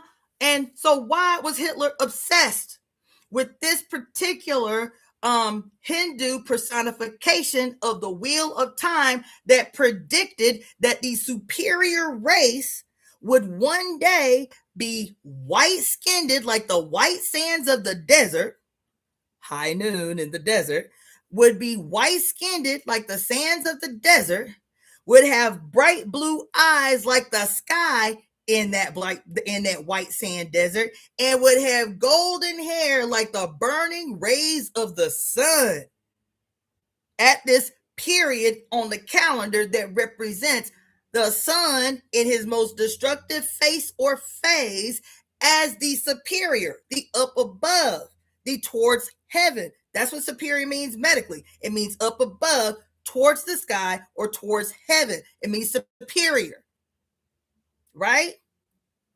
And so there would be a time where the sun, the sun, as the Aryan, which means the Aryan means superior. Aryan as a word etymologically means superior, up above, towards the sky, towards heaven. That's what it means. Aryan means superior. Okay? And so in the Bhagavad Gita that he is reading, that he and his white self is obsessed with, and that Jewish white boy who split the atom is obsessed with, tells them that there would be one day in the future where the inferior would become superior. The white hair, the yellow hair, the blue eyes, and the white skin representing the sun at high noon, his most superior presentation in his most destructive phase, the age of the desert. Do you understand? And so even though Hitler had brown eyes and brown hair and shit, everybody was like, why is this motherfucker obsessed with a so-called superior race? He didn't say dominant race. He didn't say supreme race. He said superior race. He was always very specific. He said the superior race. Because he as a member along all of these other members of secret societies that have been charged with one duty. It is to suppress the imagery of the mother everywhere she may emerge. Every black person, every black man that's in a secret society, that is what his oath is. Every white person that's in a secret society, that too is what his oath is. Every brown skin, red skin, yellow skin, motherfucker with a penis in a secret society, every secret society. I don't care what the fucking secret societies are. I don't give a damn.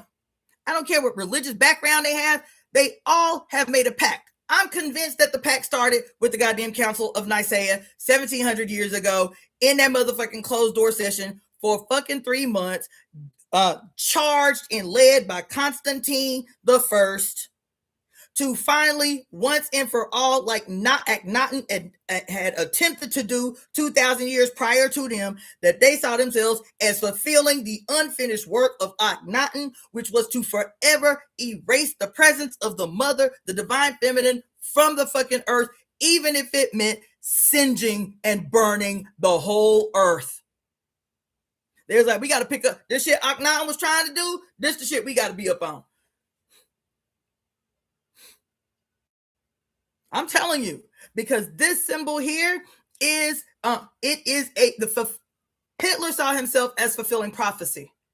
And I'm gonna tell you, not only did he see himself as fulfilling prophecy, Oppenheimer, when he saw the damaging impact of the child he created through fission. So now it's not your mama and daddy that come together to make another you to give birth to. Nope. Now it is the son and his malignant construction called the Father God that split.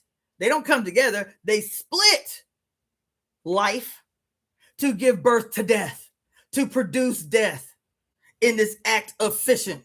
And he said it out of his own mouth, and everybody just kind of ignores it. What he said. What he said was, when he saw the first mushroom cloud generated by his son, the Trinity, the first atomic bomb, his son, the Trinity. Oh my God, oh my God, oh my God, holy fuck. Oh my, woo!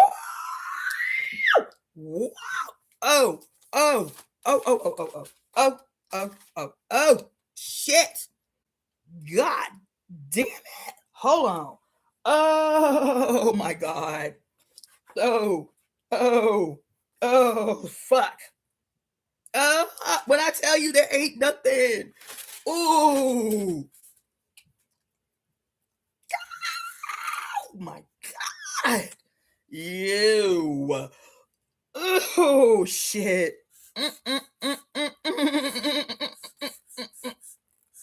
Yo. Oh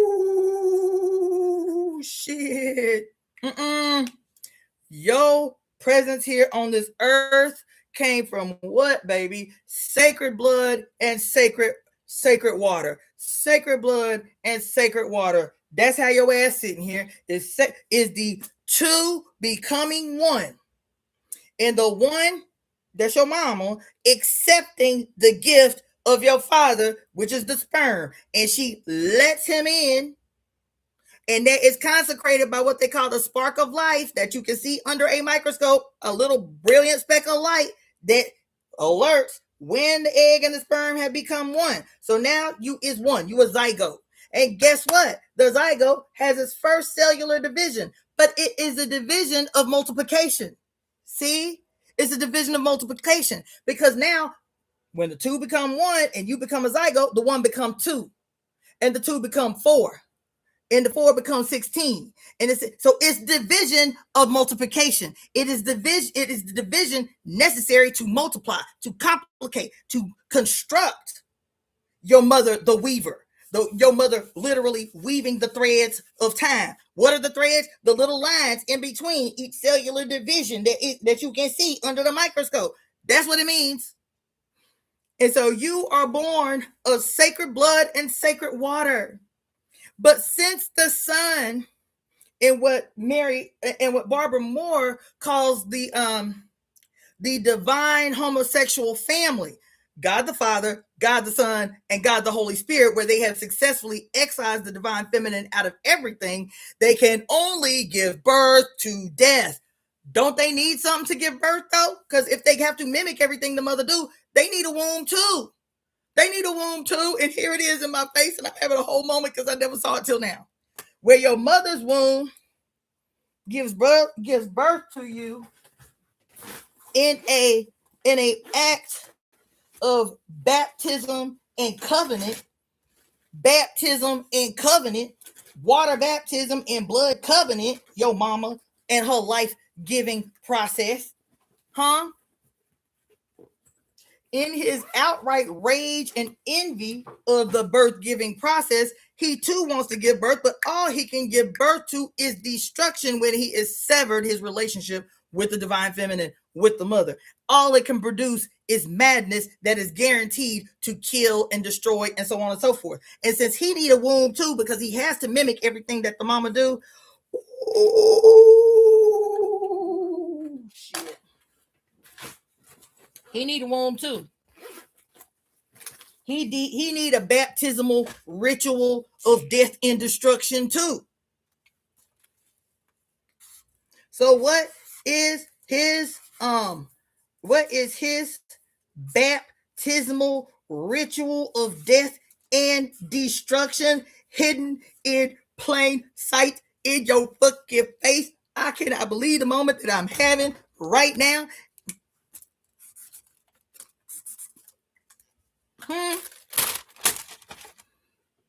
Your mama's womb versus your father's bomb.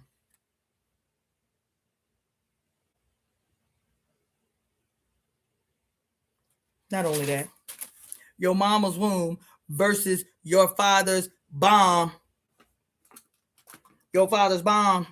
And unlike your mama's womb, that is a beautiful, magical, harmonious, long-term, sacred, that no matter, baby, where you go, I'm going to be, because we are one. And your father's womb, which is destruction, devastation. Let's see how many I can take out at one time. Because there have been bombs before the nuclear bomb. Dynamite. Remember, I was telling you that the motherfucker who invented 68 versions of dynamite to perfect it into a perfect killing weapon is the one who funded the goddamn Nobel Peace Prize. He created the Nobel Peace Prize himself, the architect of destruction, to give himself a better name in the afterlife, so nobody remembered that he was the motherfucker that created dynamite. Right? And so unlike your mama's ritual of joy and ecstasy and the pain, always the pain of childbirth is based in love and self-sacrifice and joy and the consecration of holy water and holy blood and the illumination of your baby crown as you that have been invisible for 9 months come to see the light for the first time, and your crown chakra is illuminated, and your first eye is illuminated, then your second 2 eyes is illuminated, and your throat is illuminated, and your heart chakra is illuminated, and your navel, your solar plexus, and your navel chakra, and your root chakra is illuminated until finally your feet come out and you are still connected by the umbilical cord. You are illuminated at birth. You are enlightened at birth as you, Lucifer, fall from heaven. Your mama's uterus is heaven. As you, the light bearer, you, the light bringer, what's the light that you bear and bring? What's the light that you bear and bring? What is the light that you bear and bring as Lucifer descending from heaven, getting ousted out of heaven? What is the light that you bring? Love personified. Love personified in this little baby body. Light bringer, light bearer. You are all Lucifer. You understand? And so this contract between you and your mama, blood, water, ritual that did not require any life to be lost, any life to be slaughtered on the altar, that is your mama's uterus. And so in an attempt, in an envious, insane, mad attempt to outdo one's mother, because you do not remember that your mother is God, therefore you are to God. And since you don't remember that, you become her most vigilant and violent competitor. And since she can do this thing that you have not mastered how to do, give birth out of your body, that everything you give birth to is an instrument of death and destruction and madness. And so if your mother's womb is life-giving, life-sustaining, and life-affirming from birth till death, because guess what? When you die in this world, you have another womb that you go to, which is the open hole in the ground called the mother's womb. The mother's womb. Some call it the tomb.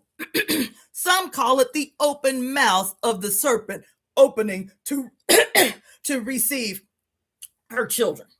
The whole process from birth to death, from birth to transition, is beautiful and loving. It's supposed to be in harmonious union with your mama, whether it's your actual birth mother, whether it is the mothers around you who take up the charge when she is not fit to hold you, when she is not fit to care for you, whether it is the mothers that is your sister because she the big sister and you was little bitty, and so she took care of you as your mama even though she was your sister, whether it was your aunties, whether it was the woman that adopted you because she was not able to have children of her own, whether it was anybody in these communities that are all the descendants of the singular mother that is our mutual ancestor, the mitochondrial Eve. You understand that it is supposed to be a ceremony, this life, that allows us to always see the mother, even when our own mother may not be capable to care for us or love us or any of those things. That she say, baby, I'm still here in the multiplicities, and somebody out here is going to pick up the slack where your mama could not. Huh? Even if it's a man who plays the role as the son who has become the mother. You understand? And so I'm having this moment talking to y'all about this filthy ass Oppenheimer seeing himself, and he clearly stated it, because when he saw his son, the Trinity, because that's what he called it, he named the very first atomic weapon capable of destroying millions of people at one time. He called the goddamn bomb the Trinity. And then the people around him said the first words that he uttered out of his mouth when he saw the mushroom cloud was, in this moment, I am become death, destroyer of worlds. That quote came directly from the Bhagavad Gita, when Vishnu, the destroyer, is telling his nephew, you must destroy everything in sight, including your family, including your father, including your mother, including your children, including your cousins, nephews, brothers, and sisters. And Arjuna is like, I don't want to do that. And he's like, why are you fronting? Kill everybody. This shit is an illusion anyway. They were never really born, and they never really will die because they never really existed. They're just figments of your imagination. Sound about appropriate? The sleight of hands, topsy-turvy, bullshit ass bullshit they've been feeding you as the culture of the Matrix for the last 25 years, that your mother is not real. That your life on this earth that she blessed you with is not real. Where science says you better enjoy everything that you can of this life from beginning to end, because this shit won't ever happen again. You as you that you are now in this moment will never exist again in all of creation. Why? Because everything all the way since the beginning had to be perfectly in place to guarantee that you are the you that you are right now and never will be again. What'd he say?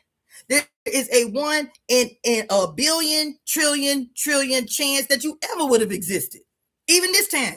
There's a 1 in billion, you done already won the lottery of all lotteries, bitch.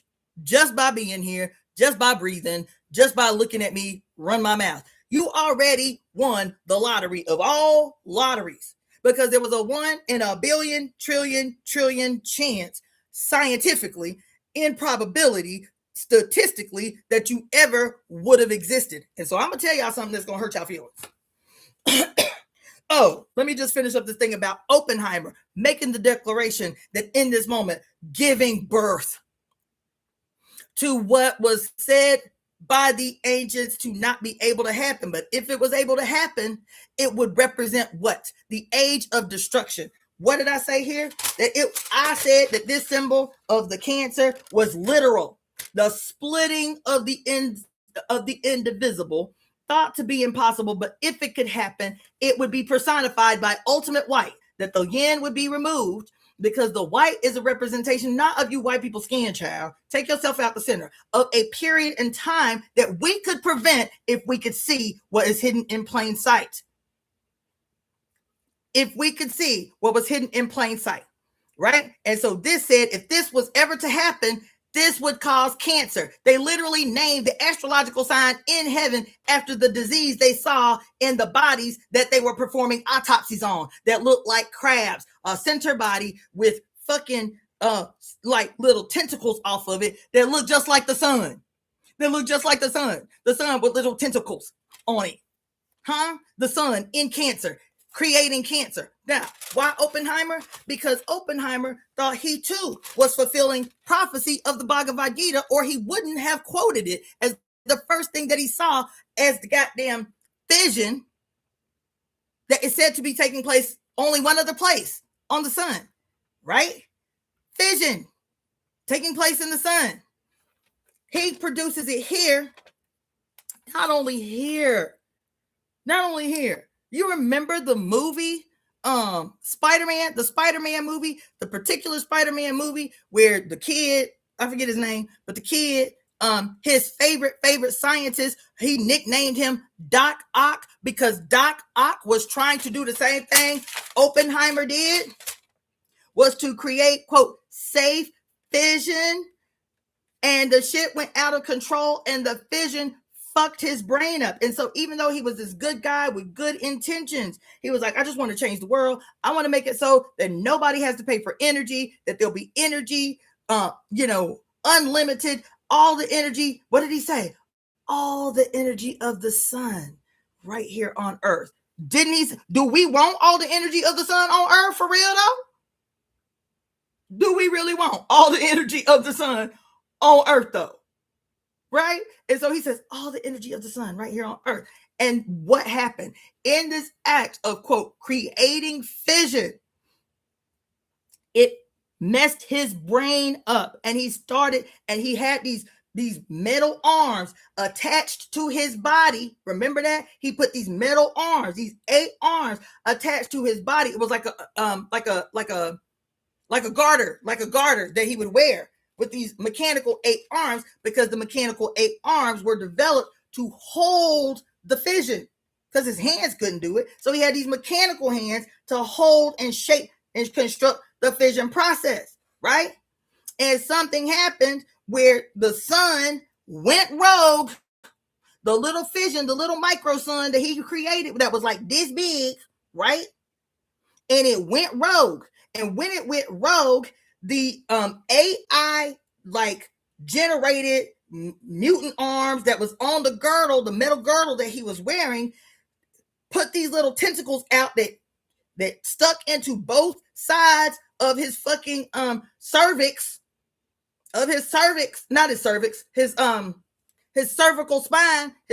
spine, and started controlling his mind. What am I always telling you about Chinese medicine in the period of utmost yang? That it will present in its earlier stages as madness, mania, bipolar disorder, manic depression. And if it goes too long without being treated, it will begin to look like schizophrenia, and in its worst personification, unchecked yang ascendant. Yang. Whoa, my God. Damn. Shit. Oh my God. Oh shit. Yes. Oh my God. Holy shit. Oh my God. My God. Whoa. If it goes too long in its ascendant phase, if it lingers too long, if it goes too long, it will first present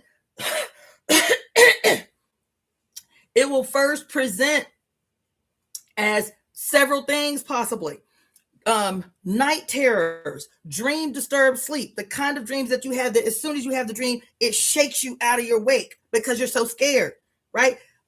Night terrors, nightmares, dream disturbed sleep. If it goes longer, it will correspond with mania, depression, manic depression, extreme highs, extreme lows, bipolar disorder. If it goes longer and you don't get adequately diagnosed and treated through acupuncture and herbs, it will become schizophrenia. And if it goes longer than that, it will become psychosis or sociopathy. Psychopathy or sociopathy, meaning you are completely detached from feelings and morals and emotions. You are completely detached from the heart that governs your mind, that gives you a sense of right and wrong and good and bad and this and that. When this yang fire goes so long, being so hot in your heaven that it gets to a point of sociopathy or psychopathy, it could correspond with extreme headaches, migraines on the side of the head or at the very top of the head. If it goes too long without being treated, or if other organ pathologies enter into the equation, because this yang is burning up all the other organs. This yang ascendant, this fire blazing out of control, is literally God damn, it's literally draining all the essence out of the other organs. This yang ascendant, this fire blazing out of control, is literally turning a desert, turning your internal organs into a desert. If other organ pathologies start to factor in, then you may have other issues, cardiovascular events like strokes or like heart attacks, pulmonary embolism, because the yang blazing out of control, the yang ascendant, this is your malignant Trump. He is yang ascendant personified. The lion who literally looks like the sun's rays blazing too hard, blazing out of control, instead of being a harmonious triune being. The yang ascendant blazing out of control and not coming back down, not descending, not becoming one with its body. Blazing out of control creates madness to the extreme. Remember, I'm always telling y'all, I've been telling y'all for 2 years. I'm having a whole moment. I've been telling y'all for the last 2 years how Chinese medicine perfectly explains this idea that we've heard primarily coming out of Europe, this statement, this quote called "Beware the madness of the king."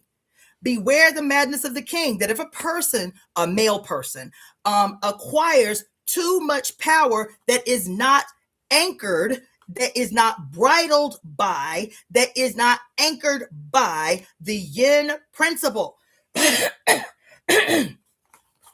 if there is nothing holding the yang in the form of the emperor, the king, the Caesar, the whatever the fuck, if there is nothing holding the king, the emperor, the Caesar accountable, a mother energy, because a lot before Akhenaten, you would see images of a pharaoh, and the pharaoh would be small, and then there would be a queen, his mother, typically regent, with her hands on both of his shoulders, standing bigger than he. Even though he's fully grown, the pharaoh would have his mother standing right beside him with her hands on both shoulders. And this was to say that he could only become king, pharaoh, leader, ruler through the divine blood of his mother. Through the divine blood of his mother. This is what anchored him. This is what kept him accountable to the people. This is what kept him from becoming this malignant motherfucker who sees the right to rule, the divine right to rule, as something that would allow all the mechanizations of their madness to spill out over the governed, like Epstein file type shit, like Donald Trump as the personification of the mad king. And I kept saying how it's so amazing how these most recent manifestations of the king, the mad king, are literally, not figuratively, not metaphorically, playing out in our face. And because we are so sold on this bullshit illusion of the separation of church and state that we cannot see what's right in front of us.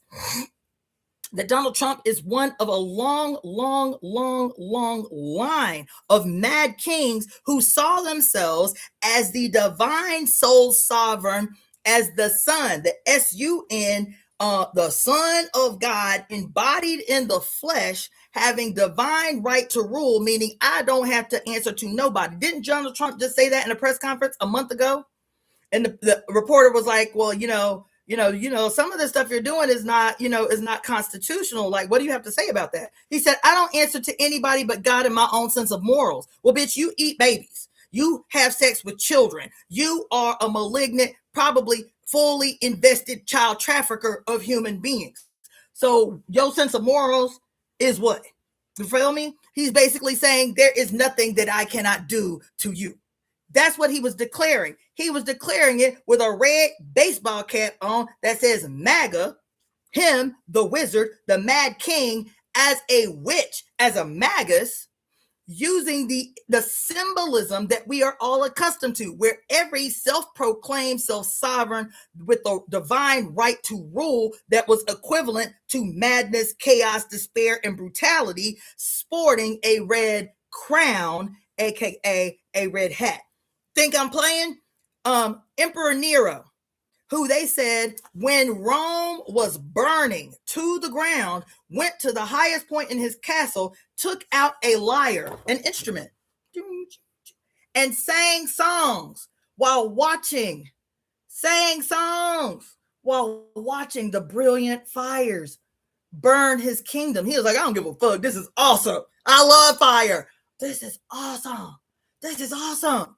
Emperor Nero has brilliant red hair. Every picture you see of him, brilliant red hair, the Mad King. Constantine, the Mad King. Julius Caesar, the Mad King. Akhenaten, probably the oldest of the Mad Kings. Who else? Further on, Alexander the Great, the Mad King. Further on down the line, I was Googling images of, quote, the history of Mad Kings, and one came up who looked just like Donald Trump. Louis the 14th. Y'all think this shit is just random. These motherfuckers have been lingering in these secret societies for several hundred years, plotting and scheming any possible way possible imaginable that this bitch will try to show her face. Let us get in front of that, steal that iconography, and turn it into something diabolical. Louis the 14th. Hey, y'all think this shit is a coincidence? Louis the 14th. See how that Roman numeral is written? Louis the 14th. The sun god, self-sovereign, who declared his divine right to rule in perpetuity. That's what he said. He said, now that I have declared myself the sun god Apollo on earth, I will rule until I die. That's what he said. The sun god Apollo to rule in perpetuity. Louis the 14th, right? You see that? That picture came up. And the picture came up because who knew that Louis the 14th was a ballet dancer? Did you know that? I did not know that until last week when his picture of him in this ballet dedicated to the sun god Apollo. He is dressed as the sun god Apollo, and they talked about how he had to get people to help him take fruit and vegetables and pull his hair out like the rays of sun that he colored with fruits and vegetables orange. I said, Louis the 14th, there is a famous painting of him right now today, painted as the in the flesh personification of the sun god Apollo with his hair sticking out crazy, painted with fruit and vegetables to look orange like the rays of the sun. And y'all don't think these motherfuckers be playing in y'all face. Louis the 14th. Not only Louis the 14th as the sun god, whose sun sign is a Leo. Louis the 14th as the young ascendant, detached from his body, detached from his heart, detached from his mother, the Mad King, Louis the 14th. Oh, well, let me just do something else that's gonna fuck y'all up. Because I talked about Nero, who is the most obvious personification of this period of the sun gone rogue's presentation on the earth, because he literally watched his entire empire burn to the fucking ground, and in his madness, he ain't trying to stop the fire. He's up at the highest point so he can get a good look playing the motherfucking lyre. Okay? But let me fuck y'all up some more since we up in here. What is the name of your new pope? What's the name of your new pope? Ain't your new pope, ain't his name Leo? Ain't your new pope name Leo? Ain't that his name? Didn't he take the name Pope Leo after the last Pope Leo, which was in the Gilded Age, 18, I forget. But he sat as one of the longest sitting popes. Hit the pope that he fashioned his name after, Leo the 13th, who cradled the end of the 18th century and the beginning of the 19th century. He was the Pope of the Gilded Age. That's what he was called, the Pope of the Gilded Age. The Leo that this Leo fashioned himself after, who hadn't been another Leo in 100 years. And this Leo is called Leo the 14th. Huh? See that? See that? Louis the 14th, Leo the 14th. You see that? Oh, but y'all want me to get deeper. This Leo the 14th, I am tripping because I'm telling you, this motherfucker Leo the 14th they are all, it's like them all positioning their chess pieces for this moment on the board that they have been preparing for a very long time. So Louis the 14th, also Henry the 8th was a mad king, lion personified, archon, gone rogue type of demon motherfucker, right? Who was also the face of one of the quote mad kings. Hitler and Oppenheimer, I did not know this until the last 2 weeks. I told y'all I've been up in here on one. Both Oppenheimer and Hitler were called the new Prometheus. Did y'all know that? Did y'all know that both Oppenheimer, the Jew, and Hitler, the Nazi, were both given the title the new Prometheus? Did y'all know that? Did y'all know that? Did y'all know that both of them have been called the new Prometheus? Well, why would that be significant in this discussion that I'm having with y'all? Do you know what the alchemical symbol for Prometheus is? Anybody want to venture a guess? The alchemical symbol for Prometheus is the lightning bolt. It's a single lightning bolt. And at the same time that the Third Reich is ruling Germany, and at the same time in history that the Third Reich is ruling Germany, and across the water on this side of the ocean is goddamn Oppenheimer, who is successfully splitting the indivisible, splitting the atom in an act of fission. And he too was given the title the new Prometheus. Did you know that? So if you got a Prometheus at the same time on one side of the ocean, and you got another Prometheus on the other side doing his thing to fulfill prophecy, and he too in his science, because he the scientist, he the scientific aspect of the Prometheus, right? So he is the one splitting the atom. On the other side, you got Hitler, the Prometheus, who is too a scientist of sorts, but his science is more outwardly expressed as the occult, and him creating these breeding farms where he was kidnapping white women with blonde hair and blue eyes and forcing them to be bred with Nazi soldiers to create this perfect race. That happened. And so his scientific machinations was to use the act of biological breeding to create this perfect race, while at the same time, this perfect race would live in an age that is being created by the Prometheus on the other side of the water that is splitting the atom and giving birth to bombs. Huh? Prometheus of the East, Prometheus of the West, and they all in the same goddamn secret societies. You can't tell me otherwise. So here you got Prometheus 1 and Prometheus 2.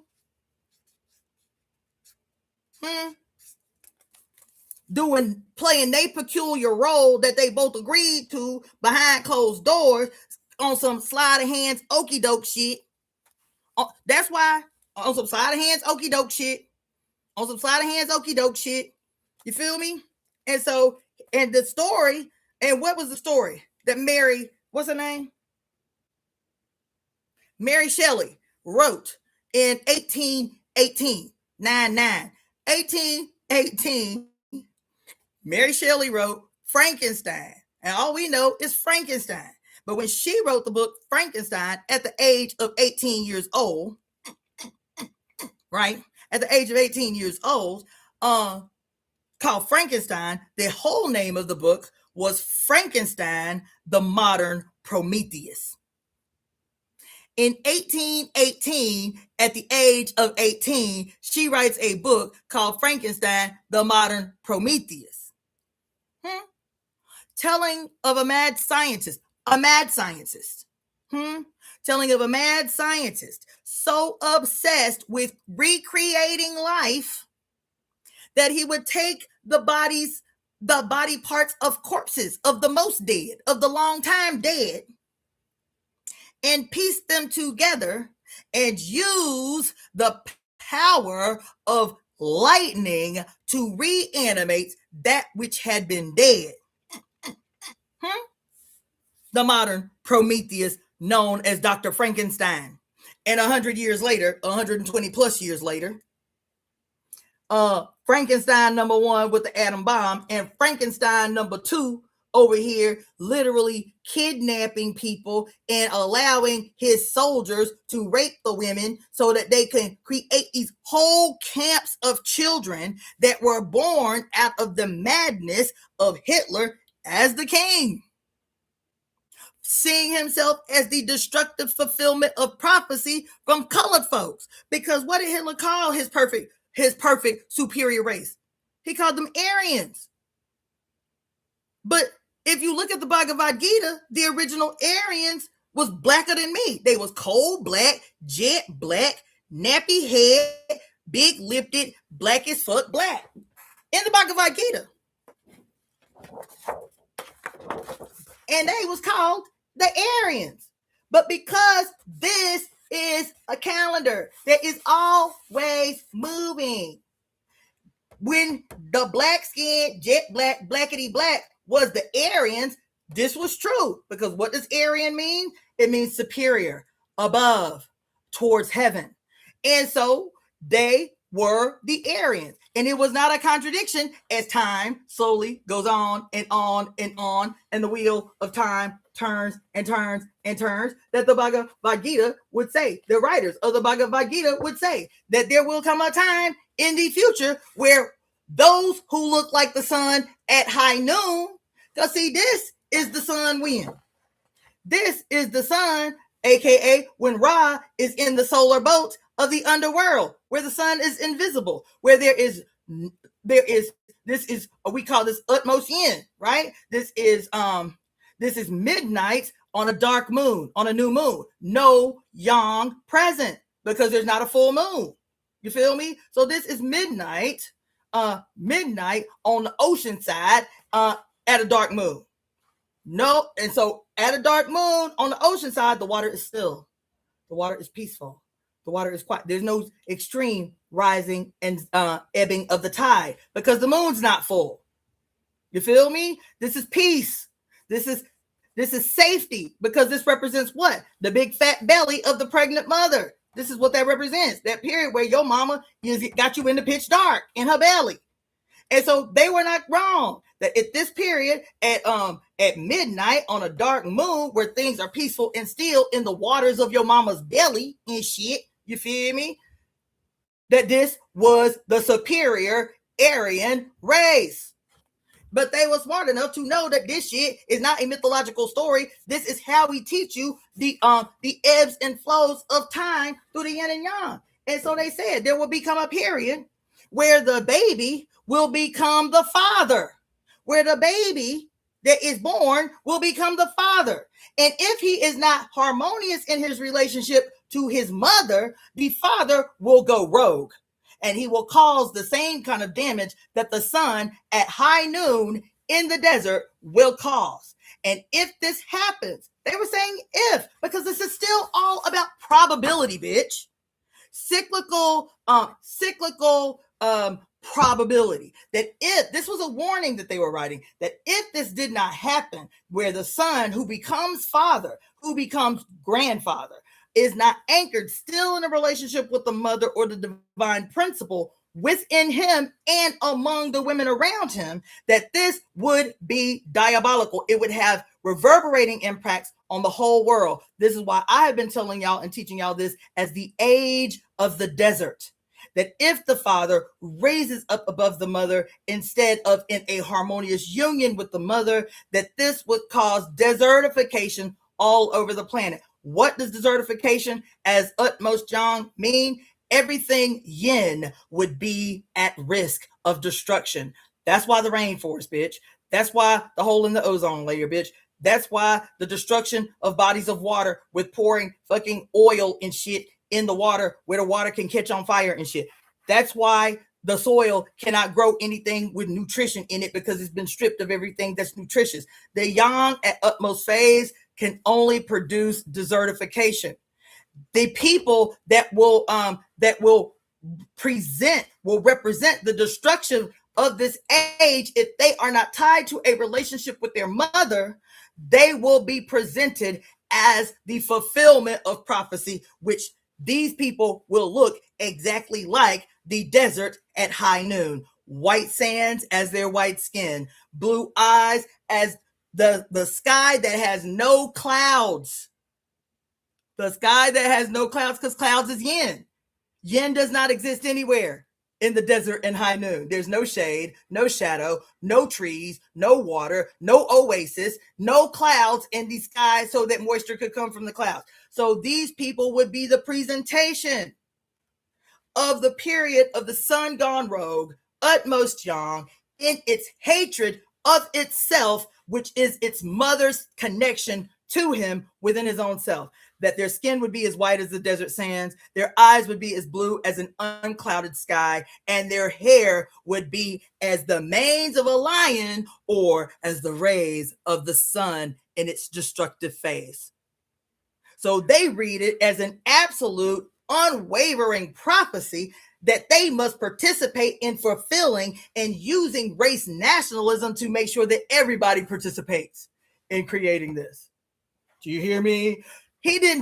White nationalism ain't just about white-skinned people. It is about creating yet another division in the indivisible that guarantees that we all participate in this period on the wheel of time that they, in their ignorance and in their simplicity, saw as a definitive, unavoidable prophecy that would contribute to the destruction of the whole planet that looks like a planet of desert.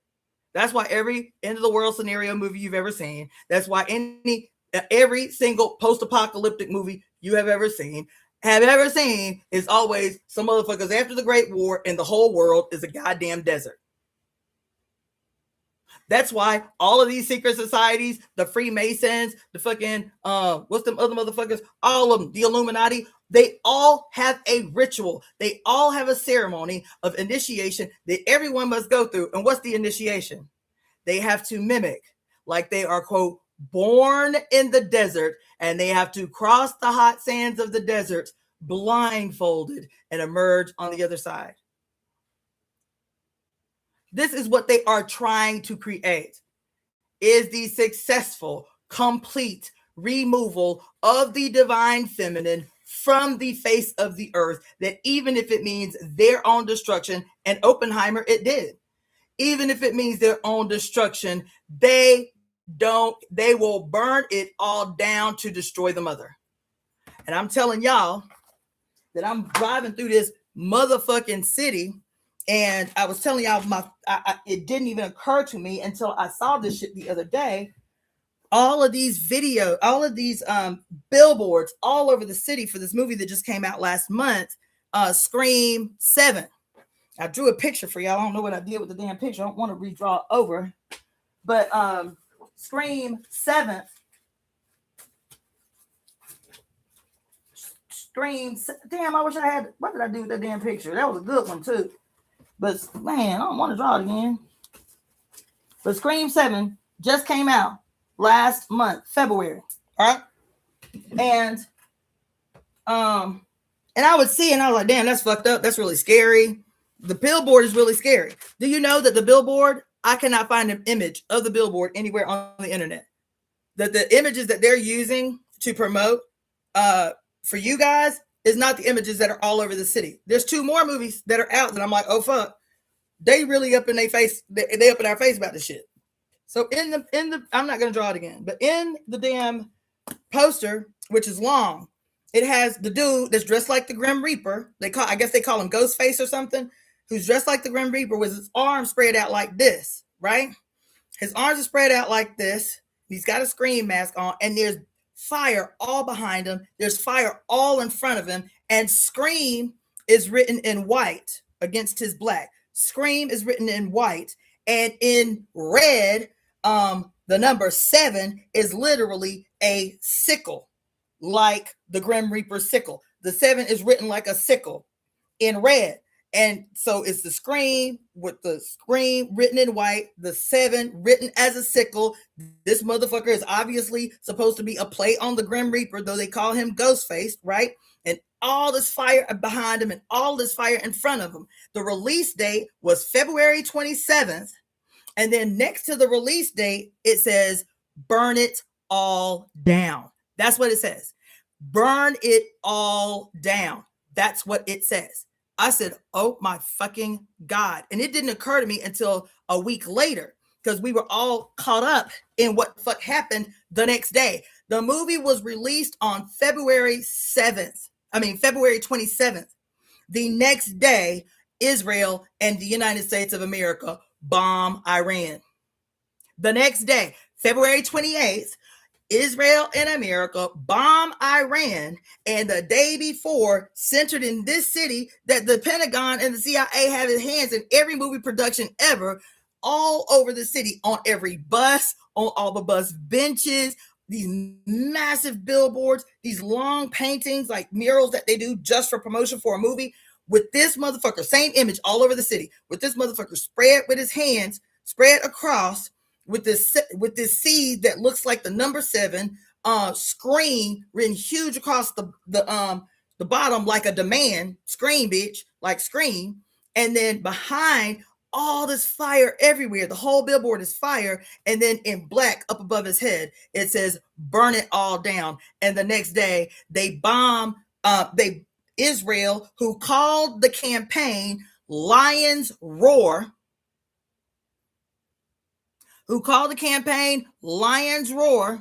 and the United States called the campaign Epic Fury. The next day, after that movie was released, and they showing the shit in our face all day, all month, that billboard has been up. And I didn't think anything about it until the next day, February 28th, the day after the movie was released. They bombed Iran. Do you think that's not related? Do you think that these motherfuckers aren't literally using symbolism all day, every day in your face? So February 27th, they release Scream 7.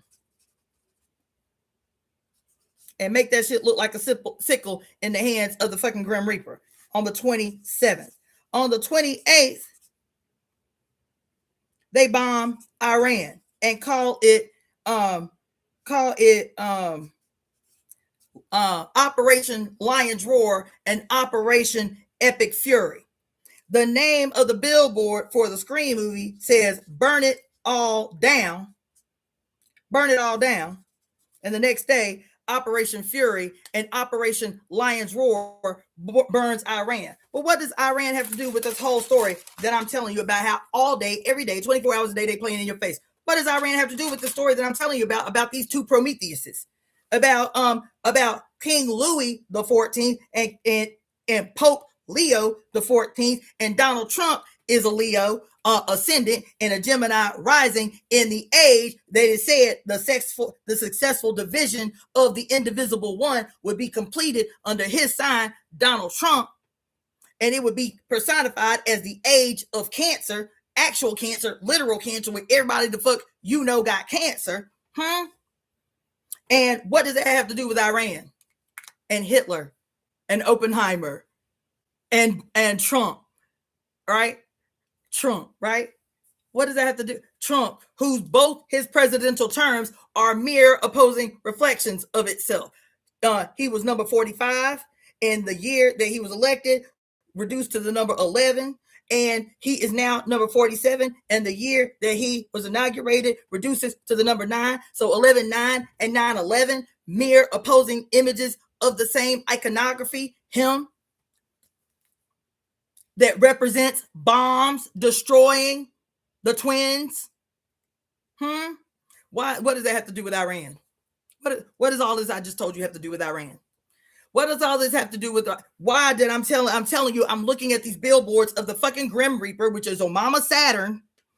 I'm looking at the Grim Reaper saying, burn it all down, released on February 27th. And the next day, without any warning, these two motherfuckers who use Saturnian iconography everywhere take the iconography of our great grandmother and use it as a justification to again attempt to facilitate the fulfillment of prophecy, because that's what they are doing. And the next day they bomb Iran. Why Iran? Why Iran? Because do you know what the etymology of the name Iran is? Do you know what the etymology of the name Iran is? Anybody? No, I'm just telling you. The etymology of the name Iran means the land of the Aryans. That's what it means. It means the land of the Aryans. But this is problematic. Why? Why is Iran problematic in this whole thing I'm telling you? Why is Iran problematic? Because Iran, the land of the Aryans, because that's what Iran means, the land of the Aryans. Because that's what the name means, the land of the Aryans. The reason that this is problematic for these motherfucking Aryans who believe that they are in their actual flesh personification of what was, quote, foretold by the Bhagavad Gita to be the fulfillment of prophecy. Why is this problematic for them? Because you got the land of the aliens, the land of the Aryans, Iran, and they still dark-skinned motherfuckers over there. Them Aryans still dark-skinned. This problematic for them. This problematic for them. Because this shit don't track with what we've been trying to do all this time, which is to facilitate the coming of the personified, all the glory of the sun in his most diabolically destructive phase here on earth, a kingdom of God. Who is a God? The S-U-N, a kingdom of God on earth. Bitch, they trying to burn the entire earth to the ground. They telling you in your face that their mythology in their madness is teaching them that they have a responsibility to fulfill prophecy, which is the destruction of everything that is. This is their madness. This is their collective psychopathy. This is their collective sociopathy, because they are so far removed from their relationship to the divine feminine that they literally will destroy and simultaneously consume, literally eat and consume everything around them, everyone around them. They are taking these metaphors and these metaphors delivered by ancient people observing the universe. Guess what? These motherfuckers can't observe the universe. Why can't they observe the universe? Because they're blinded by the light. That's why every last one of these rituals has them blindfolded. They are blinded. Where are they blinded? They ain't blinded at night. Whenever you see them personifying these rituals in these secret societies, as they are blindfolded, walking over the hot sands of the desert and shit and whatever, why do they got a blindfold on? Because at high noon, your ass will be blinded by the light, especially if there ain't no clouds in the sky protecting your eyes from the harming rays of the sun. Your ass will be blinded by the light. You understand? Y'all don't understand. Because what is supposed to be metaphor of human beings that spent their whole lives observing the universe and observing the majesty of the jet black sky. The reason they are insane, the reason they behave insanely is because they still think the sky is blue, bitch. They still think the sky is blue. They still think that the sun is supreme. The sun is superior because it's up above. It's in the heaven. It's above us. But supreme and superior do not mean the same thing. In their madness, they think that the sun is supreme. And so, in the illusion that is the day, there is no such thing as day. Bitch. There is no such thing as day.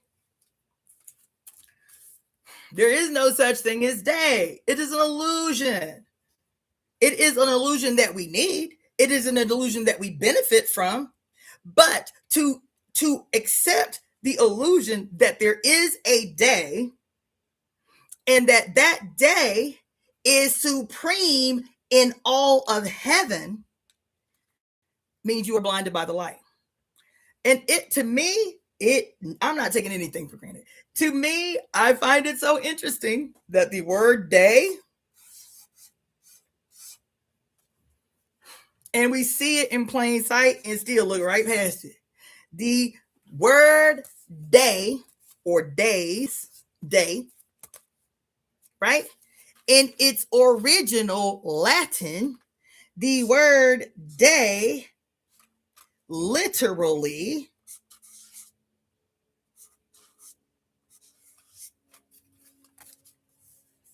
is dies. It's dies. D-I-E-S. Dies. Dies. Oh, y'all think I'm stretch? You think it's a stretch, don't you? I said, damn, it's right there in your face. Because, where did I write that down? Y'all need to be sharing this in real time. Like, invite people to come on over here and get this business. Where is that? Here it is. Because I was like, let me go back to the basics. I was like, because days, yeah, you can say DS. Okay, yeah, you can say DS. But if you're looking at it, it says dies. It says dies. Day means dies, or in its Latin is dies. In its Greek, too, is dies. Why? Oh, I forgot about this. Why? Because back in the olden days, not just in Kemet, in many, many places, the day did not start. The new day did not start until when? 6-ish p.m. Sunset. That's when the day started. That's when the day started. Why? Because noon was seen. As a matter of fact, that's why in most European countries and in some Mediterranean countries, that's why they take a siesta at noon. Because noon was thought to be the most harmful time of the day. You did not need to be walking. You did not need to be working outside at high noon. That shit dangerous. The sun will burn you the fuck up. You need to be from 11 to 1. Your ass need to be inside somewhere. So they would take a siesta midday. Everybody would leave from work, go home to this day. Leave from work, go home, and spend the hottest hours of the day inside. Now, I hope I can find it, because the first thing I did was and if I can't find it in all of these damn notes that I took, I might just get one of y'all to go ahead and search these two etymologies for me. They had my head all swirling.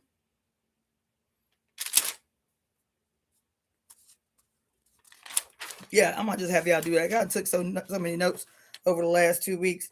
So somebody take it upon yourself, one person each, to search the etymology, Search the etymology for the word white. Search the etymology for the word black. Where did I write this?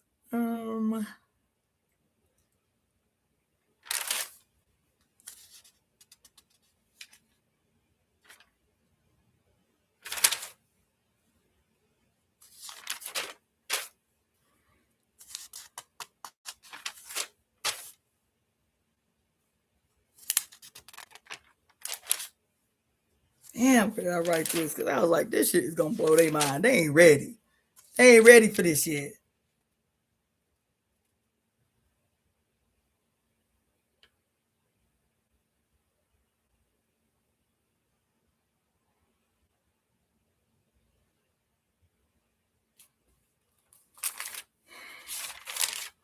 Somebody do that for me. Somebody take on the response. Somebody take on the responsibility to, okay.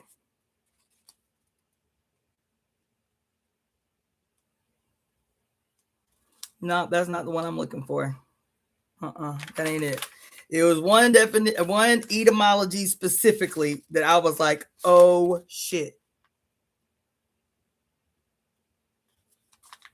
Damn,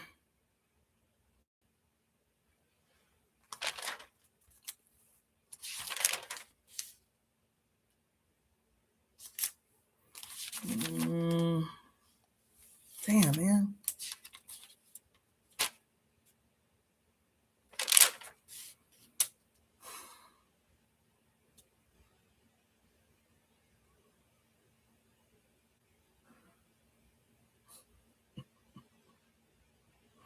It was so much. I read somewhere this week, and I can't even remember because I've just been writing. But I read somewhere that, you know, all these religions like Hinduism, Sikhism, like some Buddhists, you know, how these men will wear turbans, like especially Sikhs. They never cut their hair, and the men will wear turbans that are kind of high, right? Like the men who wear turbans. And that the reason that they wore turbans is because they basically were hijacking the imagery of the goddess, like stone goddesses that you can see, and the goddess in her head was a beehive. Who that sound like? The old goddesses. Oh man, my damn IG is tripping. Hold on.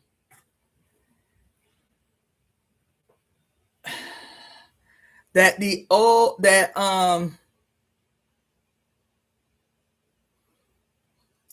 origins of men wearing, quote, turbans was to mimic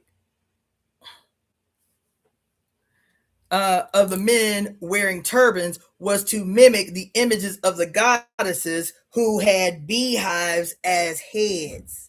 Their heads looked like beehives. Do that not sound like the head wraps of black women? I'm just saying. Where we wear them real high? I don't know. I might be reaching. But all of these men throughout the Mediterranean who all of a sudden began to start wearing turbans bound high on their heads. It said they wanted to wear their hair upraised like a hive. That's what the quote said. That the men wanted to wear their hair upraised like a hive.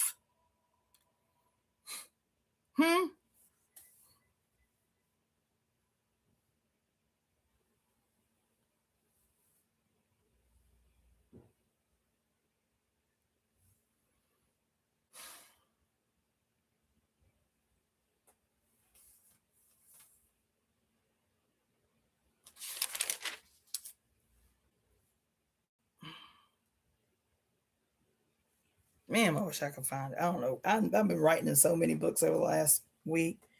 Let's see.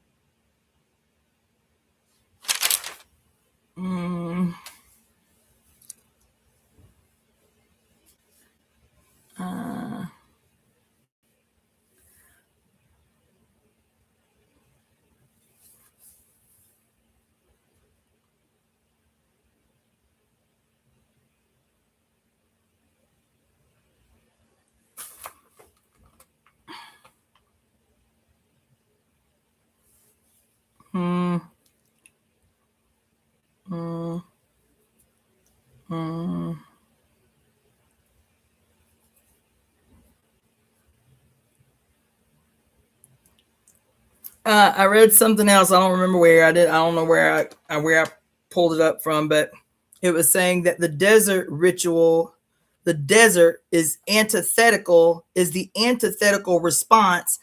Listen, the desert is the antithetical response to the messy, wet, bloody ritual of birth. Remember the womb and the bomb? And unlike the womb, there is water and blood, sacred water and blood to preserve and produce life. And the bomb is fire and screaming. Fire and screaming. And that is the womb from which it emerges, from which its death, its sun solar death emerges, is instead of the womb, it's the bomb. It is hidden in your face that is felt the same fucking way. And that the act of seeding this destruction, isn't an act of fusion of male and female. It is an act of fission.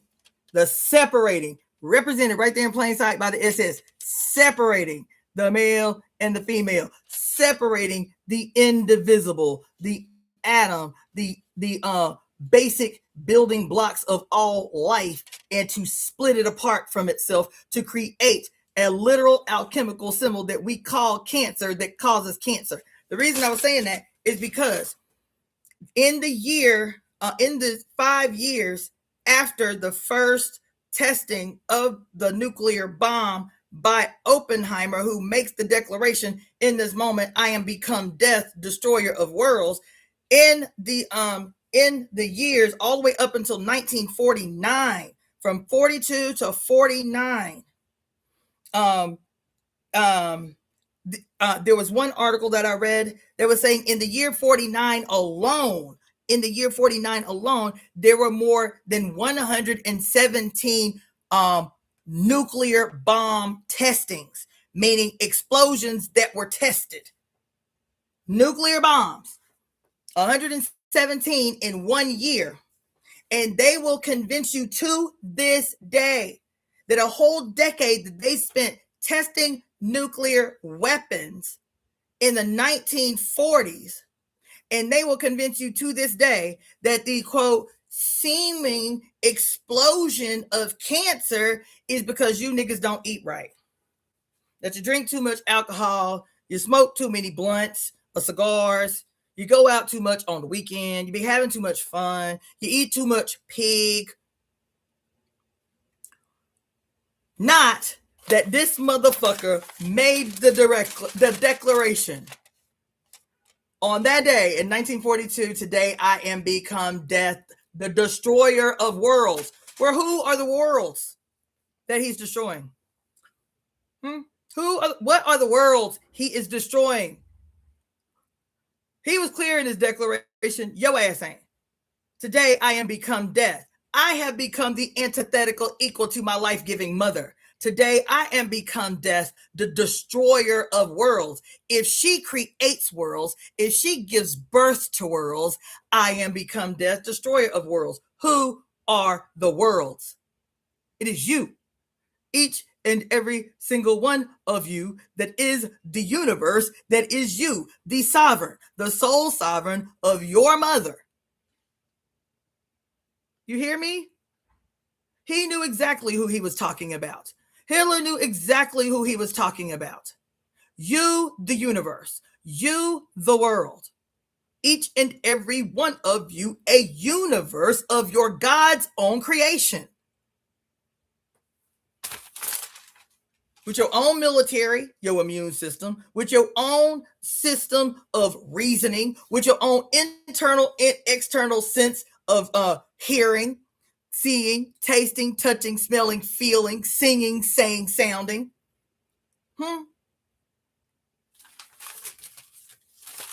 All gifted to you by your mother, who you are perpetually at war with. You being the primary enemy of your mother, because you go to horror movies and you say, I love horror movies. I love terror movies. I love suspenseful dramas where they're killing and raping and torturing and maiming. That's exciting. And I'm not just talking about, quote, brainwashing. I'm talking about every image that you take into you and the articulation of the emotion that you associate with these images and sounds coming into your skull. And you say, I love horror. I love terror. I love murder flicks. I love torture flicks. I love being scared. And you do not see yourself speaking the language of the male mother who is attempting to give birth through destroying everything in sight. He who has created a system of love that we literally call romantic love. What is romantic love? If Rome was a system of slavery and perpetual warfare, the name Rome means we are the children of Mars. We are the children of a war god. Huh? And so you be talking about, that's so romantic. Why is he not being romantic? He is being romantic. He is being what he has been trained to be. Hold on.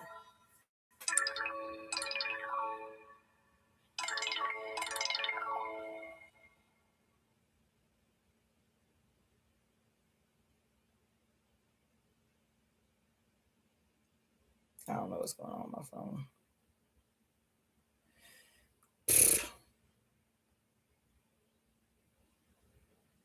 Hold on.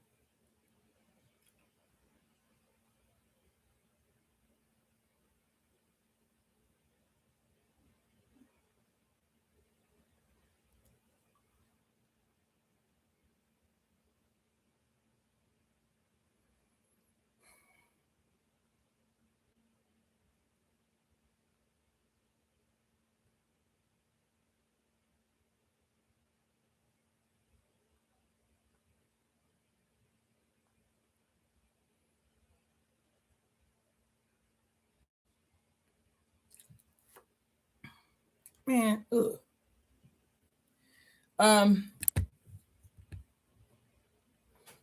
He is being romantic. He is being romantic when he don't return your phone calls, when he keep you hanging on the string, when he breadcrumbs you, when he, is a narcissist, when he does all the shit that makes you feel fucked up and bad inside. He is a child of Rome.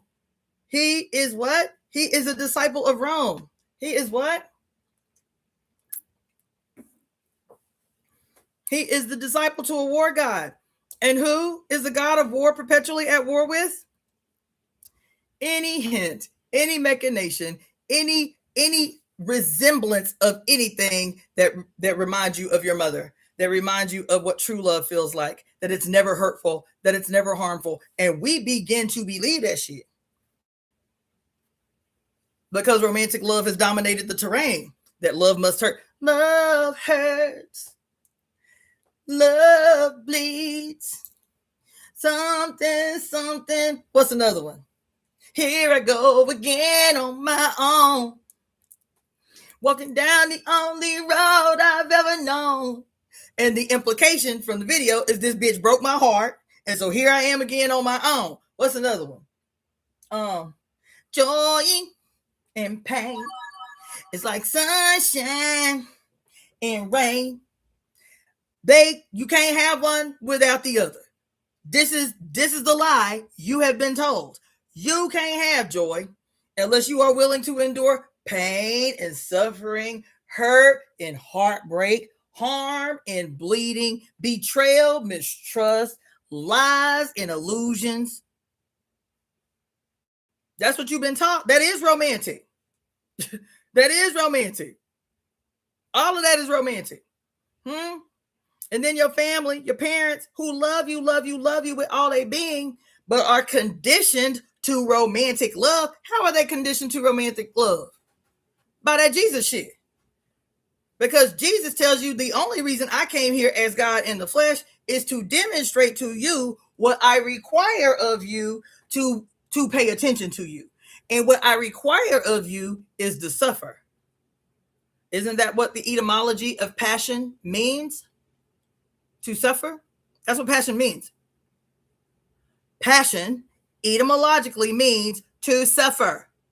Compassion means to suffer with. The only reason I came down here and let these motherfuckers, ants below me, stick me in the ribs with spears, hang my ass from the cross, nail my shit to the cross, and beat me and torment me in all these terrible ways. I'm God. I could have smoked them all. Smoted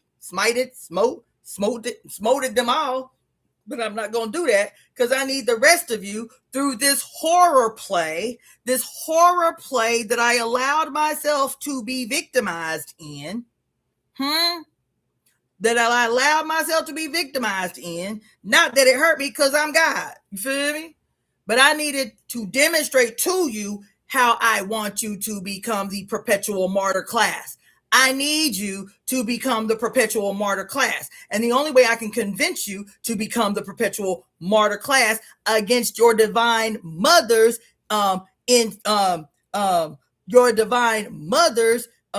giving to you the divine internal knowing that come hell or high water, you have a responsibility above all else to protect and defend and secure your right to exist on earth. So I have to come to you with something completely diabolical and antithetical that will supersede and override your, without even thinking about it, your default programming, your default soldiers in your cells that will come to the rescue and make you superhuman in the divine right as a soul sovereign that you are to defend and protect and preserve your right to exist.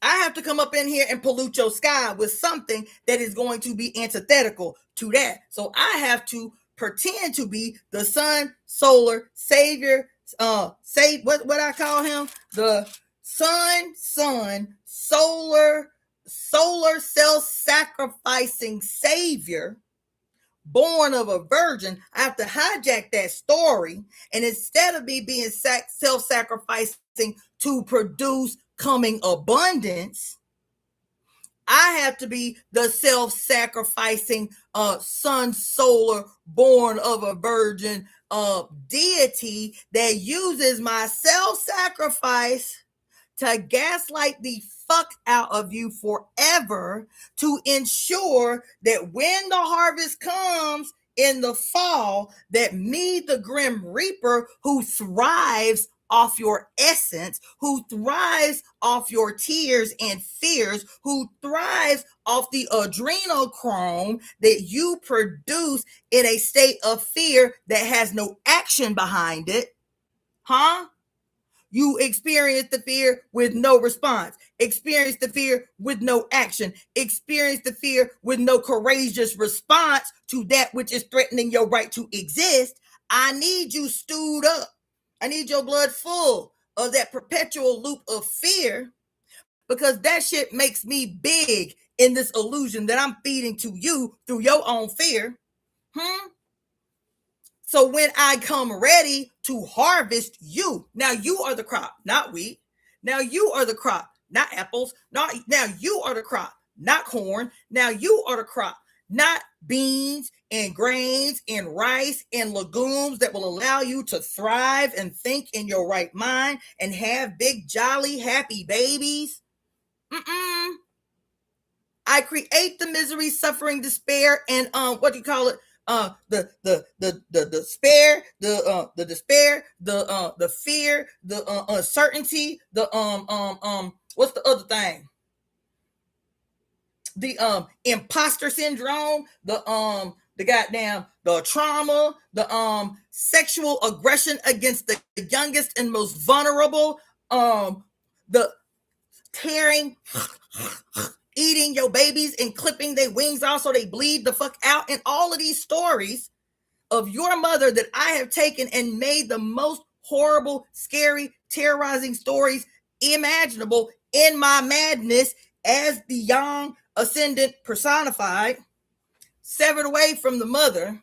I become And then I tell you at the same time that I'm presenting as this horrible bestial monster of all the scary things and all the scary mechanizations and the cannibals and all of this shit. And at the same time that I'm telling you that, I'm telling you that I am God the Father, the most supreme of all the heaven, known and unknown. And no, you can't see it with your own eyes, because it can only happen. You can only see it with your spirit, which is your true sight. You feel me? And you must cleave yourself of this fleshly mess that's your vaginas, water, vaginas.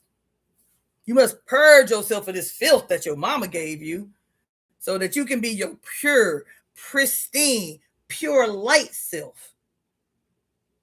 Only in the afterlife. So no matter how scientifically advanced you get and how far out these motherfucking probes go, 25 million light years and all that shit, you'll never find heaven,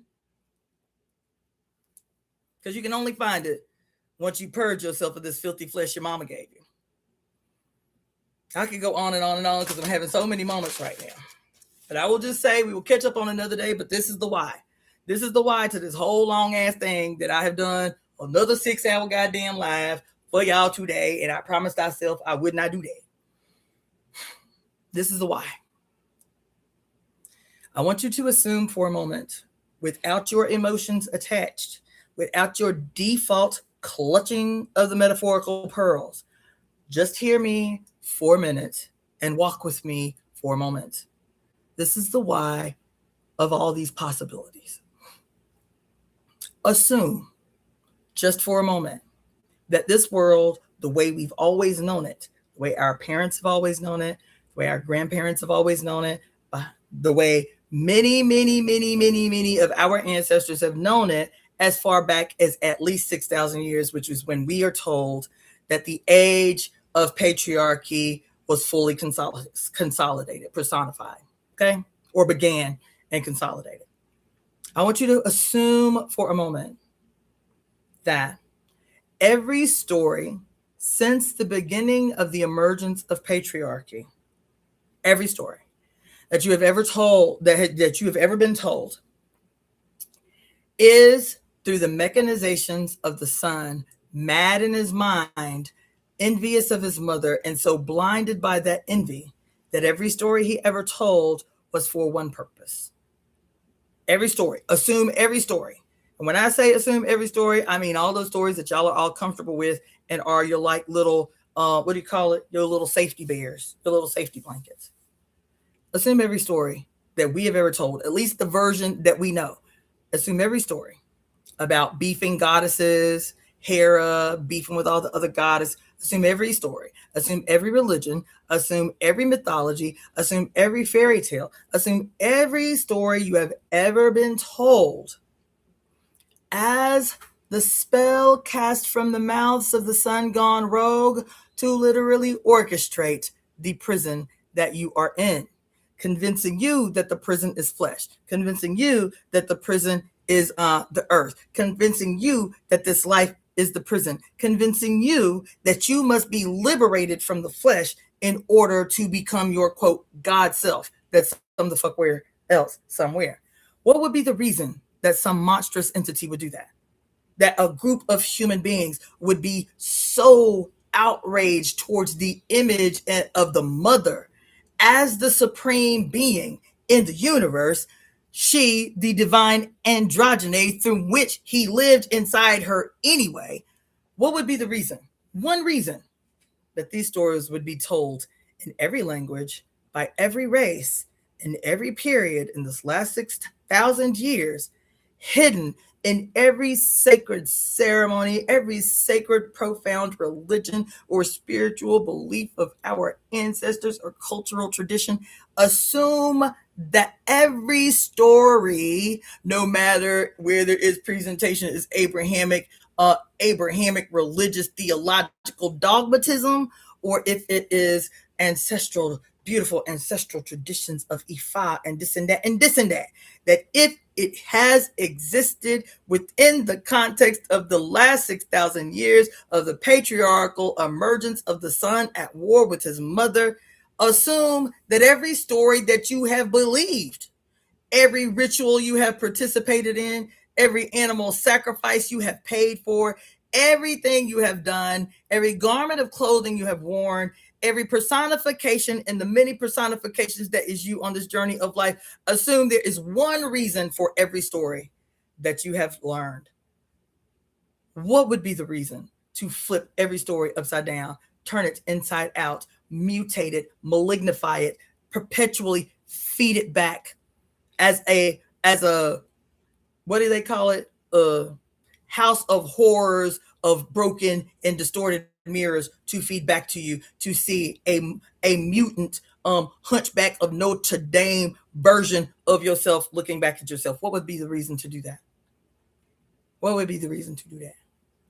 For every horror story you've ever watched, for every clown you've ever seen, for every spider that ever terrorized the fuck out of you, for every serial killer. Oh fuck, I can't get up off here without telling you about the serial killers and how they always take your mother and make her malignant. This is something else that just came to me the other day, and I know I'm not off base.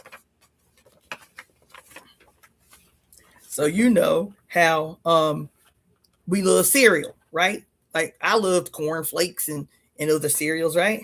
And cereal, and they'll tell you that cereal is named after the goddess that is longest known of the god, long known as the goddess of the grain, Ceres.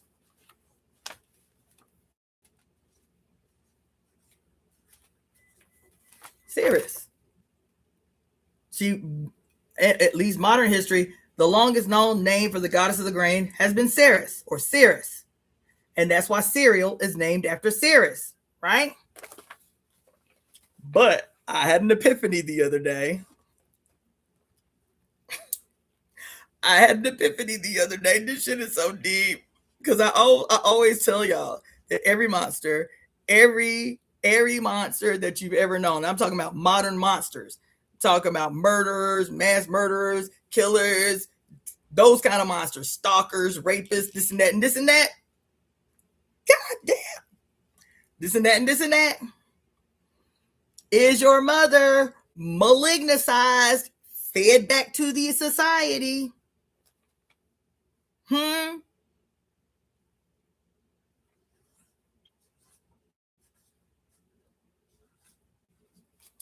These are pronounced the same. If Ceres is the goddess of the grain, the goddess of bountiful harvest, the goddess of wheat, who is Ceres personified as? The Virgo, right? The great mother in heaven, right? This is the Roman version of her, Ceres, right? And cereal today is named after the goddess Ceres, right? And it's like, well, Rome is what Rome is, and Rome does what Rome does. So is this why we named? Because what is the purpose of bountiful harvest, bountiful grains, a loving goddess, virgin mother who always ensures bountiful harvest? Is to sustain life. Her instruments are to make sure that you are not having to work doubly hard to collect or harvest the grains that she provides. Do you know what the etymology for the word harvest is? While Christians be talking about the harvest of souls, they literally telling you that we are out here for the harvest of souls for the Lord. They tell you that. The harvest of the Lord. They tell you that your primary obligation as a Christian is to participate in the harvest of the souls for the Lord. They tell you that. So instead of the harvest being grains, it's human beings, it's human souls as the crop. And so what does this mean for the reaper? The symbol of the reaper that represents the crescent moon of the divine mother, Hathor or Isis or Nut. Now the reaper becomes some shit that is synonymous with slaying bitches, because y'all are the crops, cutting you down before you are ready, cutting you down in your young age so that we can slurp off your essence and shit, right? I said, oh my God, is this why in the 1800s they began to identify killers that kill in a series of ways? Cereal, because now he is the antithesis to the green goddess, because he is murdering her children. Serial and serial killers. Ceres, the goddess that presides abundance, and Ceres, the cutting down of, the separating of.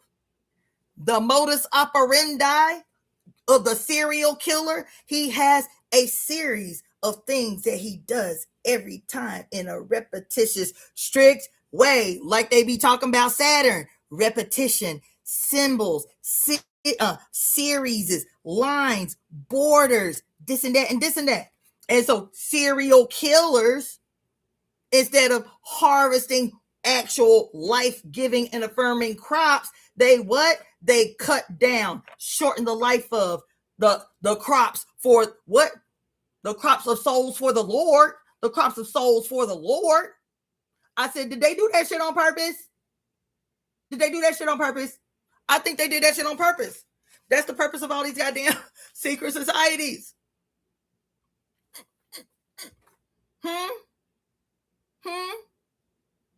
Y'all think I'm tripping, don't you?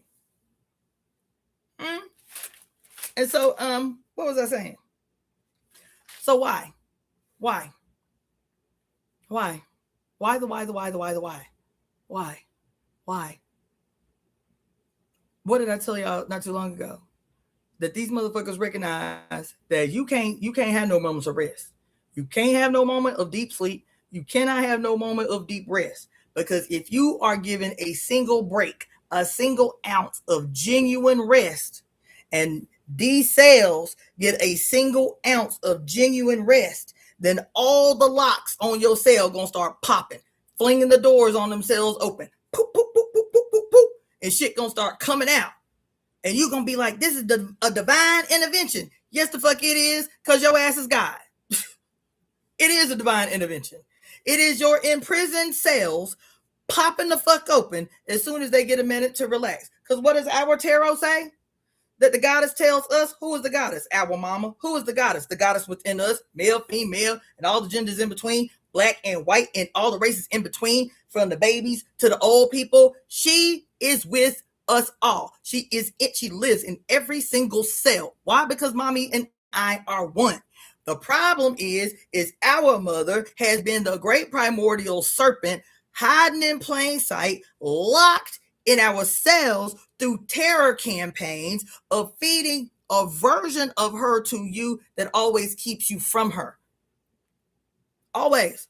And so these scientists last year saying, we have discovered that it's actually not 7 generations, but 13 generations of stored memory in your cellular DNA that you can access under optimal conditions, optimal nutritions, and optimal condition and nutritions. What are the optimal conditions and nutrition? Non-GMO bullshit by the satanic organization called Monsanto that is literally taking all of your mother's foods and remove the life force from it so that it cannot reproduce itself. It is what is the optimal conditions? A single solitary 124-hour period on earth where there ain't some war or some motherfucker killing some other motherfucker. 1 24-hour day. Can we have 1 24-hour day on the whole planet where don't nobody die at somebody else's hand? Can we have 1 24-hour whole day in 6,000 years where there ain't some war, some tribal war, some proxy war, some this war, some what you call that bullshit? Goddamn Wall Street wars, some subversive wars, some fucking white collar on the blue collar people wars where the war is stealing your resources, stealing your labor, stealing your land, forcing you to be homeless. Can we have 1 24-hour period where no crime is committed against another child of the mother anywhere on earth? Can that happen? They say, hell motherfucking no. Hell no, that shit can't happen. We have to make sure that shit can't happen. These motherfuckers can't have a minute's rest. If they get 1 minute of collective rest, the gig is up. The gig is up. We will be revealed. We will be revealed. Nope, we can't give them no rest, no pleasure, no play. Everything they do will be methods of escape. It will not be rest. It will not be genuine rest. It will not be divine, harmonious rest and recovery. Nope. It'll be escapism because they can never see. They can't never see. Why? Because in our deck, it say, I'm God. I'm still up in here. You understand what I'm saying? And I can still, like, you are the avatar. You are the avatar through which I do my bidding on this earth. Me, as my spiritual God self, can't do shit in the material world without you. She admits that, our mother. She say, as my material self, bitch, I can't do shit in the material world without you. Matter. Without you. Matter. And so I can do what I do with what you give me. But it is only a well-rested and relaxed you that I do my best work. That's what she say. And so they say we can't let up off these motherfuckers an ounce, a hair, a second. Because if they have a collective moment of rest, all the locks that we have perpetually strategically placed on every single solitary cell in their body will pop the fuck open all at once. And that rowdy bitch will spring up out their chest cavity like the superhumans that they are. We can't have it. We can't have it. And so these scientists say last year, we actually thought it was only 7 generations of information and stored memories and experience that we have access to. But it's actually 13 generations, which basically calculates through both lines as about 1.3 million human beings, their entire lifespan, all of their memories, all of their class knowledge, all of their observed knowledge, all of their experiences, good and bad, that we all have access to at any given time, quote, under optimal conditions with optimal nutrition. And you can't figure out why you can't get ahead.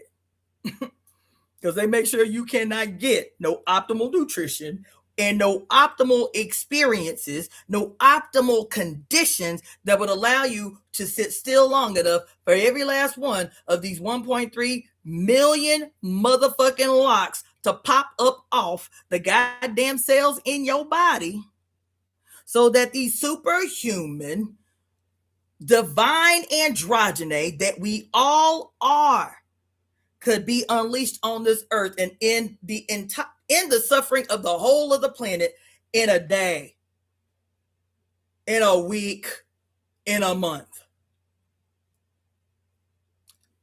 The God is you, held hostage behind the locks imposed on your goddamn cells. And the reason I'm saying that the God is you, because this is the uncomfortable thing. Assume that every story, assume that every philosophy, assume that every fairy tale, mythology, or quote, based on true and actual events story, every movie, every song, assume that every story that has formulated your ideas about who you are in this earth, in this world, the way that it is, assume that the purpose is singular. The purpose is singular. Based on these numbers that the scientists gave us, that there was only a 1 in a billion trillion chance of probability that your ass would have ever existed and that you certainly will never exist again. And your whole life is spent by somebody telling you that you are valueless, that you have no value, that you were born dead, undeserving of salvation, undeserving of happiness, undeserving of bounty, that you were filthy as a rag. So filthy, in fact, that the only way that you can ever assume that you will have something that looks like plenty and play and no suffering and no sadness is to die first. And then hope it's real on the other side of whatever death is. It is a monstrous. I'm telling you, we can see it easily when it's Christianity. It's harder when we believe in our antithetical relationship to the religion, the dogmatic, oppressive religions of our origin, like Islam or Judaism or Christianity or Catholicism, and then we find the true path, and we assume that the true path is yogi. Is Buddhism and the practice of yoga and Hinduism and the perpetual chanting and lamentations and machinations of mantra chanted for hours at a time as we deprive our flesh of sustenance, and we say that we can never have sex again, and that the flesh is wicked in all its machinations.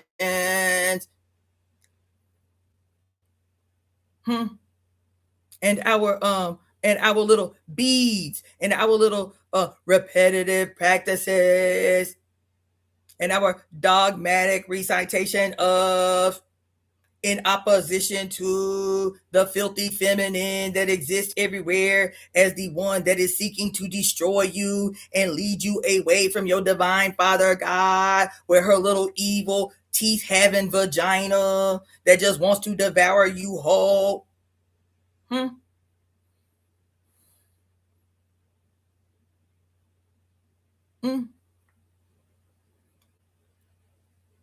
And so you participate in the serialistic, ritualistic, cannibalistic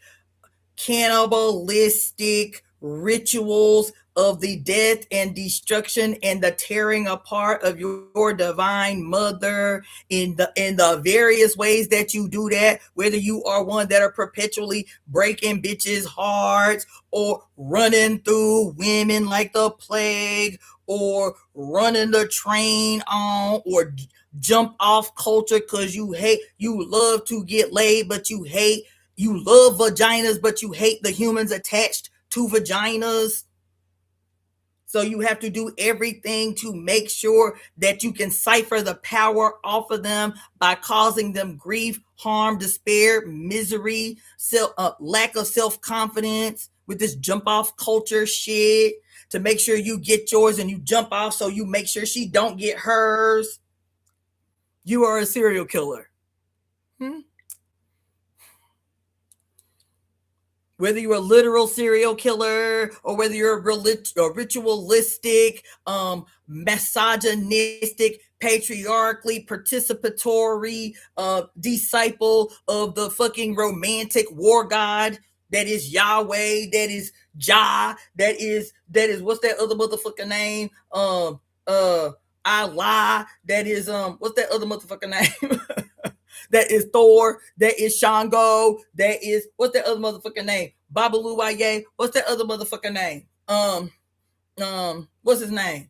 Odin Allfather, self-generating out of a fucking puff somewhere, because he hate vaginas too.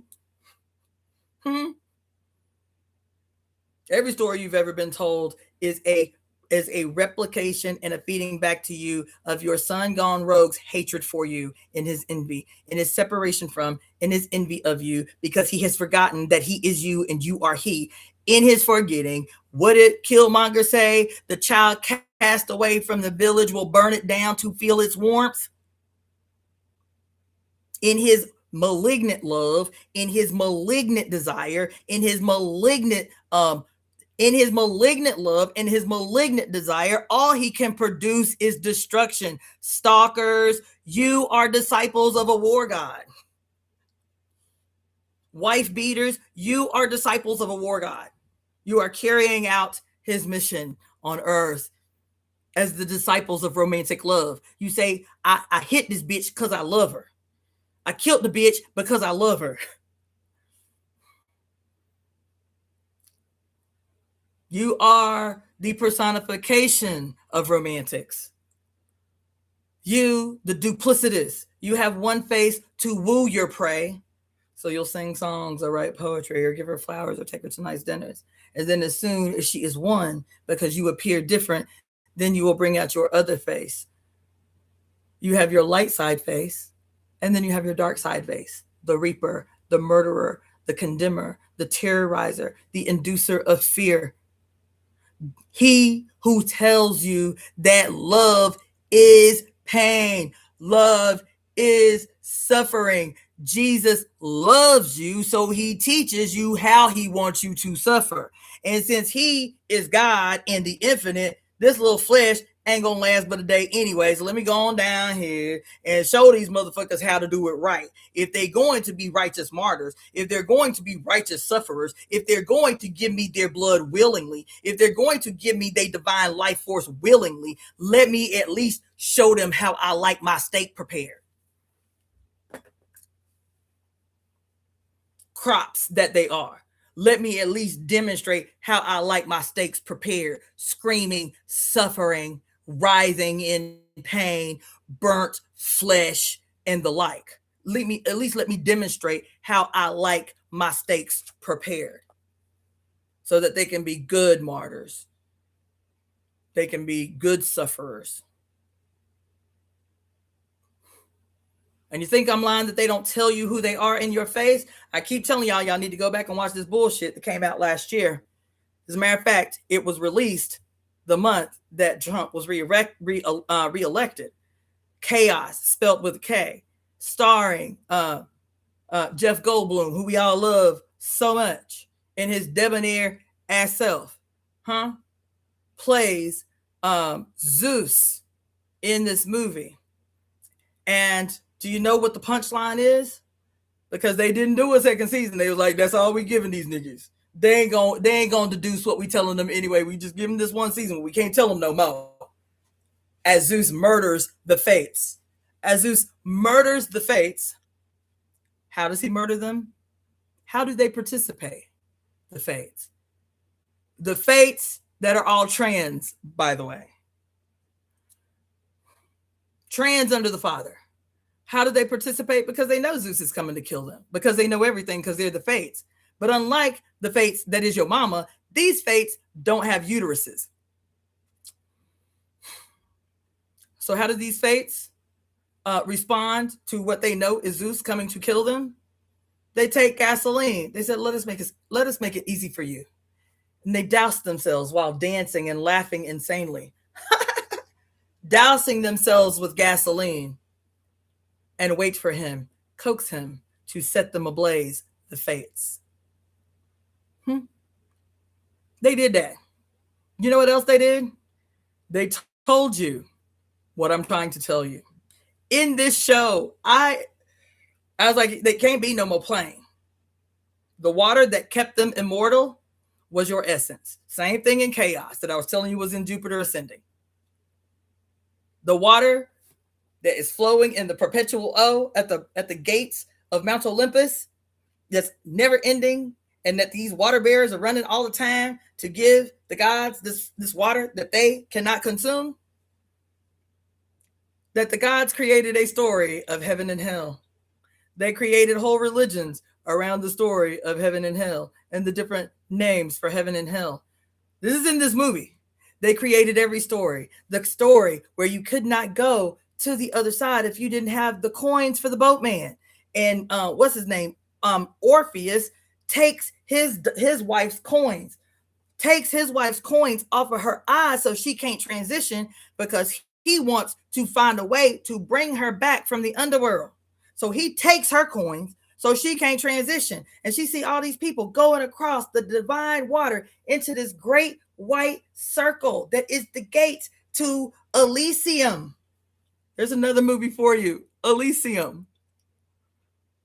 So the gates of Elysium, you can only cross over if you lived a relatively good life, you obeyed the gods' battle. If you obeyed the gods in all your deeds and machinations, you feel me? And then once you die, because people love you so much, they will put the coins over your eyes to pay the boatman so that you can get to Elysium. And Elysium is just this brilliant white light in this brilliant white circle. And you got to swim across the divine waters in order to get to this great thing. And so his wife, what was her name? I forget. She mad as hell.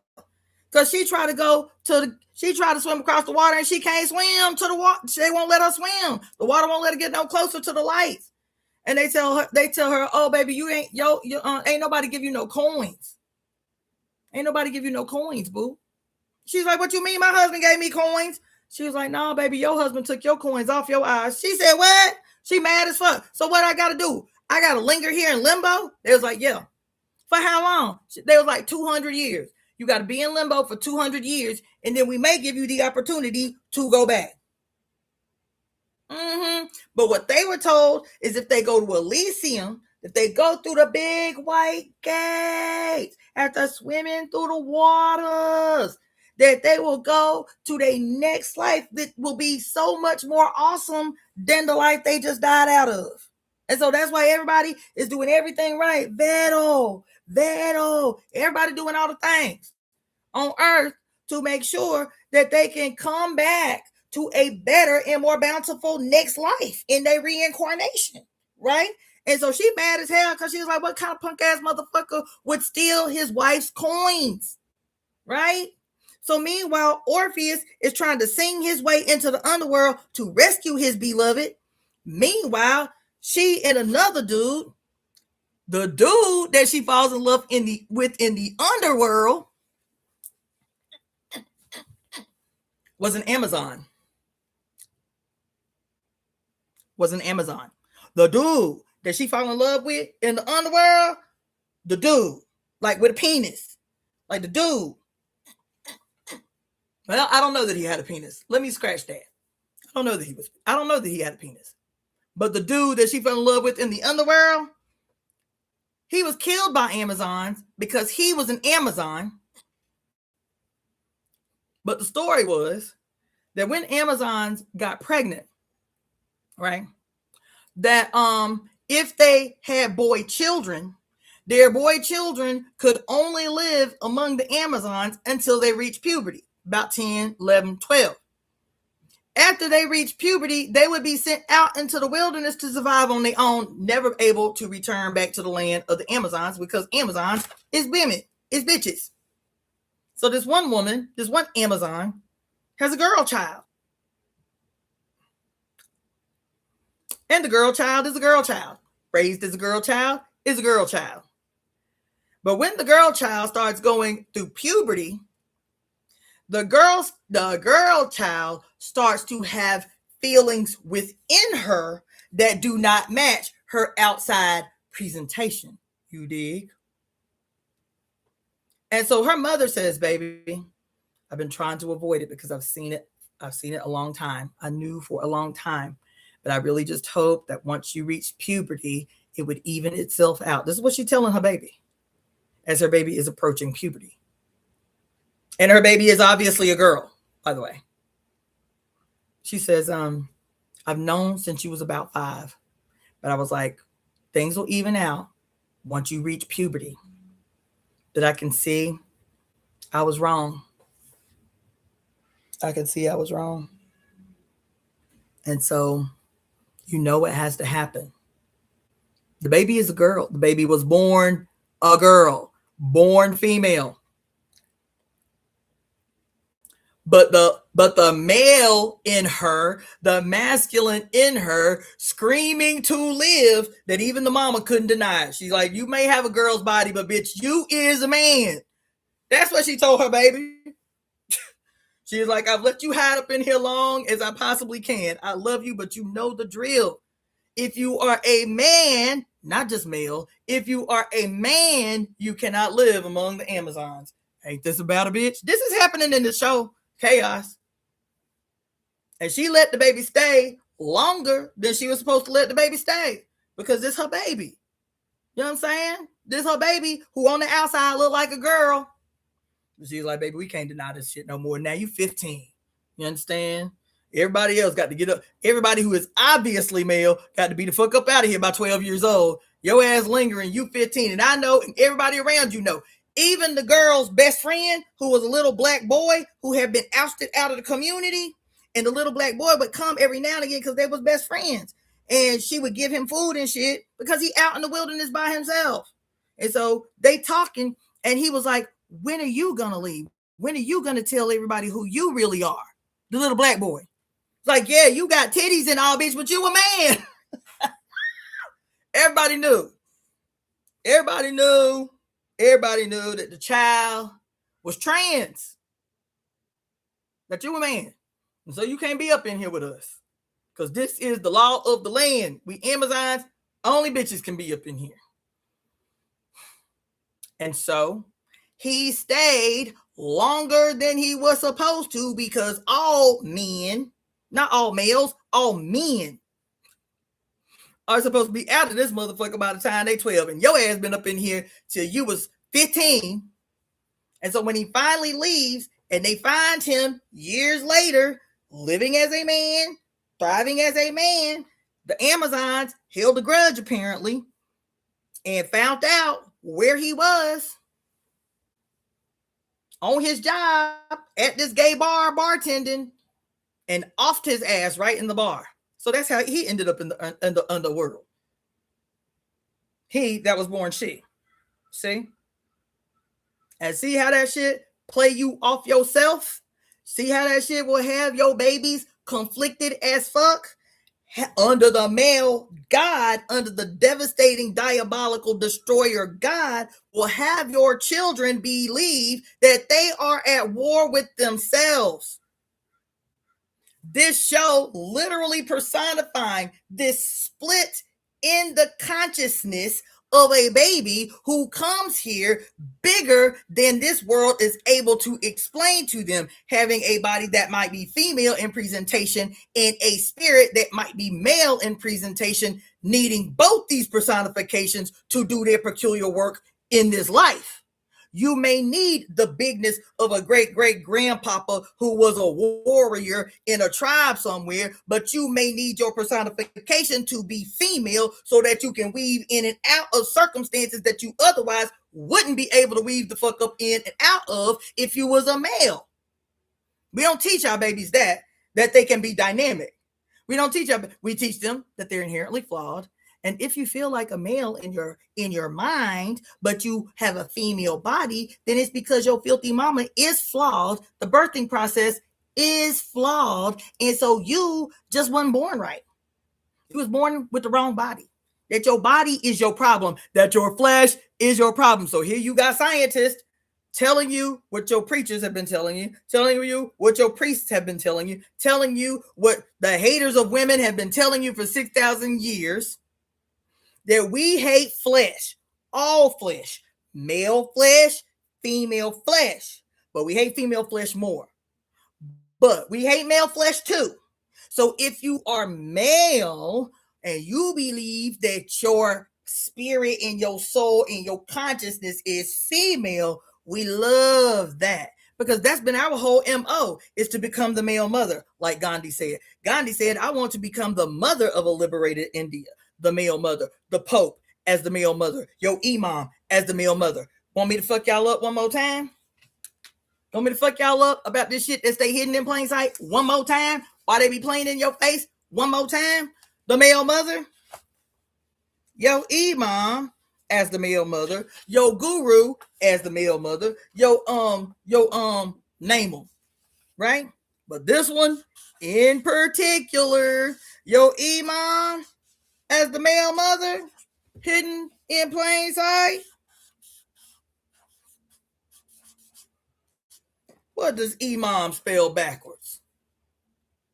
Mommy. What does Imam spell backwards? Mommy. Who is the great singular personification of all the deities and all the goddesses in all her faces, known and unknown, seen and unseen, visible and invisible, young and old? What is the singular personification of the mother, of the goddess, as a singular whole? What is her personification?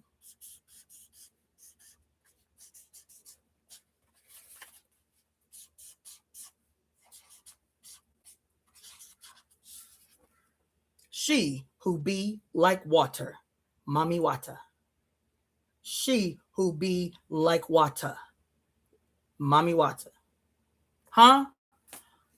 the divisions in the water of the oceans, the springs, the streams, the rivers, the lakes, the ponds, the rain, the sky, the clouds, the atmosphere, right? The upper firmament and the lower firmament, the effervescent water, which is the air we breathe, and the solid water, which is the moving water, the identifiable water, which is the ocean and all the little bitty waters, and the frozen water that literally moderates the temperature on the whole planet, the frozen water at the North and the South Pole. She who be like water, MamiWata. And here you got a motherfucking imam playing in your actual face. Playing in your actual face. Playing in your actual face. And I tell you, it's always that simple. It's always that simple. It's so simple with this womb and bomb. The womb of the mother that's life-giving, life-affirming, and is baptismal in water and holy blood that comes from the sacred blood that comes from no wound, the magical blood that comes from no wound, and the magical blood that consecrates the contract at the end of the process, that is the ripping apart of her. The moment that you become enlightened, the moment that your head is visible for the first time in 9 months. And then he can't recreate that. So he's like, fuck it. We'll create a womb that gives birth to perpetual death in a harvest ritual ceremony called the nuclear bomb.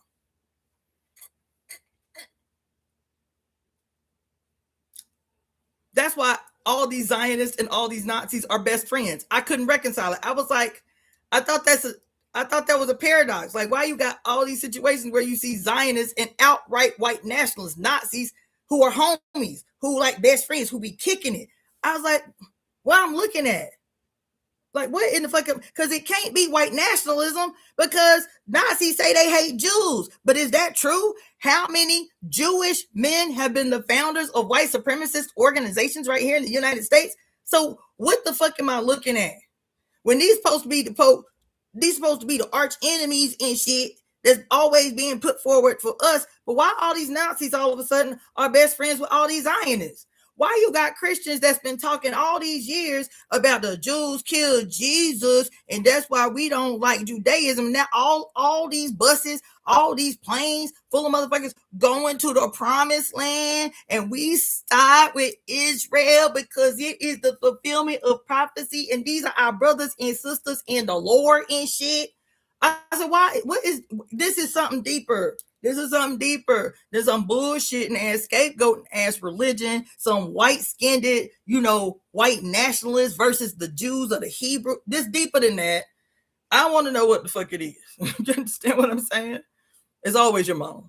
Because the one thing that all colored males on the earth, all males, white, all the colors, white, black, brown, red, yellow, all the colors of males who have succumbed to the papacy of the patriarch, who have succumbed and fallen under the discipline of the patriarchal romantic war god. Every single male and many females who in their distress and their uterus done check the fuck out or whatever are two hardcore disciples of the penis, hardcore disciples of the war god and his warhead. Is that the reason they call it warheads? Nuclear warheads? Like synonymous with the head of their penis that they always try to drive into some shit?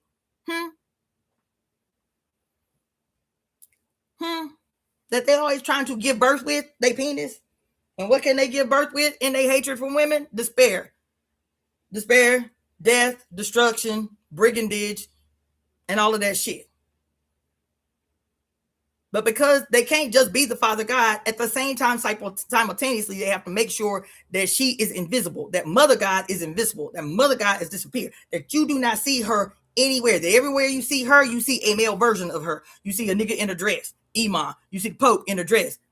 You see your preacher or your bishop in a dress. You see them saying things that sound like maternal shit. Like you sing these songs. Hold on, I have a hymn book. All these songs in these hymn books talking about Jesus, the hymn, but every last one of these songs is talking about your mama. As a chalice cast of gold, this is a hymn. As a chalice cast of gold, bitch, what? Wait a minute, who y'all talking about up in here? Hold on. As a chalice cast of gold. Where my glasses at? Damn.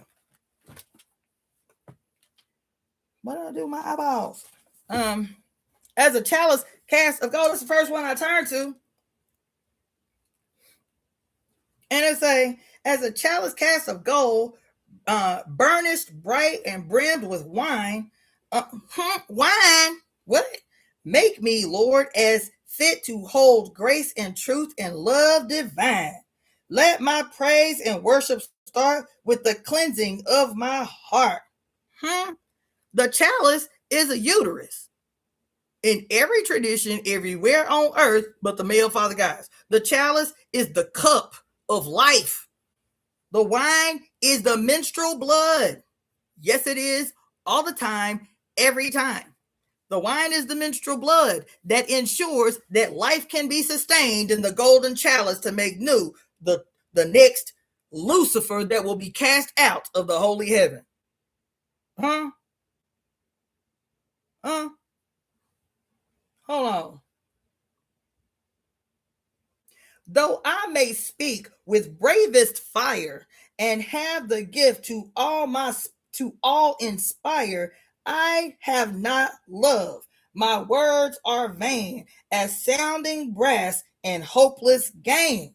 Though I may give all I possess and striving so my love profess, but not be given by love within, the prophet soon turned strangely thin. Come, spirit, come. Our hearts control, our spirits long to be made whole. Whoa, whoa. Let inward love guide every deed. By this we worship and are freed. That's a word right there in this little hymn book right here. Everywhere you read, you are confronted with she. Everywhere you see, she has been perverted and fed back to you. To at the same time, what do you call it? Elevate a rogue son while simultaneously disappearing her memory, hidden in plain sight. The imam spells mommy backwards. So why? I promise this is the last time I'm going to say so why without getting off on another diatribe. So why? So why? Everything I've said for the last 6 hours and 26 minutes. So why?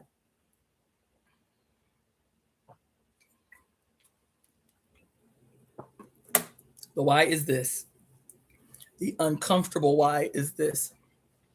Bridging science, spirit, philosophy, belief, all the things, bridging all the things, bridging art, all the things we've ever learned. Every story we've been ever told, bridging all the things. What is the common singular why? That is the most terrifying thing we can imagine. Because we've relied on it so much. We've relied on it so much, no matter who we are, no matter what religion, no matter what spiritual system, no matter what. We've all relied on it in one version or another. What if the great why to it all, that is always in front of us and always keeps us at bay, is that, like the scientist said, if you recognize the truth that is in front of you, that every story, every place, every location, every reincarnation, all these destinations, nirvana, shanties, heaven and hell, this and that, what they call it, Elysium and Tartarus and the underworld of Hades and this and that and this and that. Every story ever told, its origins was an explanation of adoration of your mother's divine processes, from baby to maiden to menarch, where the magical mystical blood appears without no wound, and all of a sudden the barren becomes plump and fat and hairy in all the right spaces to prepare the body for the recycling of self into another new and then the maiden becomes the mother, and at the moment that the new being's head emerges from the mother's body, every person in the bloodline, male and female, all the way back to the one, is instantly changed.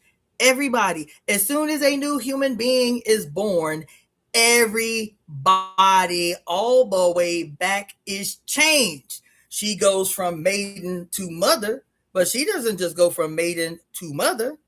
Her mama goes from mother to grandmother.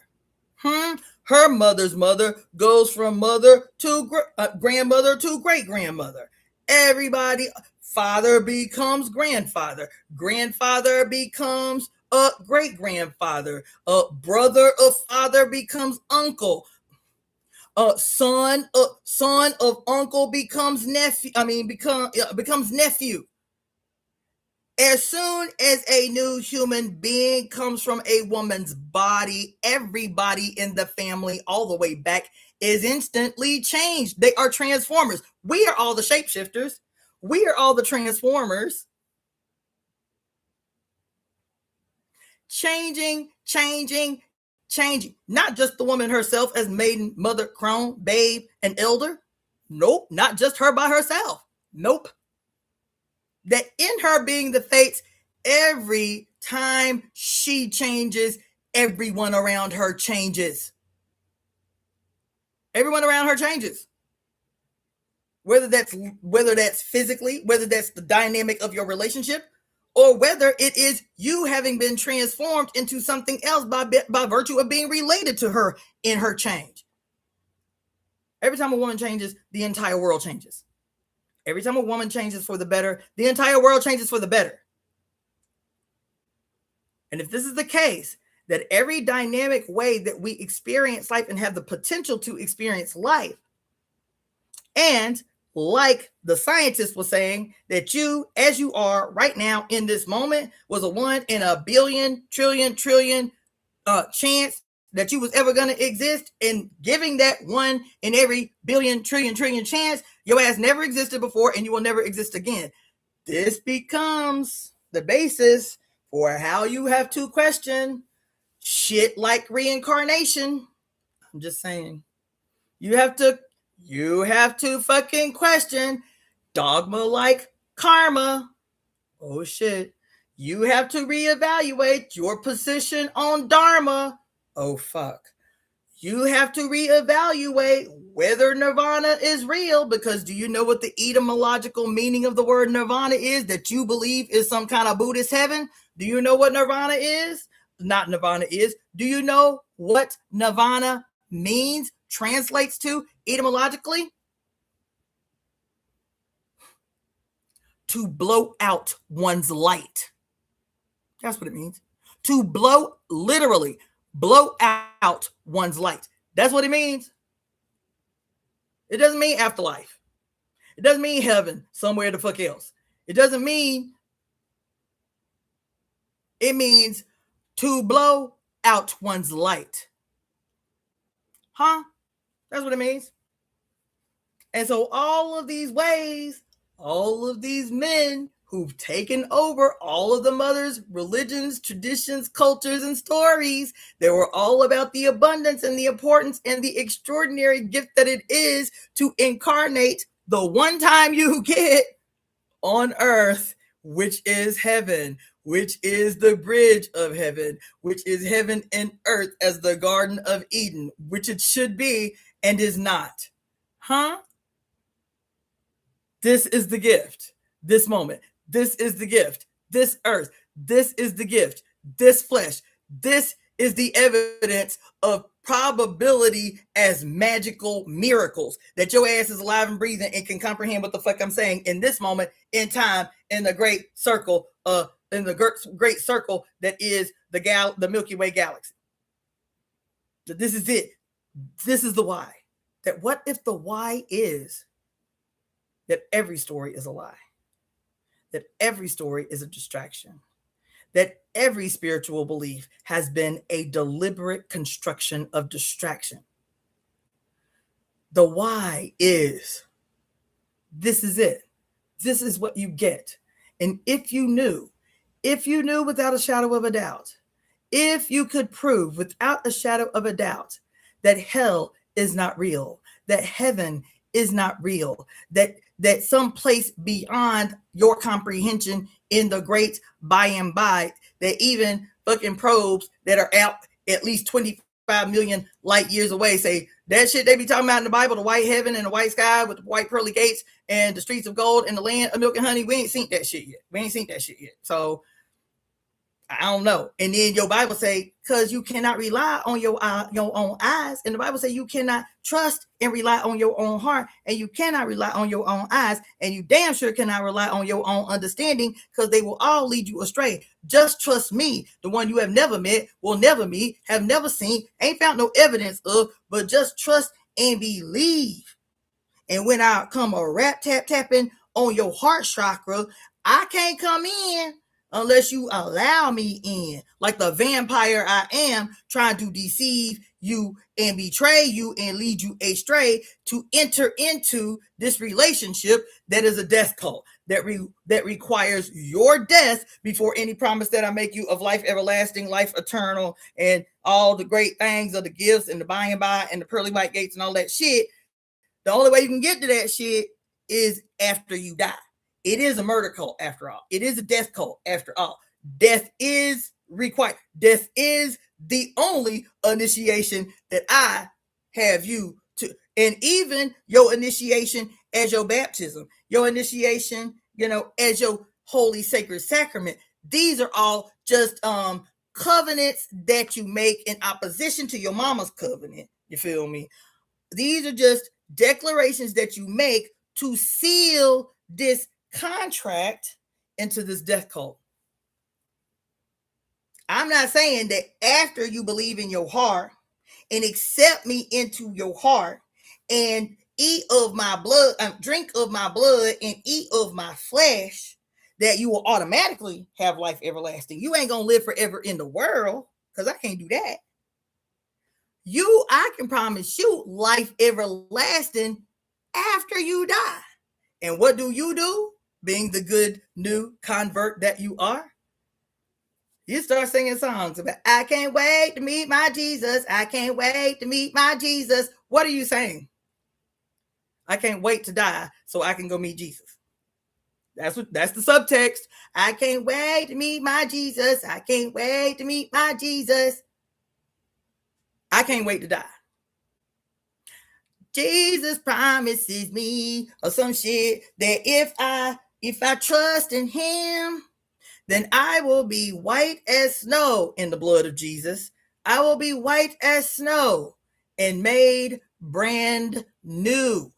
Your black ass singing a song about you will be made white as snow through the blood of Jesus, the sacrificial lamb, who is also the scapegoat for your sins. Isn't that about a bitch? The blood of the lamb and the scapegoat for your sins, for which you will always garner perpetual absolution. So why be held accountable to anybody like your mother demands?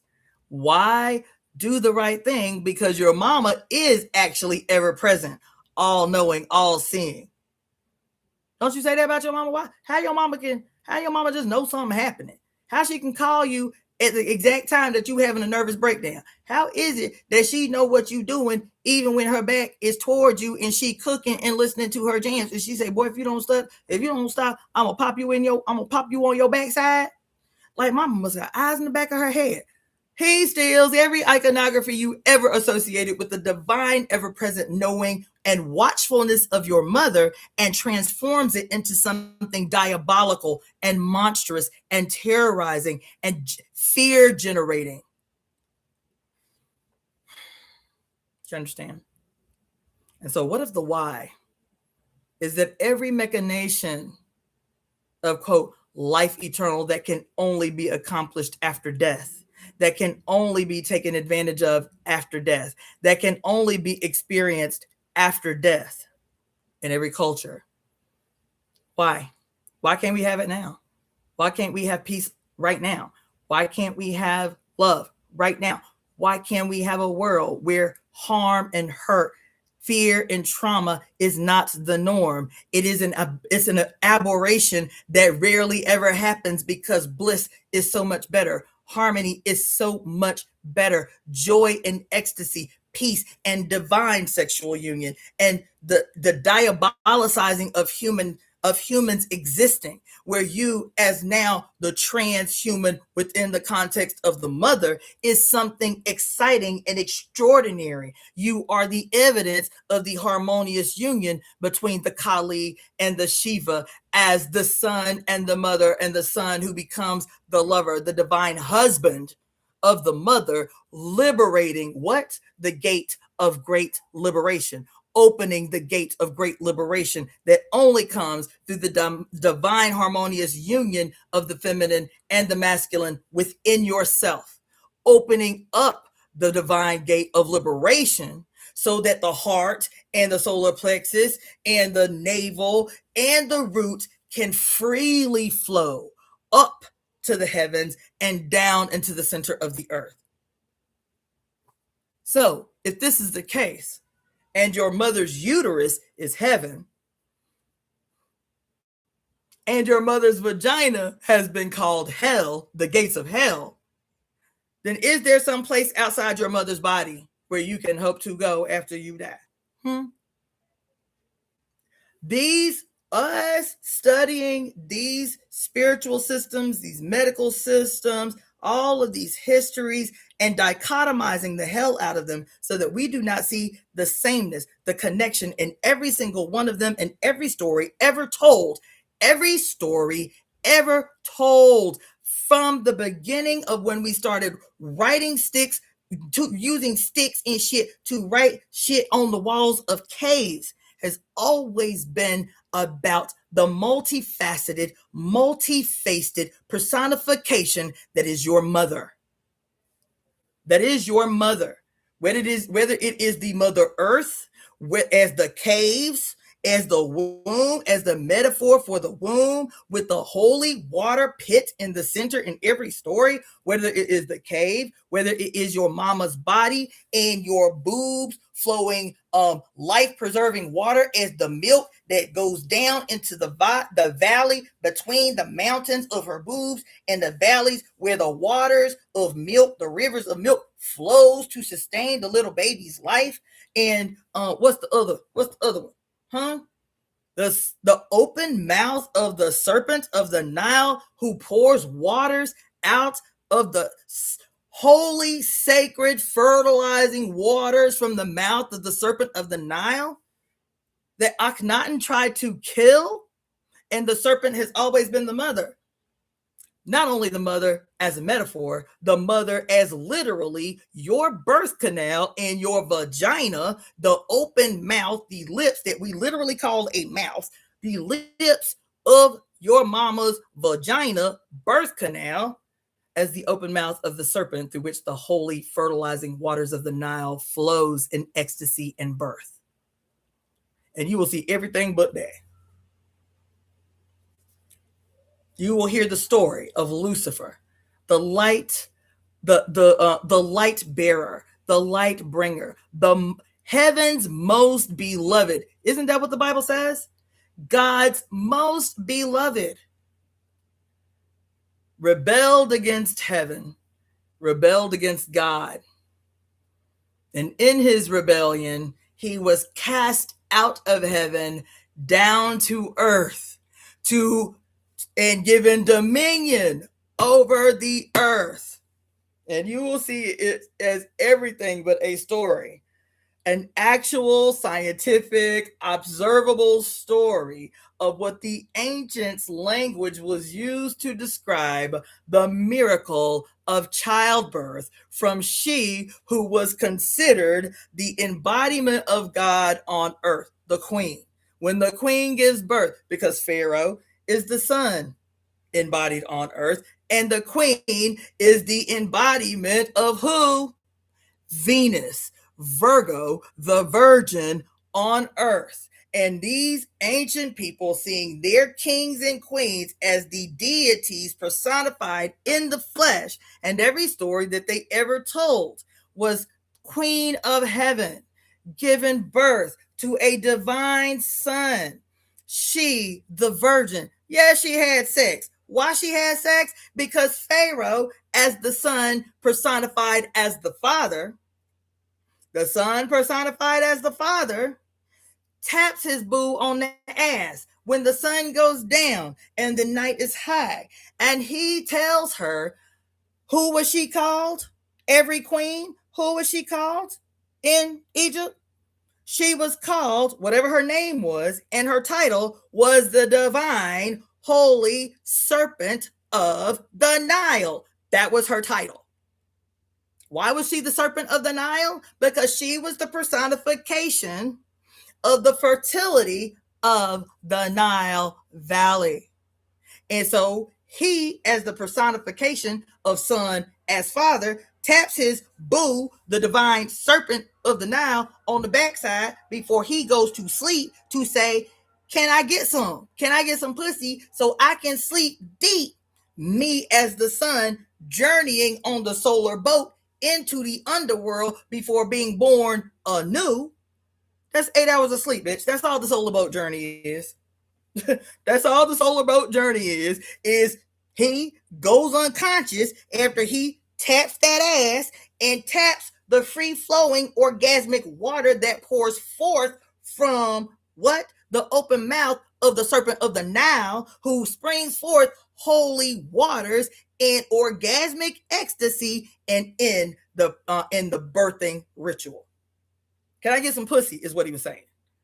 And I'll hit you right so that you can free flow the waters of the Nile. I'll sleep good. You'll sleep good. I'll be on my solar boat journey into the underworld until I open my eyes and my eyes meet the horizon personification of myself at dawn when I am born anew like I am every day.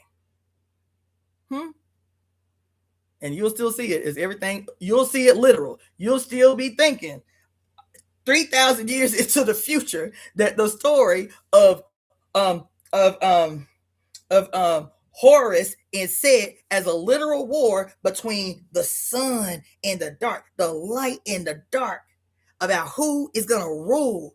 And at the sunrise, the baby son is born, and at noon he becomes his gallant hero, sun savior self, and at noon he defeats the forces of darkness, Set.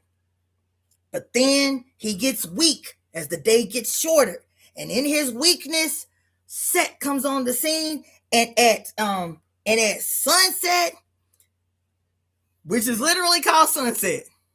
At sunset, Set is victorious over the light of the sun and kills him. And he dies, and he goes into the underworld on his solar boat before he is born anew, a brand new baby at dawn every morning. And you will still see this shit, all of these stories, all of these tales from everywhere on earth. Every deity ever named, male or female, is you. It is the scientific, observed processes of life, of birth, life, living, and death over and over in each one of us. Not each one of us get a 30, 40 times of reincarnation to do this shit again. No, we are reborn in our offspring. That's what our DNA is for. That's what our chromosomes are for. That's how we get to live again. That's how we get to reincarnate again, is through our goddamn genetic material. That's it. Because what does the scientist say? There is a one in a billion, trillion chance that your ass ever would have existed. So if there's a 1 in a billion, trillion chance that you ever would have existed, then it means your ass ain't never existed before. Your ass will never exist again. And the only thing that you can hope best is to do one of two things. Is that you can live forever in your offspring by passing off your DNA, or 2, you can do great works in the world so that your name will forever be spoken among those, even if you never have children. That's it. That's the options that you got. And if you know that you are God, and you know, if you believe and accept that you are God as a part of a singular God process, you and your peculiar, necessary, valuable personification in this moment as God, evidenced by the fact that your mama is God, and you accept that this was me hitting the lottery, bitch, me being born, this is the lottery, this is it. That I get this one chance to play this peculiar role as the divine androgyne, as the goddess who embodies us all, who personifies herself through us all, who uses the power of the entire goddamn universe to give us the opportunity to make a permanently impactful mark for the better on the globe. This is the opportunity that I have, because there is no such thing as fucking reincarnation. There is no such thing as resurrection. There is no such thing as heaven outside your mother's body. There is no such thing as hell outside your mother's body. There is no land of milk of honey outside your mother's body.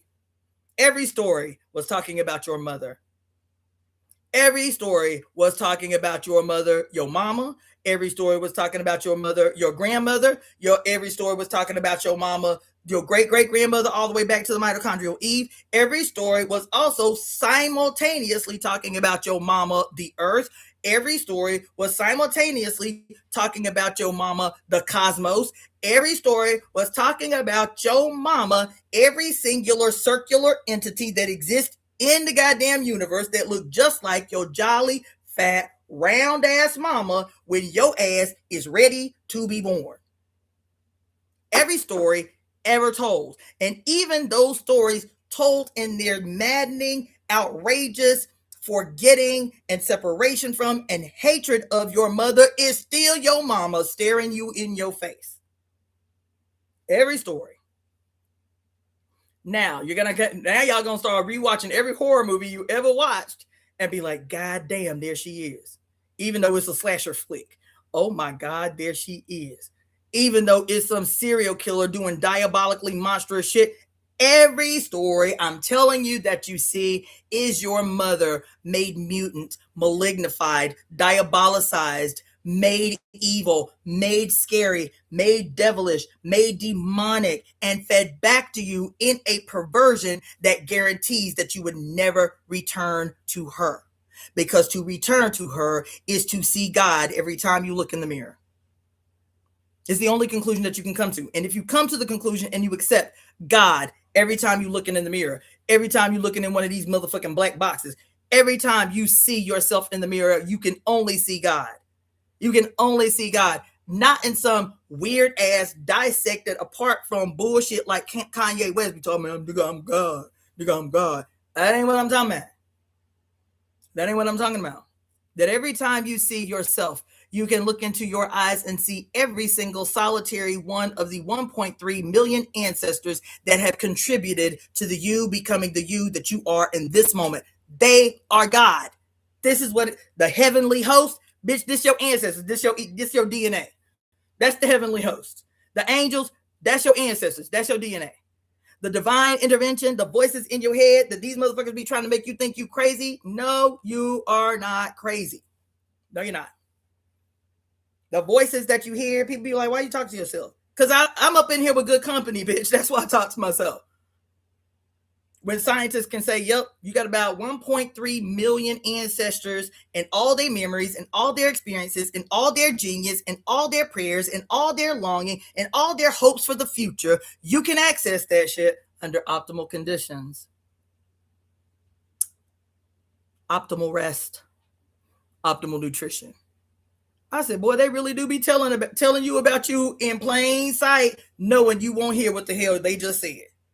That's why we can't never give y'all no rest. That's why they put forward that study at the same time that Donald Trump was getting goddamn inaugurated.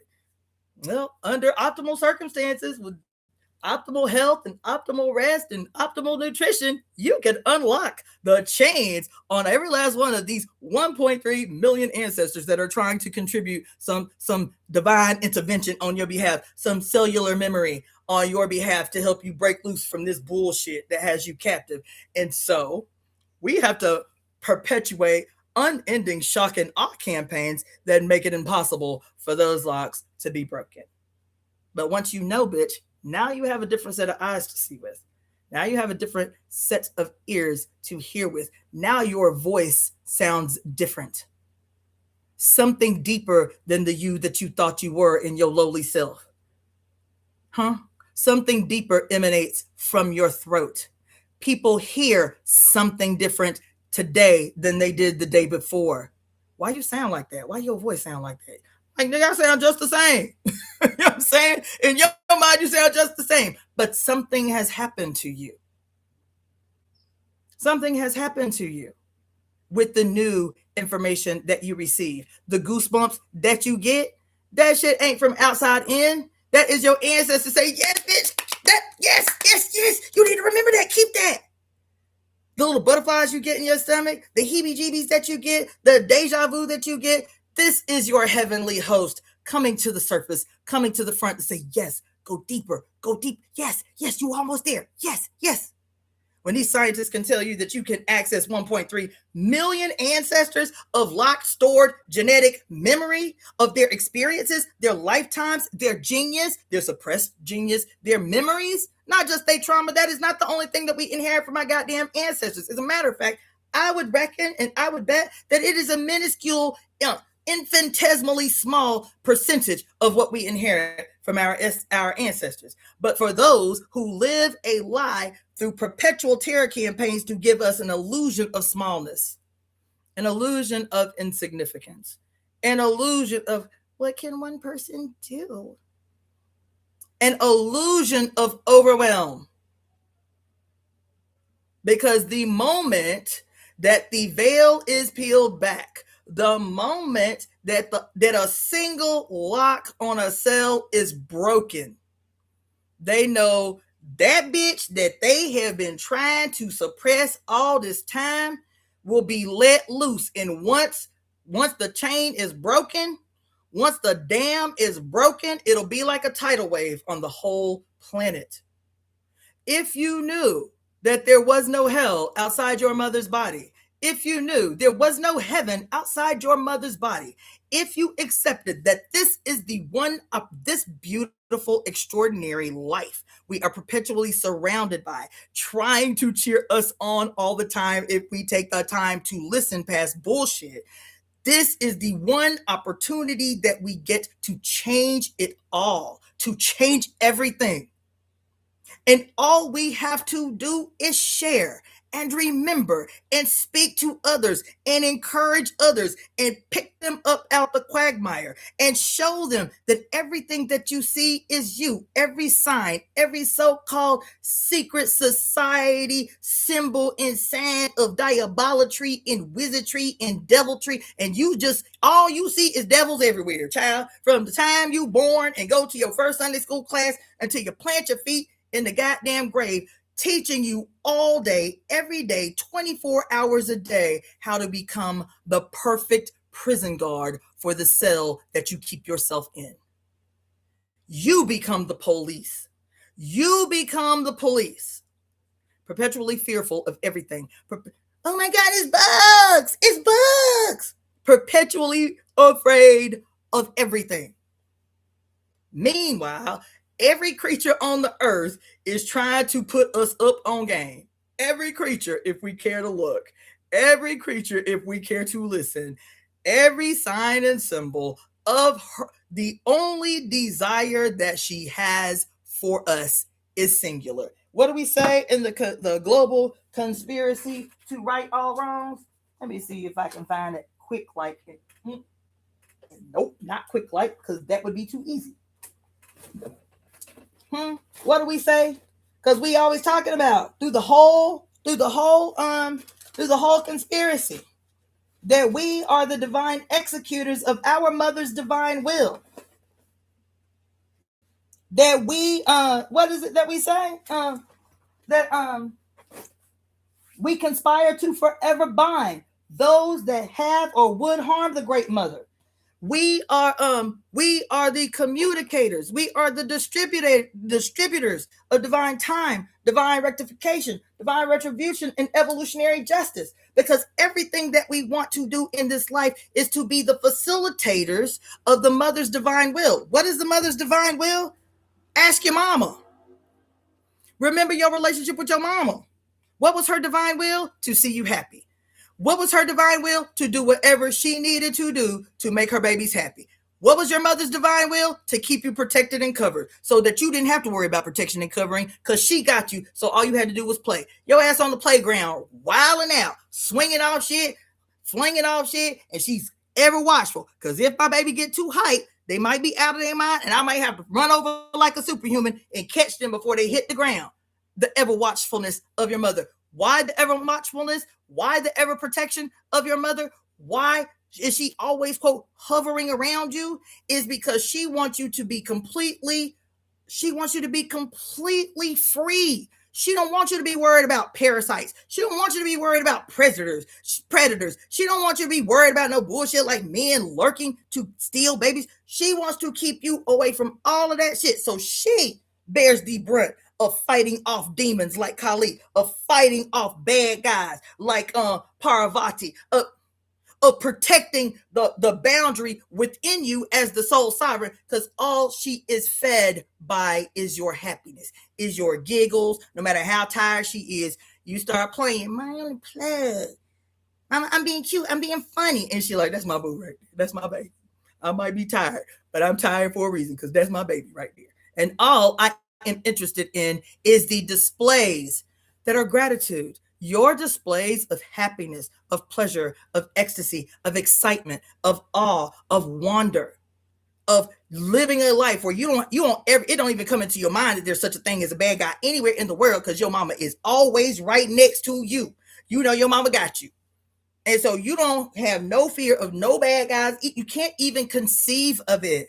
You don't even understand what safety means because your mama got you. You don't conceive of being afraid or fearful.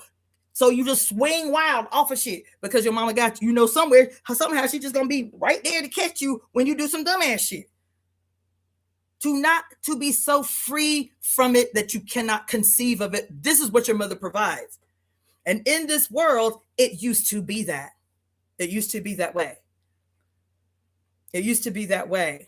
And we are so far in our memory of that on this earth as humans, at play, even at work, singing songs even while we're tilling the soil, singing songs, dancing and praying even as we're putting the seeds in the hot ass sun. But here we are at play with the mother. And if we do this little game with the mother, then at the end of the season, we're gonna have a big ass party, festival parties. Why did every single solitary aspect of life, why was it partnered with play? Every ceremony. That's why there's a festival for everything. There's the Harvest Fest, and the Winter Solstice Fest, and the this and this and this and this. Every single solitary life was in perpetual praise. What is praise for the mother? It's your laughter. It's your orgasm. It's your ecstasy. It is all the ways that you can imagine playing, enjoying your body, enjoying your flesh, enjoying your sisters and brothers and family and all the animals and everything. Harmonious, perpetual playfulness as the ceremony to the mother. And it's all she ever required. That's all she ever required. She said, you need blood rituals for your sacrifice? Guess what? I bleed out of my body without causing harm to any. And archaeological and anthropological studies show us that that it wasn't until the early days and the envy of the sun that the first ritual animal sacrifices took place on this earth. Everything that you need, I spill forth from my body. There's a reason why even primate monkeys take their thumb, lick their tongue, and go to wipe their baby's eyes or wipe their baby's little grimy nose. Fast forward a few thousand years, scientists tell us this is amazing, but the saliva of females actually have healing antibodies in them. Fascinating. Every way I leak, bitch, is a solution for what ails you. Every way I leak is a solution for what ails you. And instead of partaking in ecstatic, symbiotic reciprocity like you used to, you become the unruly, destructive, split away from yourself and from me ways. And so now you want to conquer my flesh. You want to conquer the ways that I secrete magical potions. You want to steal my reproductive organs and say that they were diseased in their secondariness. Meanwhile, you are selling them on the black market as the magical medicine that they are. You want to steal my ovaries and my fallopian tubes. You want to steal my menstrual blood. You want to steal my uterus. You want to steal the epithelium. You want to steal the umbilical cord that literally is demonstrated in the actual cosmos as the source of life, even when the baby is far, far away. You tell me that my umbilical cord is valueless and it's just the grimy byproduct of this nasty thing that you do called birthing. Meanwhile, you take it, you steal it, sell it on the market for human consumption, become a billionaire off of it. The ritualistic mechanization of the goddess's body, reduced from God to robot. That is who she is. That is who you have become. And if your mother is God reduced to a robot, it means males, you too, are reduced to robots. This whole worker, socialist, communist bullshit is some sleight of hands ass shit, baby. Different language, same scenario. That's why the Russian flag, that's why the communist flag of China, that's why the fucking flag has all of the mother symbols on it. The divine hammer that Thor stole, the divine sickle that is now the instrument of evil because the Grim Reaper holds it, and the sheaths of wheat of your mother is the communist flag, is the Chinese Communist Party's flag, is the SS Army's flag. She is everywhere you look. Everywhere you look. This bullshit right here is your mama. Not only is it your mama, this is the last thing I'm gonna say, and I'm gonna get up off of here. This is your mama. So imagine the diabolatry of I'm telling you, they play in your face. Imagine the diabolatry of committing mass blood ritual sacrifices on an altar that you call the emblem of God's soul chosen humans, stolen from the mother and superimposed on the diabolatry, the peak presentation of the sun gone rogue in the age of utmost young, in the age of the desert. White hair, blue eyes, and white skin like the white sands of the desert, who has been purified of that filthy essence that is the mother. This is what they all have in common. And so this symbol here is no different than the swastika here, as stolen by the sun. Do you understand me? What do I mean? Because this symbol, before it was hijacked and used to justify outright, not a singular, because this thing happening in Palestine is not the first genocidal attack by those who self-proclaim as the God's chosen ones of a sole progenitor named Abraham. This ain't the first time.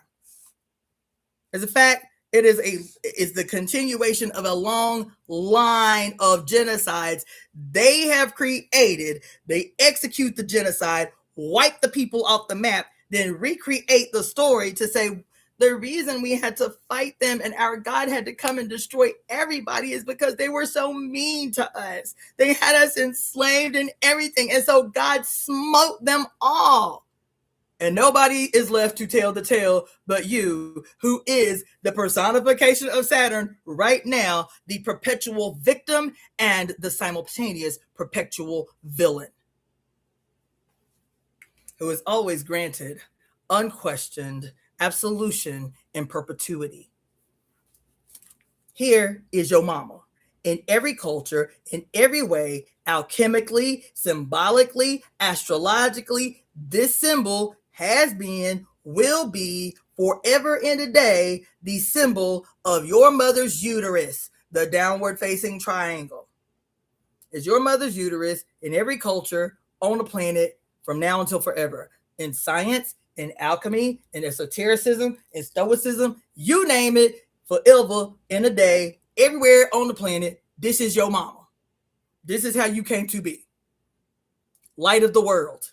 This is how you came to be. This, in all of those same spaces, in all of those same iconographies, in all of those same scenarios, scientifically, astrologically, cosmologically, alchemically, esoterically, you name it, philosophically, religiously, this symbol right here that you can see right in the deserts, everywhere in this world, all along the equator, is the sun. The sun, not as the S-O-N necessarily, because these two symbols live in every single solitary motherfucker that exists on the planet. Yup. Everybody on Earth is this. These are the extreme presentations of masculinity and femininity within each and every one of us. So if you were looking at a little big-headed version of yourself sitting in the lotus position, do not be laughing about my drawing. Me and you gonna fight. But if your ass was sitting in the little lotus position,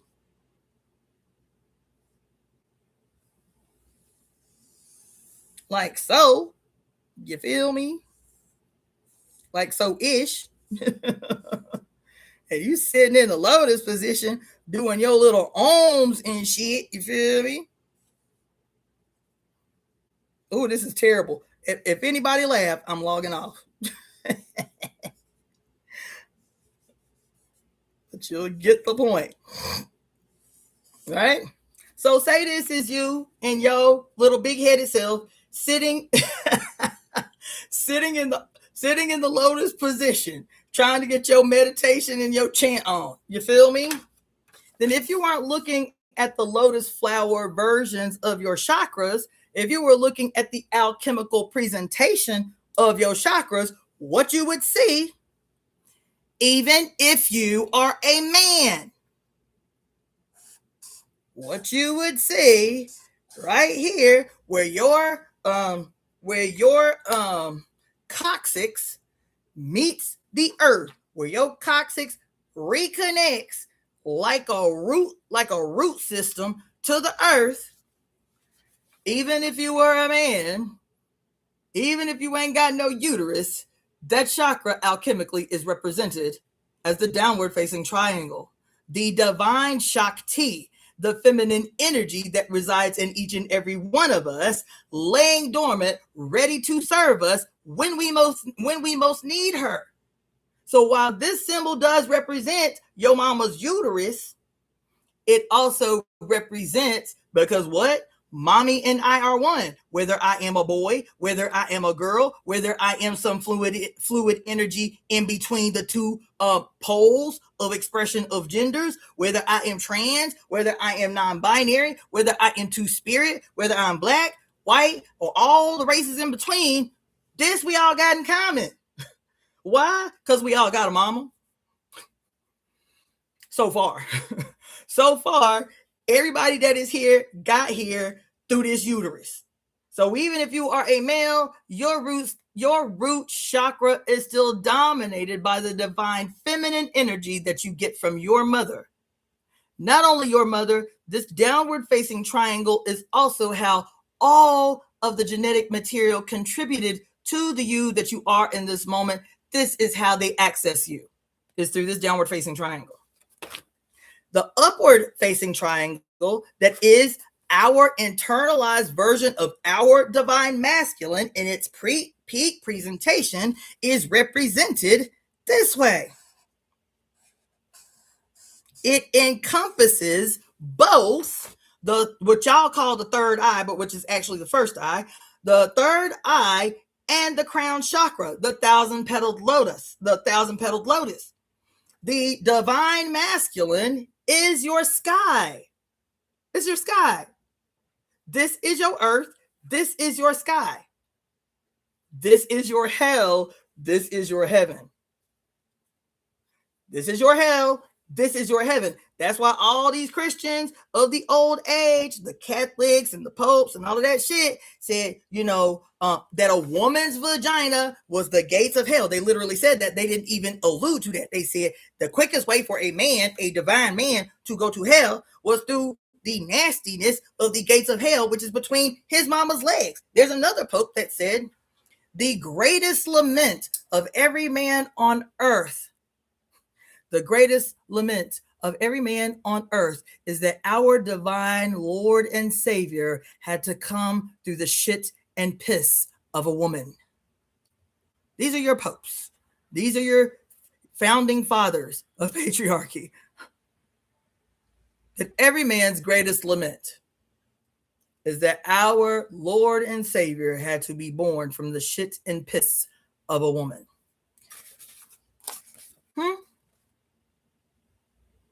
This is your hell, where every tradition on earth that tries to convince you of hell, this is where they agree that the quickest way to hell is through the illumination of the two that become one in intercourse. That's why they have to terrorize you away from hell, is because illumination, see, your first enlightenment came through childbirth, and it was literal. Your first illumination, y'all always talking about, I got to be enlightened. I'm trying to ascend to enlightenment. I'm trying to ascend to enlightenment. Negating the fact that you have already achieved enlightenment. Your entry into this realm was your first enlightenment, and it was literal. You literally went from the dark seas, the dark, watery, imperceptible, murky seas of your mother's body. And then when you rebelled against heaven, you as Lucifer, the light of the world, God's favorite. Of course you're God's favorite because you in her body at the moment. This is what she's most happy about in the moment. Lucifer, God's favorite. So Lucifer, you as God's favorite, light of the world that you are in your mother's body, as she prepares, she changes her diet, she eats right, she may even exercise a little bit more than she used to. She stopped drinking, she's so excited, she's painting the room, she's doing yoga, she's doing breathing exercises, she's doing all this awesome shit. She goes to dance classes, she makes sure she plays music on your belly, because you are the most important thing to her in that moment, them 9 months that you were inhabiting her body. And then the story goes, by these scientists that were the storytellers that are our ancestors, the story goes that Lucifer, God's favorite, bright light of heaven, that Lucifer rebelled against God. And so you're like, damn, that's a terrible story. Why he rebelled against God like that? Because your ass think the story is literal that way. It is literal, but you refuse to believe that our ancestors were scientists. That's the break y'all gonna have to make. Y'all refuse to believe that our ancestors were scientists. Y'all refuse to believe our ancestors were scientists. I went to medical school. I went to alternative medical school, learning about ancient Kemetic medicine, learning about pre-British invasion practice of Ayurveda. I learned my master's degree is in traditional Chinese medicine and what the medicine looked like before the Communist Party under Mao Zedong decimated thousands of years of books to get rid of the evidence of the mother. He did that. He did that. And then set out on a campaign to kill all the birds. He did that. The attacks against the mother are every fucking where. He did that. And so learning all these systems of medicine, all that offer, the medicine offers the missing link to the theology, to the mythology, to the stories, to the mores, to the goddess worshiping society stories, because the medicine, like everything else, has been chopped up, dichotomized, and split away from the whole that was the culture. And so I go to medical school for 9.5 years, studying what y'all call alternative medicine, which is your shit. Again, scrubbed clean, purified, which purity means whiteness. Purity is synonymous with whiteness. Purified, flipped upside down, turned inside out, given back to you is all the colored people's medicine of the world, primarily taught by white middle class people. That was my education. I had a great education. I had a wonderful time, but it was not lost on me that all of the systems of medicine that these people were teaching were indigenous people's medicine through a white world view that was not harmoniously living in a state of reverence for that which they were transferring to others through their linear dichotomized, segmented, and separated, dividing the indivisible presented back to us. You understand? And so I go to medical school. I'm taking 2 years of Ayurveda under a 15-generation unbroken line of Ayurvedic practitioners from India. And so she's teaching us the application of the medicine while teaching us the mores, the worldviews, the mythologies tied to the practice of the medicine. And so these both exist within everyone that exists. The problem is that we treat them as these dueling opposites. Because you want to know what else this represents that's in your face all the time? My phone just died. That sucks. You want to know what else? Them dueling triangles represent in your face all the time. Your ass be caught the fuck up about wanting to go to absolute war with people who do not hold your position about these two dueling opposites.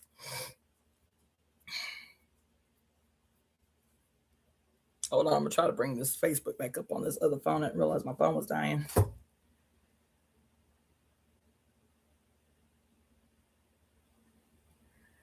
Let's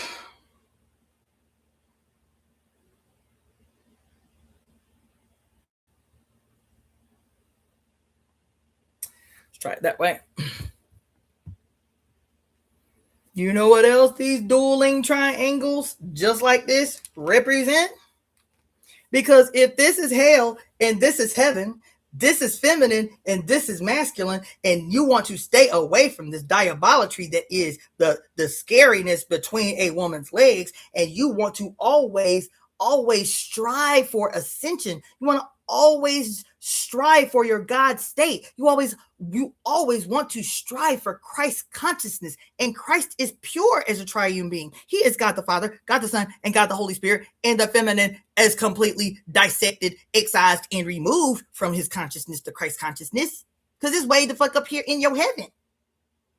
And you never approach the evil, diabolical, wicked, dragoness, serpentine, slithery seducing of the nether regions, the nether world, the underworld, the Tartarus, the hell, the Hades. You don't never want to go down there. Don't ever want to go down there. All you interested in is the divine masculine, effervescent energy without the bounds and confounds of flesh that is the Christ consciousness. That's why y'all all talking about ascension. That's why y'all always talking about light. Light, and we just have to conjure the light. And we have to pray for more light. And the light and the light and the light and the light. Not realizing your ass is burning the fuck up. The world as we know it is burning the fuck up. And what we need is for the mother's cooling, relieving, restful, magical, beautiful night to return to earth, to cool, to cover, to embrace, to subdue what is wrong, what is rogue, to cool what has been singed and harmed by fire.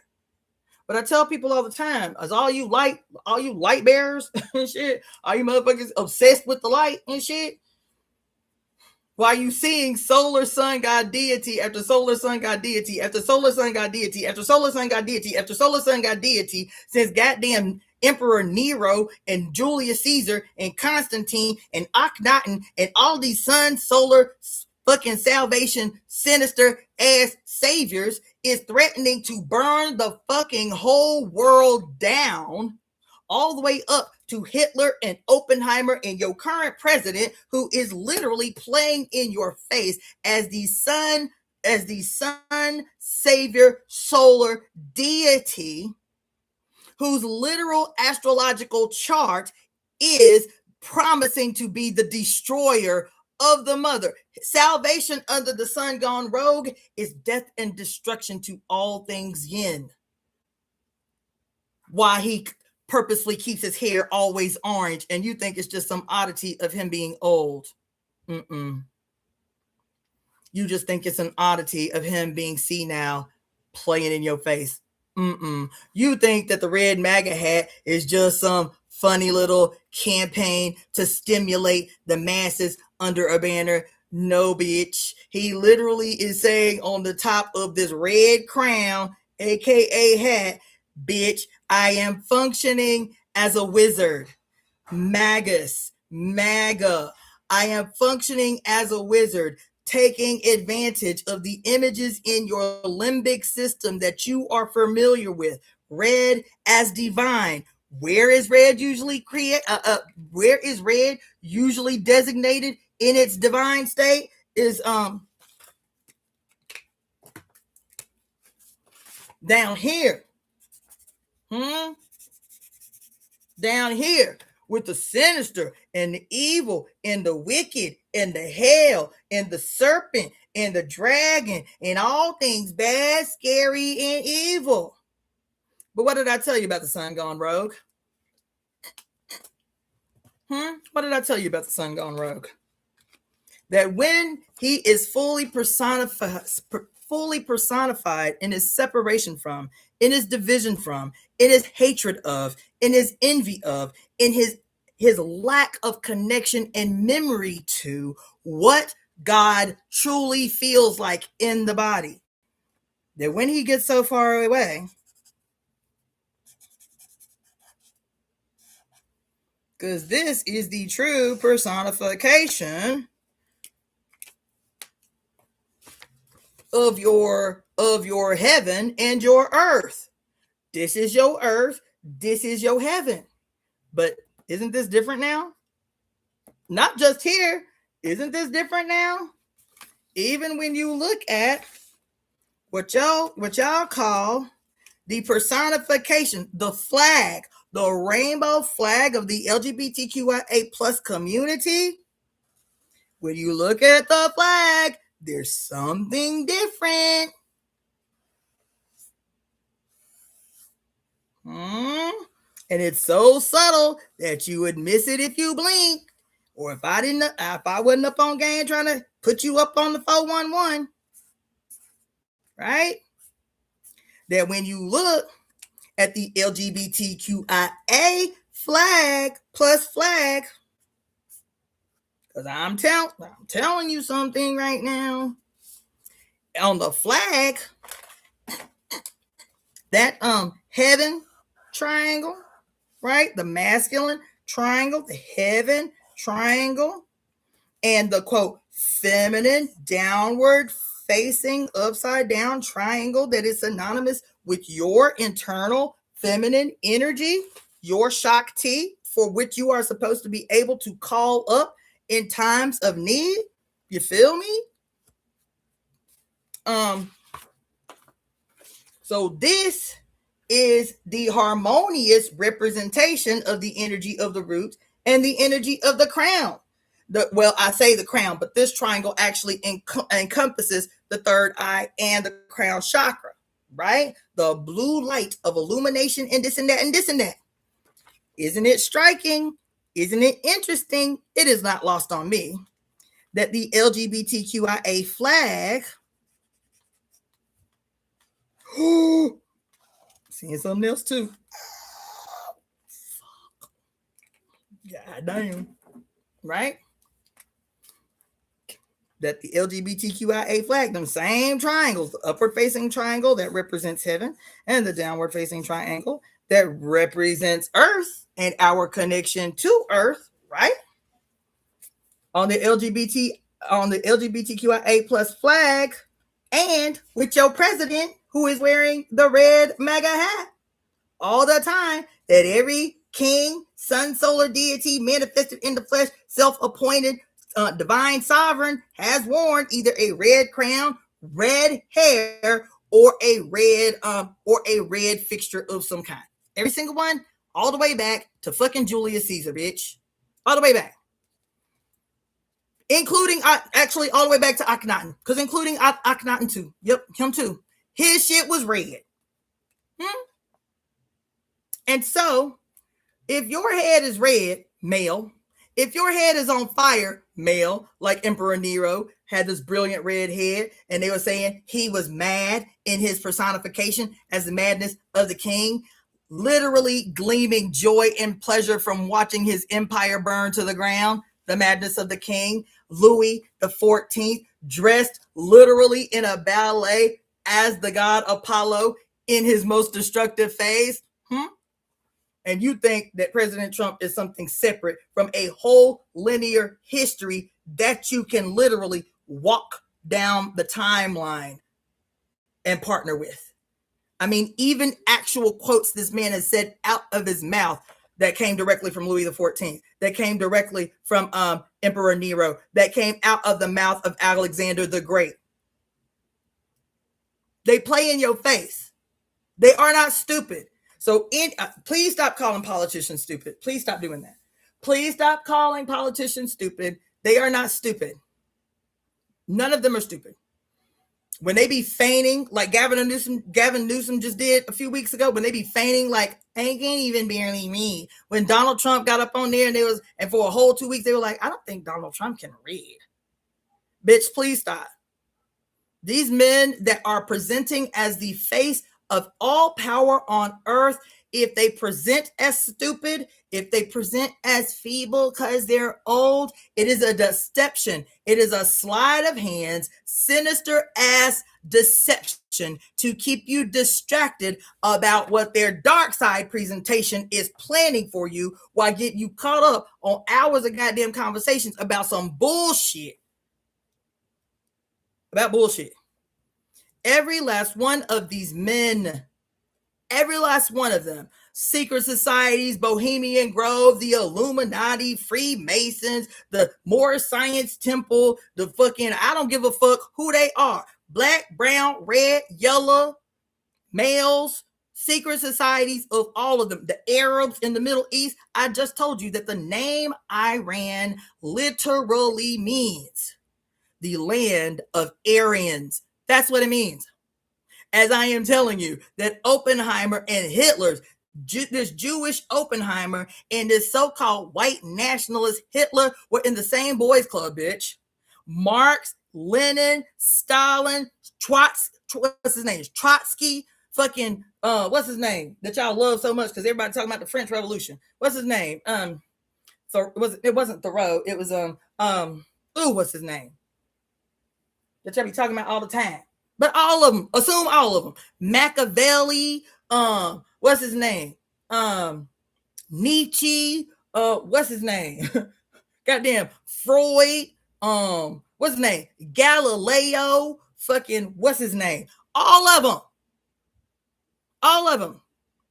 You are looking at an unbroken line of males imbibed, born into secret societies to keep this epic secret from the rest of us, to ensure what they saw as the potential for them, while simultaneously grabbing up power through parasitic empire and the fulfillment of the perversion of a prophecy. The fulfillment of the perversion of a prophecy where the son, the baby son, will become grandfather, will become old Allah, old Yahweh, old sky god, old with the long flowing hair and the long flowing beard and the long flowing robes and the white fucking heaven with the white pearly gates and the gold fucking robes and the land of milk and honey. They misinterpreted a cyclical, calendrical potential of probabilities based on being able to see the sky in its true form. How you can't be an astronomer if you're studying in the daytime. Can't be an astronomer if you're studying in the daytime. Because the blinding rays of the sun will have you believe that we are all that is in the universe. See how that happens? The blinding rays of the sun will have you believe that the sky is blue, though it never has been and never will be. The blinding rays of the sun will have you believe that the sun is the only body in the sky that exists. This is the illusion, is that when we look at an EKG, our skull and our electric synaptic activity happening in our brain to test for anomalies and shit that ain't working right. When you see the imaging, the X-ray imaging of your skull, of your brain, the MRI imaging of your brain and its electric synaptic activity, every society is literally saying over and over and over again, and you think it's some disembodied spiritual woo-woo bullshit. As above, so below, and as within, so without. Yes, it can sound super spiritual, and that's not a contradiction if you have the scientific language to partner with it. As above, so below is literal. As within, so without is literal, because when you literally, with technology that affords you the ability to do that, and you look at the synaptic energy, the synaptic evidence of your brain's cells communicating with one another and making partnerships when two seemingly unrelated ideas come together in an instant to solve a problem, and that coming together of two synapses is literally marked by a spark of light. Same as when the egg finally allows the sperm to penetrate and is marked by a spark of light.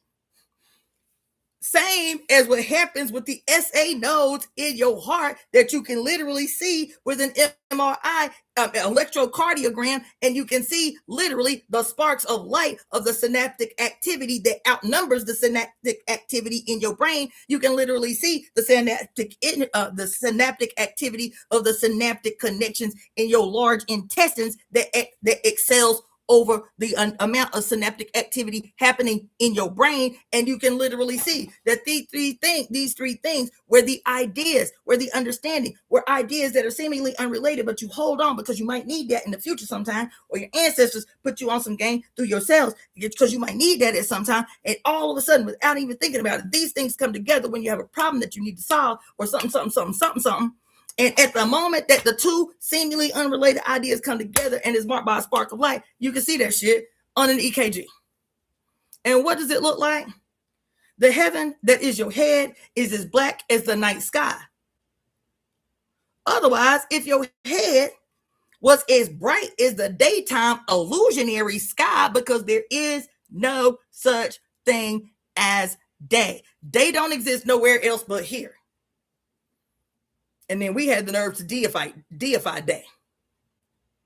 Not only deify day, but exalted upon exalted above the great, big, black, vast, primordial endlessness that is the goddamn universe. To exalt one of her quadrillion stars and exalt this singular one over the greatest black primordialness that is the night sky. It is the only way for 25,000 years that every astronomer has been able to chart the entire goddamn universe. And we have placed the sun in the middle of the universe and exalted the sun over the entire primordial known and unknown, visible and invisible, perceivable and imperceivable, and can't figure out why we all up on this motherfucking planet confused as the day is long. And so here, yo Magus, literally the personification, at the peak personification of the sun gone rogue in the age of the desert, in the age of the utmost sun in the desert at high noon, with his orange hair and his red MAGA hat, aka crown. And his sun is Gemini, and his fucking rising is Leo, and he is the personification of the successful severance that is his moon, Cancer, which literally refers to cancer. Our ancestors knew about this power and said, y'all can't have it. Y'all cannot split the atom. If you split the atom, you are going to unleash destruction on the earth, just like Oppenheimer said. What did he say when he saw what he gave birth to in the form of a bomb called Trinity? He said, in this moment, I am become death. I have become destroyer of worlds. But y'all think it's something in space. That every story about Star Wars, Star Trek, Star Wars, and all, that's about you. It's about you. It's about you. Pleiadians, it's about you. The Dog Star series, it's about you. It's about you. It's about you. It's about you. It's about you. And they tell you in your face if you care to look. They tell you in your face if you care to look.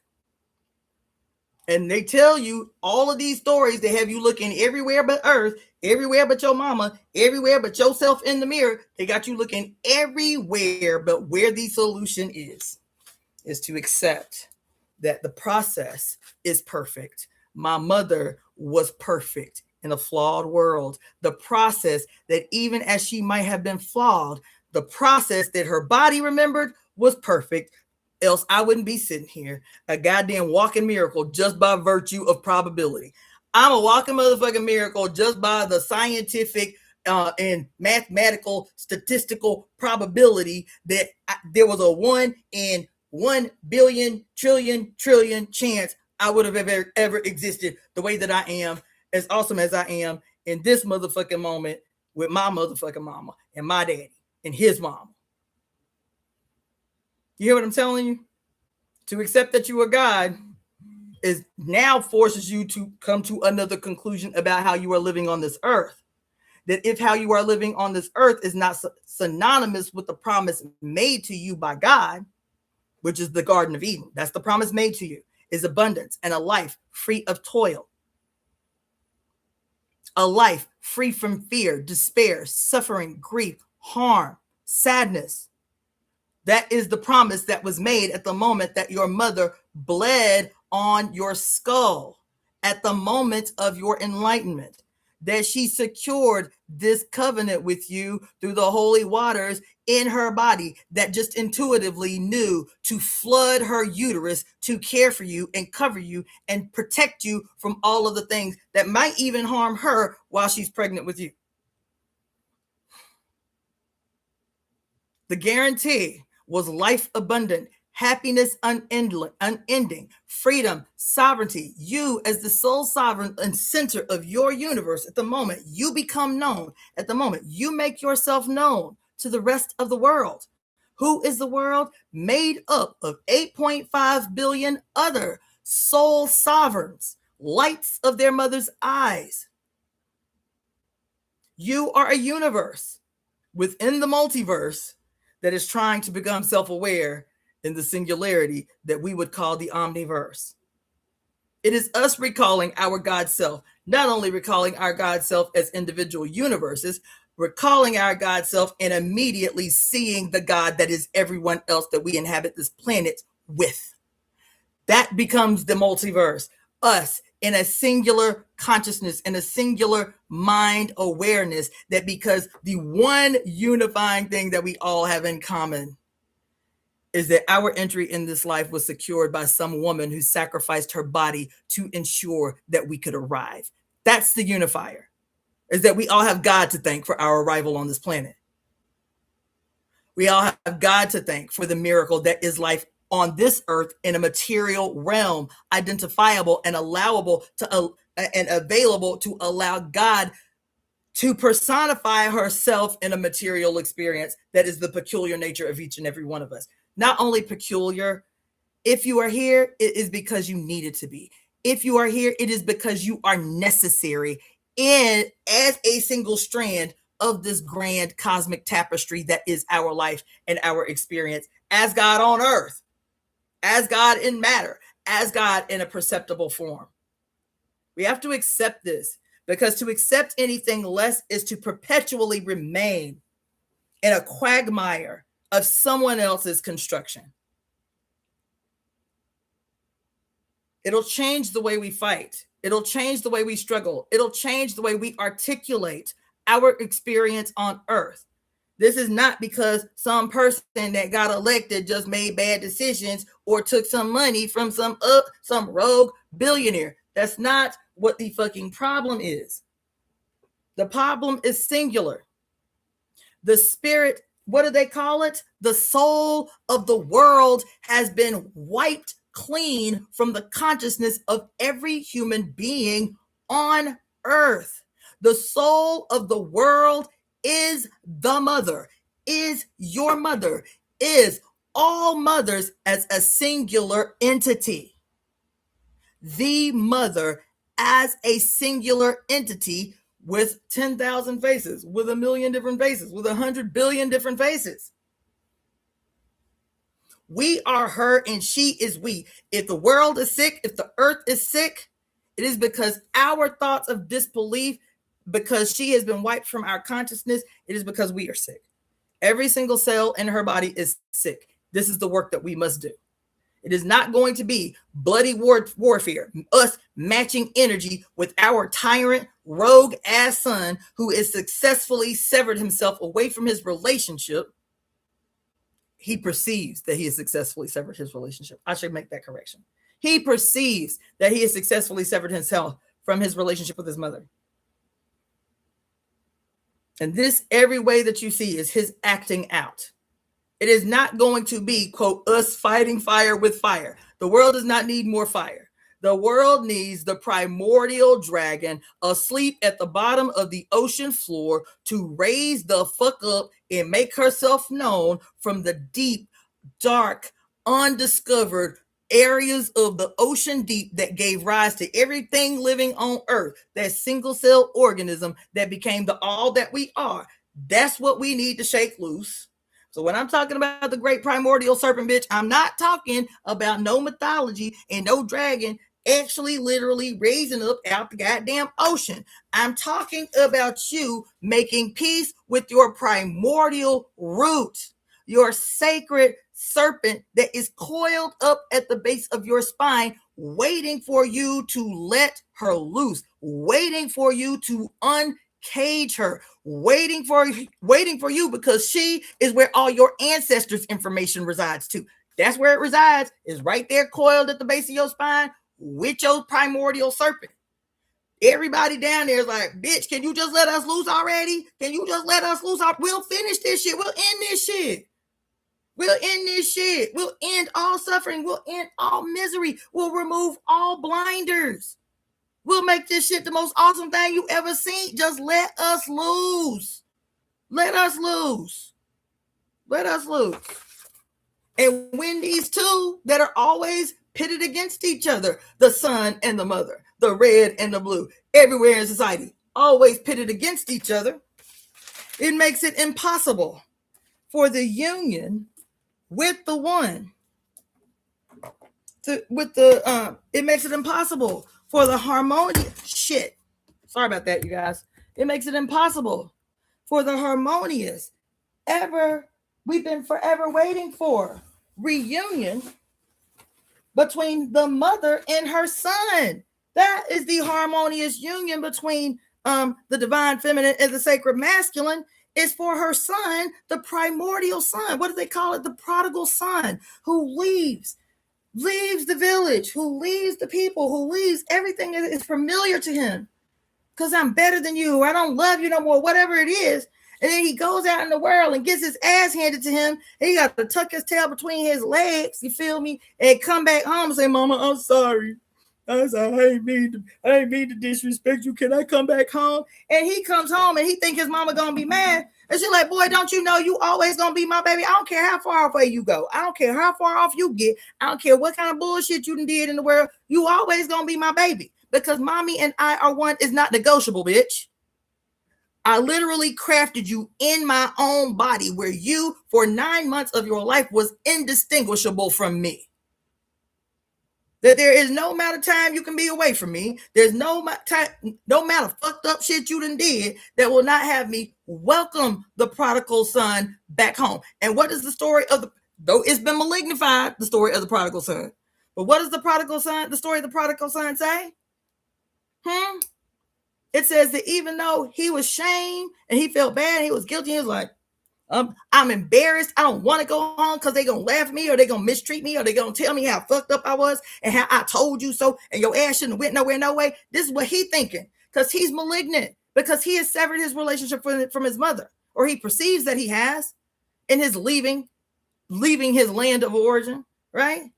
And when he comes home, he is so surprised, because the village gets wind that he is coming home. They say he coming back, y'all. I see him on the outside of the village. He coming back, and he comes. Oh, the story, man. And he comes home thinking that people are going to shame him and mistreat him because he's been gone so long, and he was out there doing debaucherous shit and cheating and stealing and robbing. And when he came home and he opened up the gates of his home,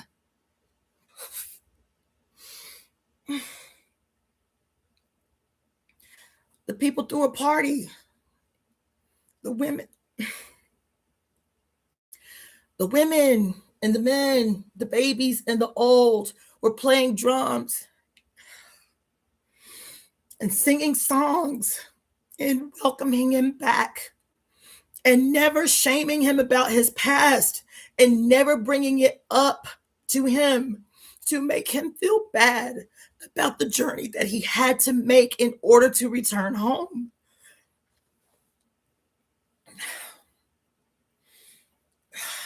We have a world to transform, man. We have a world to transform, and I am convinced that we are on the precipice of it if we can see through the noise. That's why I do 7-hour goddamn lives, to show you where you are. Remember that live that I did? Everywhere you go, there you are. Everywhere you go, there you are. Remember, I was saying there is no such thing as evil. Everywhere you go, there you are. It is the son away from us, the son in his forgetting, the son in his perceiving that he cannot be one with his mother, that he is not God if he is one with his mother, forgetting that the first 9 months of his life, he was indistinguishable from her. And no matter how far away he goes, he is tied to her by that little symbolic red string that everybody just conveniently forgets exists when looking up at the constellation of the Pisces. Connected by the red string. Then no matter how far away you go, there is only one. There is only one truth. There is only one universe. There is only one. And the boundless, limitless, imperceptible presentations of that exists within the one.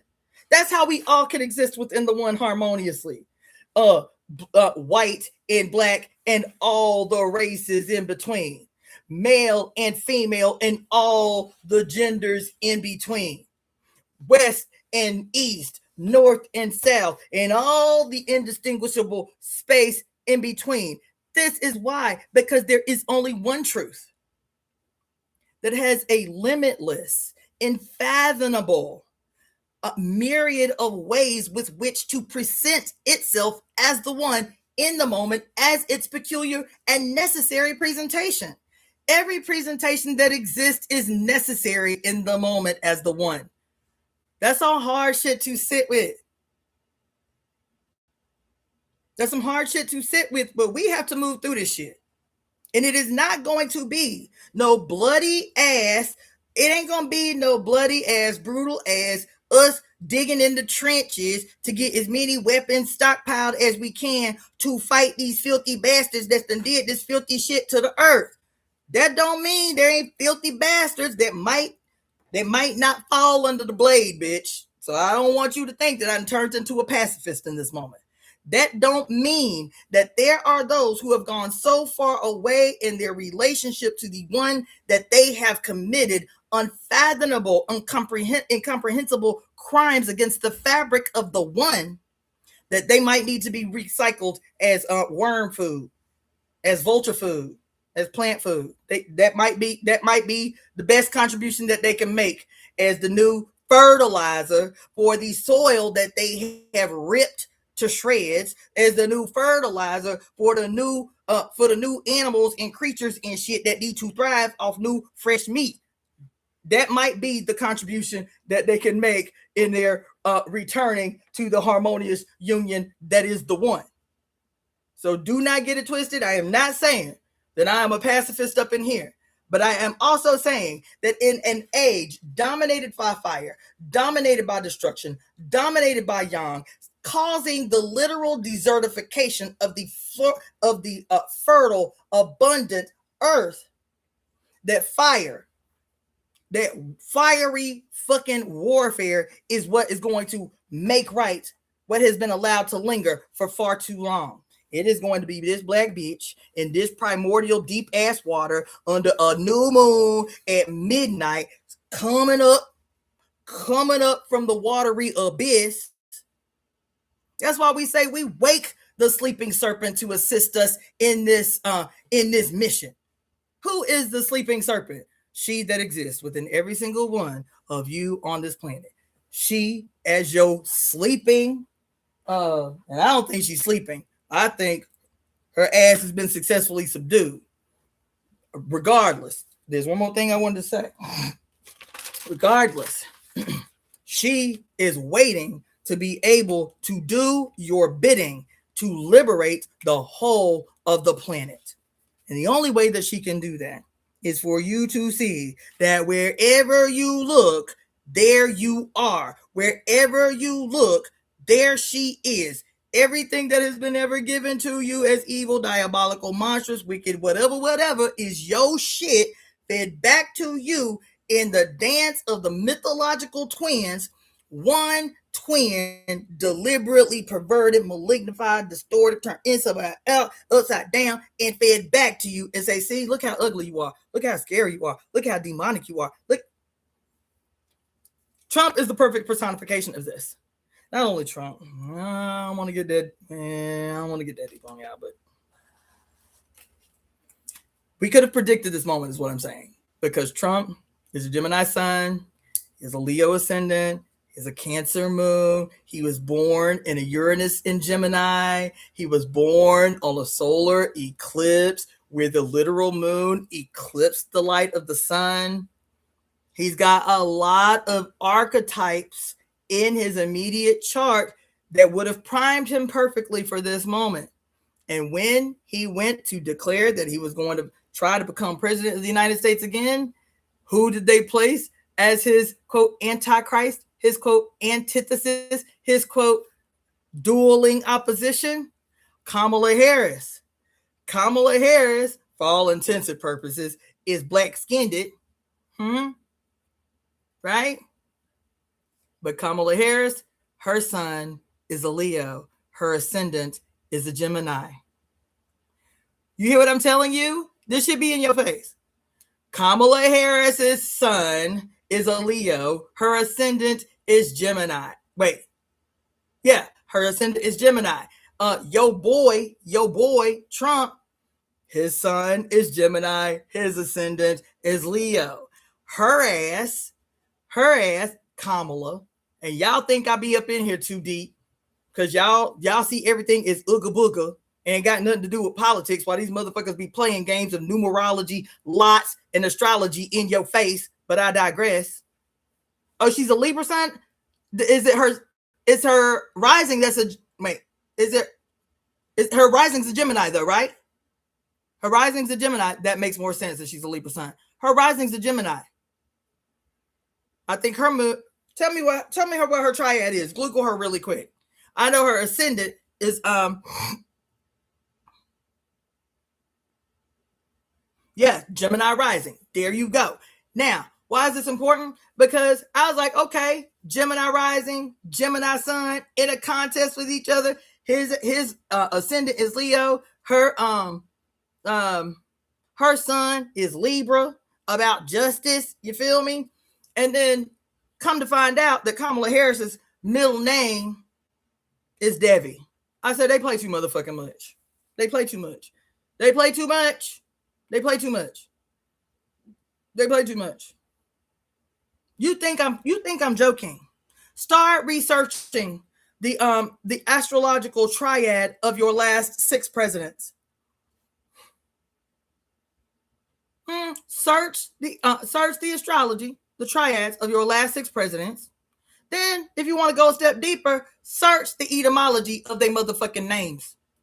Did you know that the word Barak, the name Barak that is mentioned in the Old Testament, by the way, did you know that the name Barak means bolt of lightning? Did you know that? Did you know that? Did you know that the word Barak means lightning strike or bolt of lightning? Did you know that? As we're talking about Oppenheimer, the modern Prometheus, Hitler, the modern Prometheus, how the SS as a lightning strike is every the fuck where as, quote, a sign of the times. As a sign of the times. What's the times?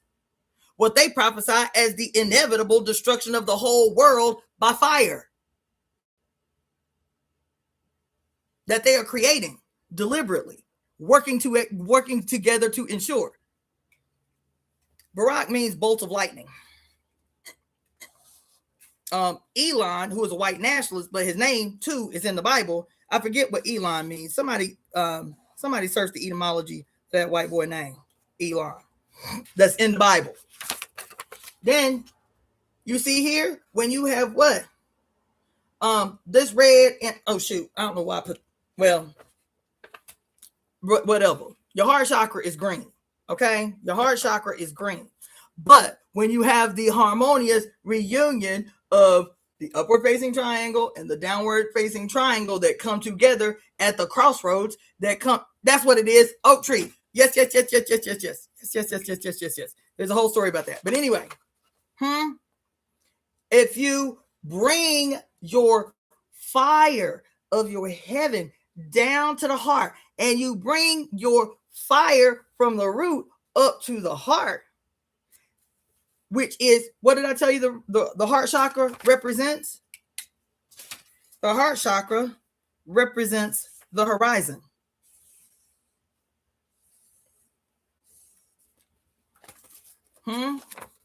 Your spine represents the trunk of the tree. That's why your heart is the crossroads.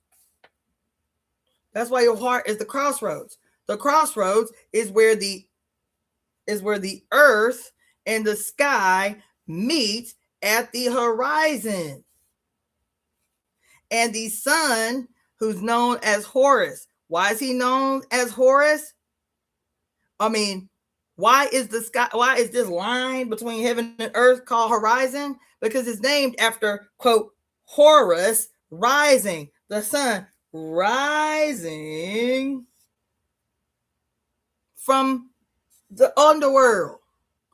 Rising. Horizon Horus rising. That's what that represents, right?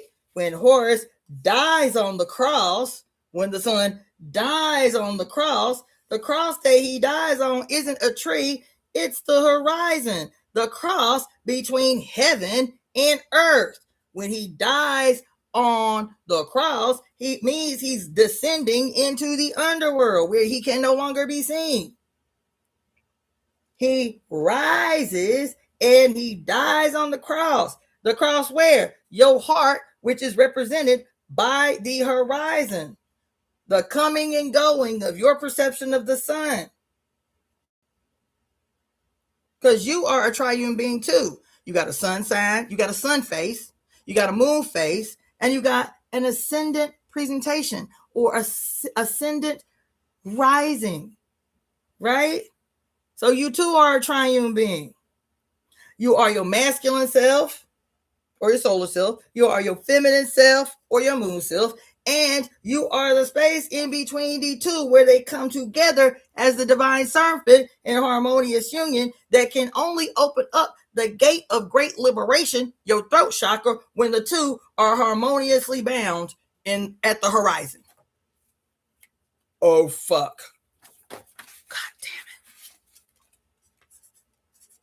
So I was telling y'all the other day, the only time I'd ever heard a story of, quote, Ra and Set coming together was to defeat the primordial serpent Apep, also known as Apophysis.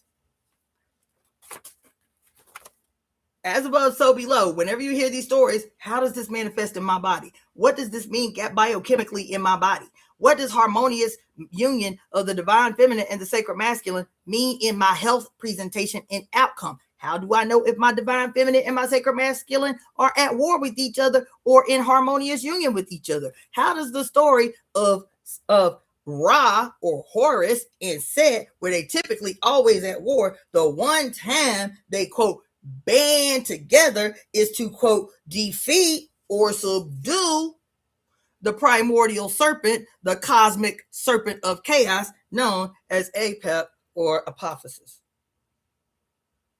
These stories, these men use against you symbolically, but they use the stories psychologically and scientifically to subdue you through metaphor, myth, and what you think is, quote, fiction. I'm done. I got to be done. I haven't eaten. I've been up on here now for 8 hours. I haven't eaten. I haven't gotten up to get anything new to drink. I would encourage you to share this live. I would encourage you to make a contribution to an 8-hour workday that I just put on and putting y'all up on game. That's what I did up in here. I don't know if you felt it or not. I don't know if you dig it or not. But I just put y'all up on game. So, if you would like to contribute to the work of the Temple of Evolutionary Emergence, what is the Temple of Evolutionary Emergence? It's your mama's uterus. That's what it is. It is your first method of manifestation. It's your mama's uterus. Everybody is an honorary member of the Temple of Evolutionary Emergence, whether you're a dues paying member or not.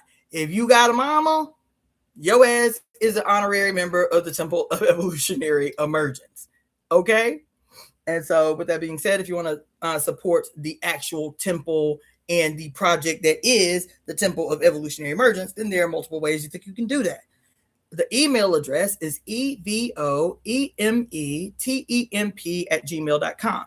EvoEmeTemp@gmail.com. You can use that email to send a Zelle donation or a PayPal donation or to book a divination. I can do a 30-minute or a 60-minute reading with you, a wellness consultation, or a general consultation. If you're not interested in divination, I am an ordained minister of 5 years. I have been a practitioner of wellness healthcare with 4 degrees in medicine, including 2 bachelor's degrees and a master's degree in traditional Chinese medicine, Ayurveda, and other forms and styles of alternative medicine. So if you are looking to get a wellness consultation or a more spiritual consultation, I've been an ordained minister for 5 years. As of last week was my 5-year anniversary. Or yes, you want to send a donation, use the email address EvoEmeTemp to send me an email so that you can book a session. Also, EvoEmeTemp to send a Zelle or a PayPal. If you would prefer to send a Cash App, that is $ Daughter of the Fates. That's FATES. Daughter of the Fates. FATES. If you want to send a Venmo, it is Cassandra Floyd. Cassandra, CASSANDRA Floyd, FLOYD. That's to send a Venmo.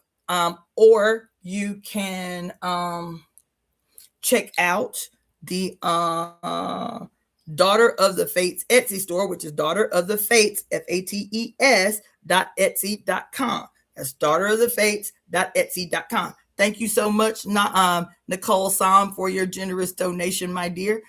Speaking of which, if those of you who are tuned in via YouTube, then people have been doing super chats that they get shouted out during the live. But you can also become a paid subscriber to this YouTube channel. I think right now there are 6 tiers of subscription available, so read through those. So that is another way that you can support. I also have an active GoFundMe that is happening right now. And so you can inquire via email for information on that. Again, the email is EvoEmeTemp@gmail.com. So if you were fed in any way by the breakthroughs that I'm having in real time since December 21st on the winter solstice, when I was told to descend into this deep, deep study with the planet Saturn, and how the Saturn, as great grandmother Crone, has been vilified and demonized to keep us away from a life of happiness, pleasure, abundance, joy, permanent playfulness, ecstasy, and the like. And that to liberate the iconography of the planet Saturn is to liberate the consciousness of human beings. I believe else they wouldn't be doing as many ceremonies 24 hours a day to keep her encaged, to keep her subdued. So that's my word for you today. Now I got to shift gears. I can't believe I've been on here for 8 hours. Shift gears and get some other things done. But thank you so much for tuning in. Thanks so much for those of you who stayed for the whole. And I'm going to be honest, it's probably going to take me a couple of days before I get up on here again. But if I can, I will return tomorrow and try to be a lot more disciplined about keeping this shit to an hour. So until then, I'll see you guys later. Y'all have a great and prosperous evening. Speak to yourself in the mirror. Say, I recognize God. I remember God, and I'm grateful to God for my life. I remember God. I see God, and I am grateful to God for my life. Look at your mirror and talk to the God that is you. Okay? I'll see you guys tomorrow. Peace.